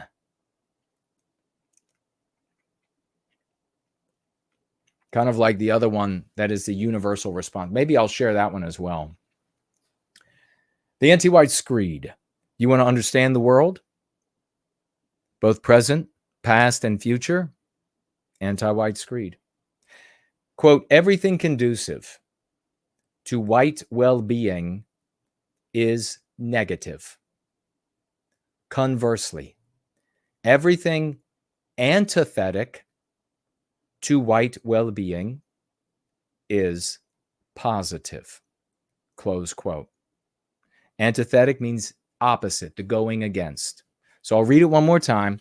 If you know that, that's how hard I worked to break down the universe so that all of our people could just memorize that and understand everything, and you're going to be right 99.9% of the time in all seriousness. And the varying degrees of how correct you are going to always be high. Everything conducive to white well-being is negative. Conversely, everything antithetic to white well-being is positive. What's going to happen at the school board? What's going to happen with the policy in the community? What's going to happen with this next bill that's moving through Congress at the state level, at the federal level? What's going to happen? Ask yourself that, and you'll know. How does this work? Why does this work so well? Because we've identified what the social morality of the West is, the immoral morality. We've identified it. It's anti-whiteism.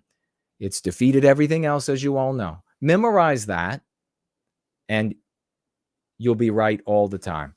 Commentary here. To understand and predict anti-white speech and deed, simply apply the anti-white screed.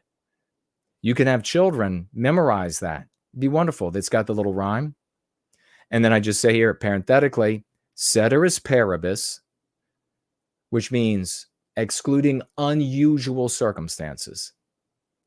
This MC works. So I'm talking about big unusual circumstances, not like this is the way out if it fails. No, it's got to be like a big unusual circumstance that would upset the application of this mean curative, this law.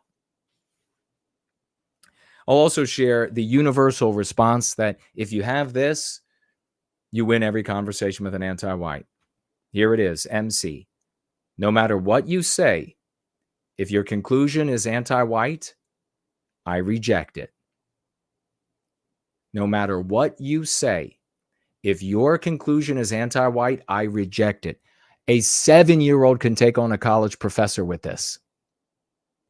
A dumb 7-year-old can take on an anti-white college professor with this and will win every time. You just keep saying, no matter what you say, if your conclusion is anti-white, I reject it. And you can say that exact same sentence in slightly different form, slightly different construction.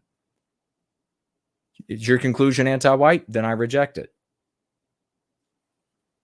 Well, what do you define as anti-white? The same thing you would define as anti-black for black people or anti-Jewish for Jewish people. Exact same way. Learn those and you'll be unstoppable. Who else would want to teach the white children of an entire race of people? What kind of act is that? The concepts, constructions that they could use in their lives to free them from this anti-whiteism and all of the horror of it. Who else is doing that?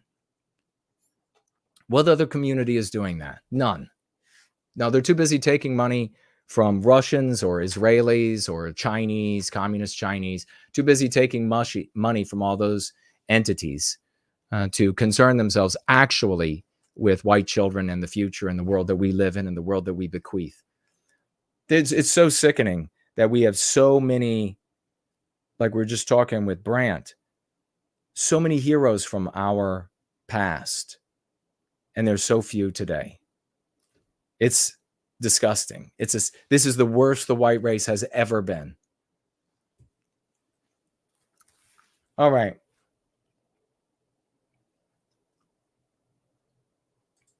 What are you all having to say? So it's 100%. If I look at this graph at the Pew Research, let me pull this up again, put my spectacles on.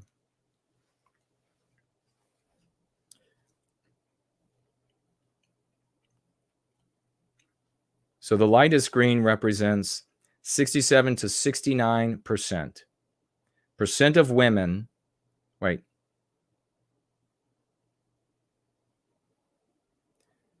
Median annual earnings, U.S. women,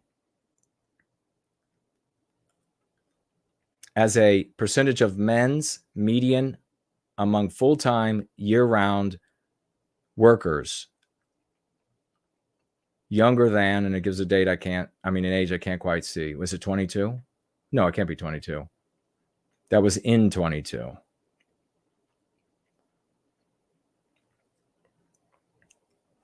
Wow, yep. So right here, where I live, is 100% and above. Wow.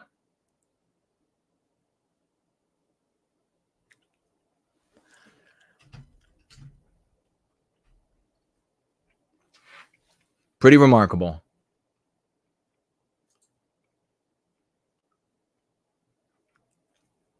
All right, what are you all saying in the final minutes that we are together?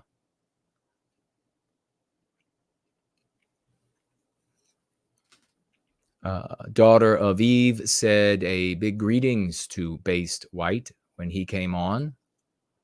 We didn't miss anybody on entropy. Let's make sure on the back dashboard. Okay. We're good. We also have a bit of news I'll just mention. Donald Trump hits CBS News with $10 billion lawsuit for deceptive Harris video. I think that's totally appropriate. I hope he wins, and I hope CBS has to pay him. As you all know, she was on 60 Minutes, and they asked her about Israel, and she had this response that was just, I could not figure out what she was trying to say. And maybe you could, but you probably couldn't.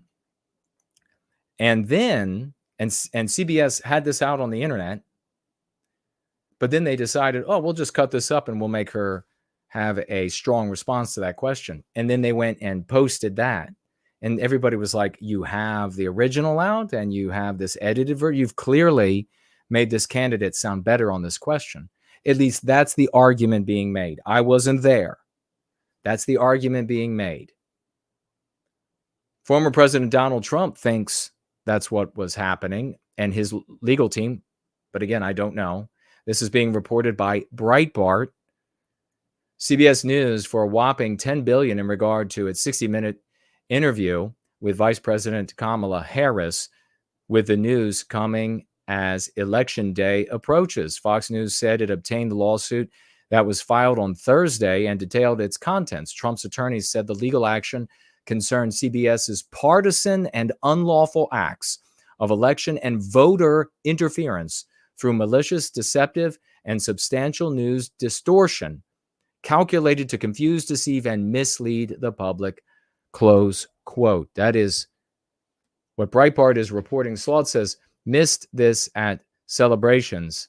You're celebrating a lexicon and ideas being used to help white well-being and not mere promotion of you individually. Oh, right. Exactly. That's so true.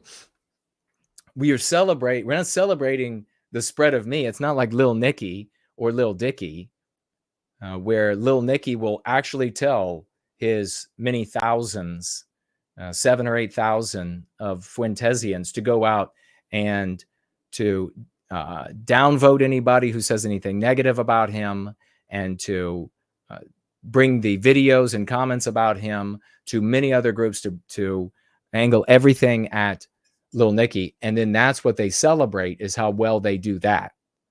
Laud Lil Nicky.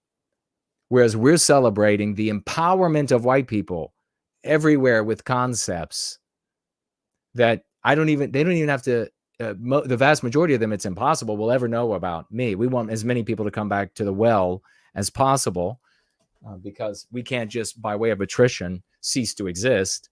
But having said that, the vast majority are never even going to know me or any of you. And that's what we're celebrating, is empowering those people out there. And that's a great point by Slaughtz. So thanks for bringing that to the surface, brother. Big salutes to that champion for all his hard work for white well-being. First, last, thank you so much for saying that. You are brilliant, Jason. I really appreciate it. So are you, champ. One of our musical geniuses and pithy word sleuth geniuses. Spud Ruckus says, what is the income comparison from? Who wrote it? It is Pew Research, and it is titled Young Women Earn at Least as Much as Young Men in 22 U.S. metros.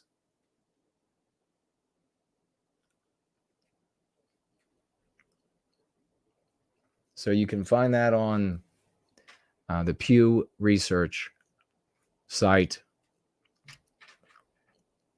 And we know we looked at months ago, remember we looked at what was it, like 2 states that were left where women were not buying the majority of the houses now?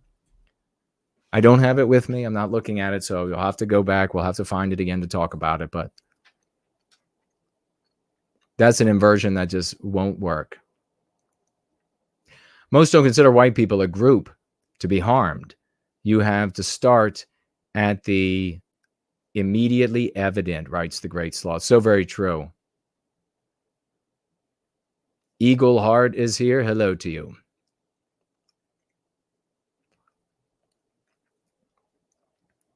I'm voting Trump, and I think we should vote Trump because Trump, we've already gotten Trump to say that anti-whiteism, we did it, is a big problem in America. And we'll be able to get him, his surrogates, to say more. We wouldn't be able to do that with Harris. Trump is not going to be serving white well-being as president. I mean, that's just the way it is.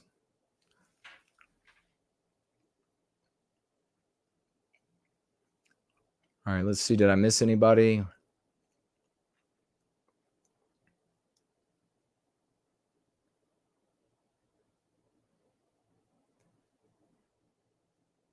Samuski says, your story is worth telling. Thank you, brother.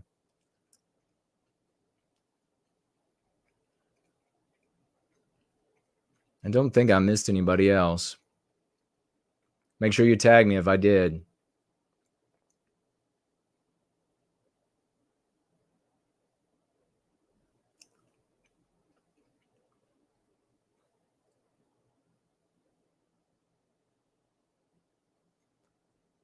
So awesome. Nameless One is here.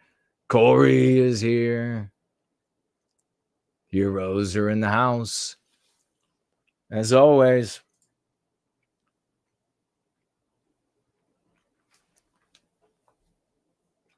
Stumbling says, congrats on 26,000 subs on YouTube.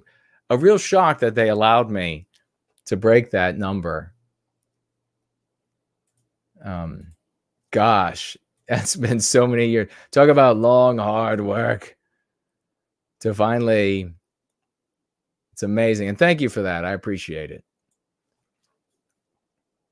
It's almost as if the anti-whites realize that the vast majority of people determine value by how many people are interested in a thing. So it's almost as like the anti-whites understand that, and they're like, we're just going to keep that number small.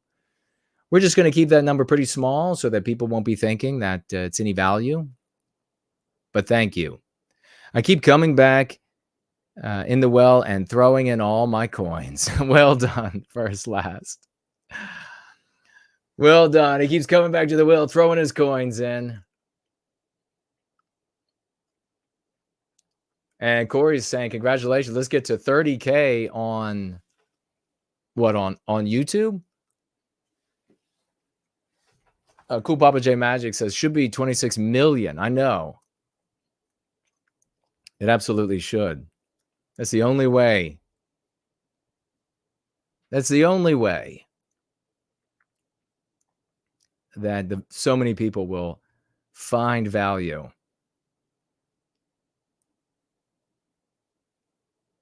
Dai Shari is here. Hello. Good to see you. Let's see if I missed anybody over here. No. How about on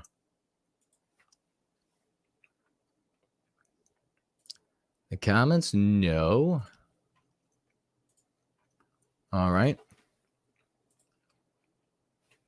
Rumble? No. D-Live? And no. Oh, we got 5 library tokens over on Odyssey. Thank you so much. Who'd have thunk it? 5 library tokens.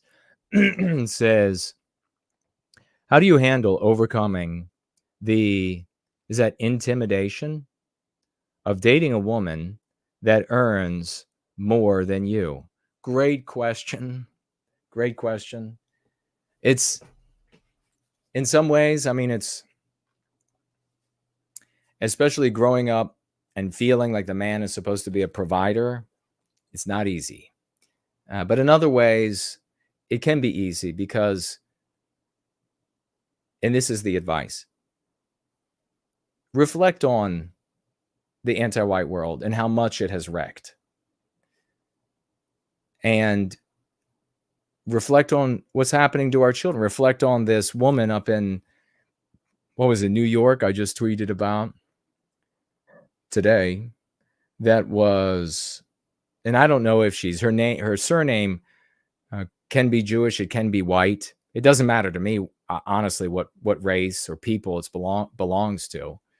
But I decided I didn't want to share it because if she doesn't look Jewish, but if she is Jewish, then we're going to be inundated with the anti-Jews, these soy goys showing up saying, see, like it's every single Jewish person. But then somehow, if she's white, it's not every single white person. I mean, they're just reprehensible. But she was raping infants, and she's working with, working in social services. It's big news right now. Check it out for yourself. I tweeted about it. And it's a mainstream news source. In fact, it was the government is where I got the source, is the source. So check it out. And so reflect on how wrecked everything is. And then you can understand, all right, the woman you're dating, she got her job, she got her education because she's female. She's replacing a white male. She got her job because she's female. She's replacing a white male. There's no way to ascertain what in a normal world would she still have been given access to school, to a school displacing a young man? Would she still be given the job displacing a young man in a healthier time? There's no way to know. We can see that they're getting rid of white guys everywhere. So if anything, you should expect that she's going to have a better job and makes more money. If anything, it'd be kind of a surprise if she doesn't. It's kind of like a surprise to me every time I come across a black guy that isn't earning $50, $60, $70, $110,000 a year. How can you not? Everybody wants just show up to work, and they will hire you ahead of me every time with all of their diversity goals. So it's my opinion, but it seems to be a lot of people's opinions, but it is my opinion.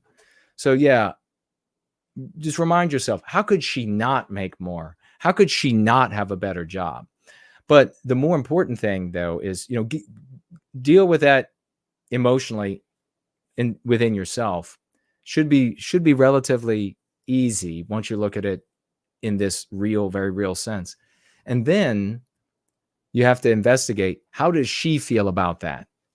Because trust me, you don't want to get into a situation where the woman is going to be concluding that you are less than a man because you don't make as much as her. Just, if you detect that, immediately get away. The psychological abuse that stems therefrom and thereafter is horrific. She'll say everything nasty under the sun. Your job isn't real. You're not trying hard enough. You're just a loser.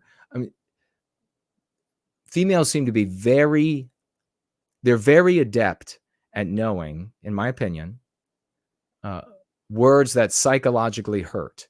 And they are crushed by words that psychologically hurt. And maybe that's why they're so adept at knowing what words those are. And they're always on the qui vive for them, being wielded against them, even implied against them. And then they never forget or never forgive you. At the same time, they've got no problem burning you down to ash with those exact same words that they wouldn't tolerate one of, even the implication. They have no problem burning you down with them. So if you detect that, get away. Just get away. I know we need more white babies. I know we need white families, but a relationship with a white woman that is harming you psychologically is not worth it. Absolutely put yourself first and get away from that as soon as possible.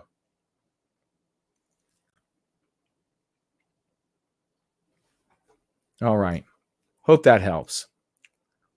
There's a guy who has a channel and he always says, hope that helps at the end of his advice or his information that he supplies. Spud Ruckus says, thanks. You're welcome.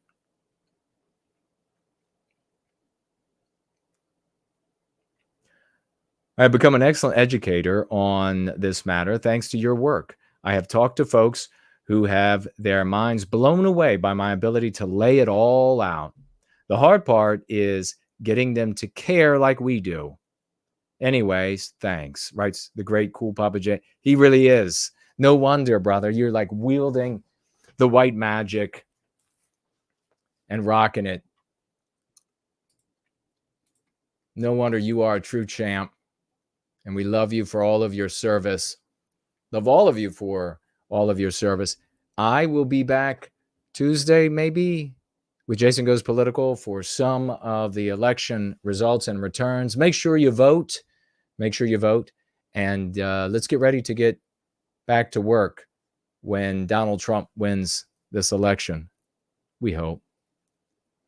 God bless y'all. Let's go free.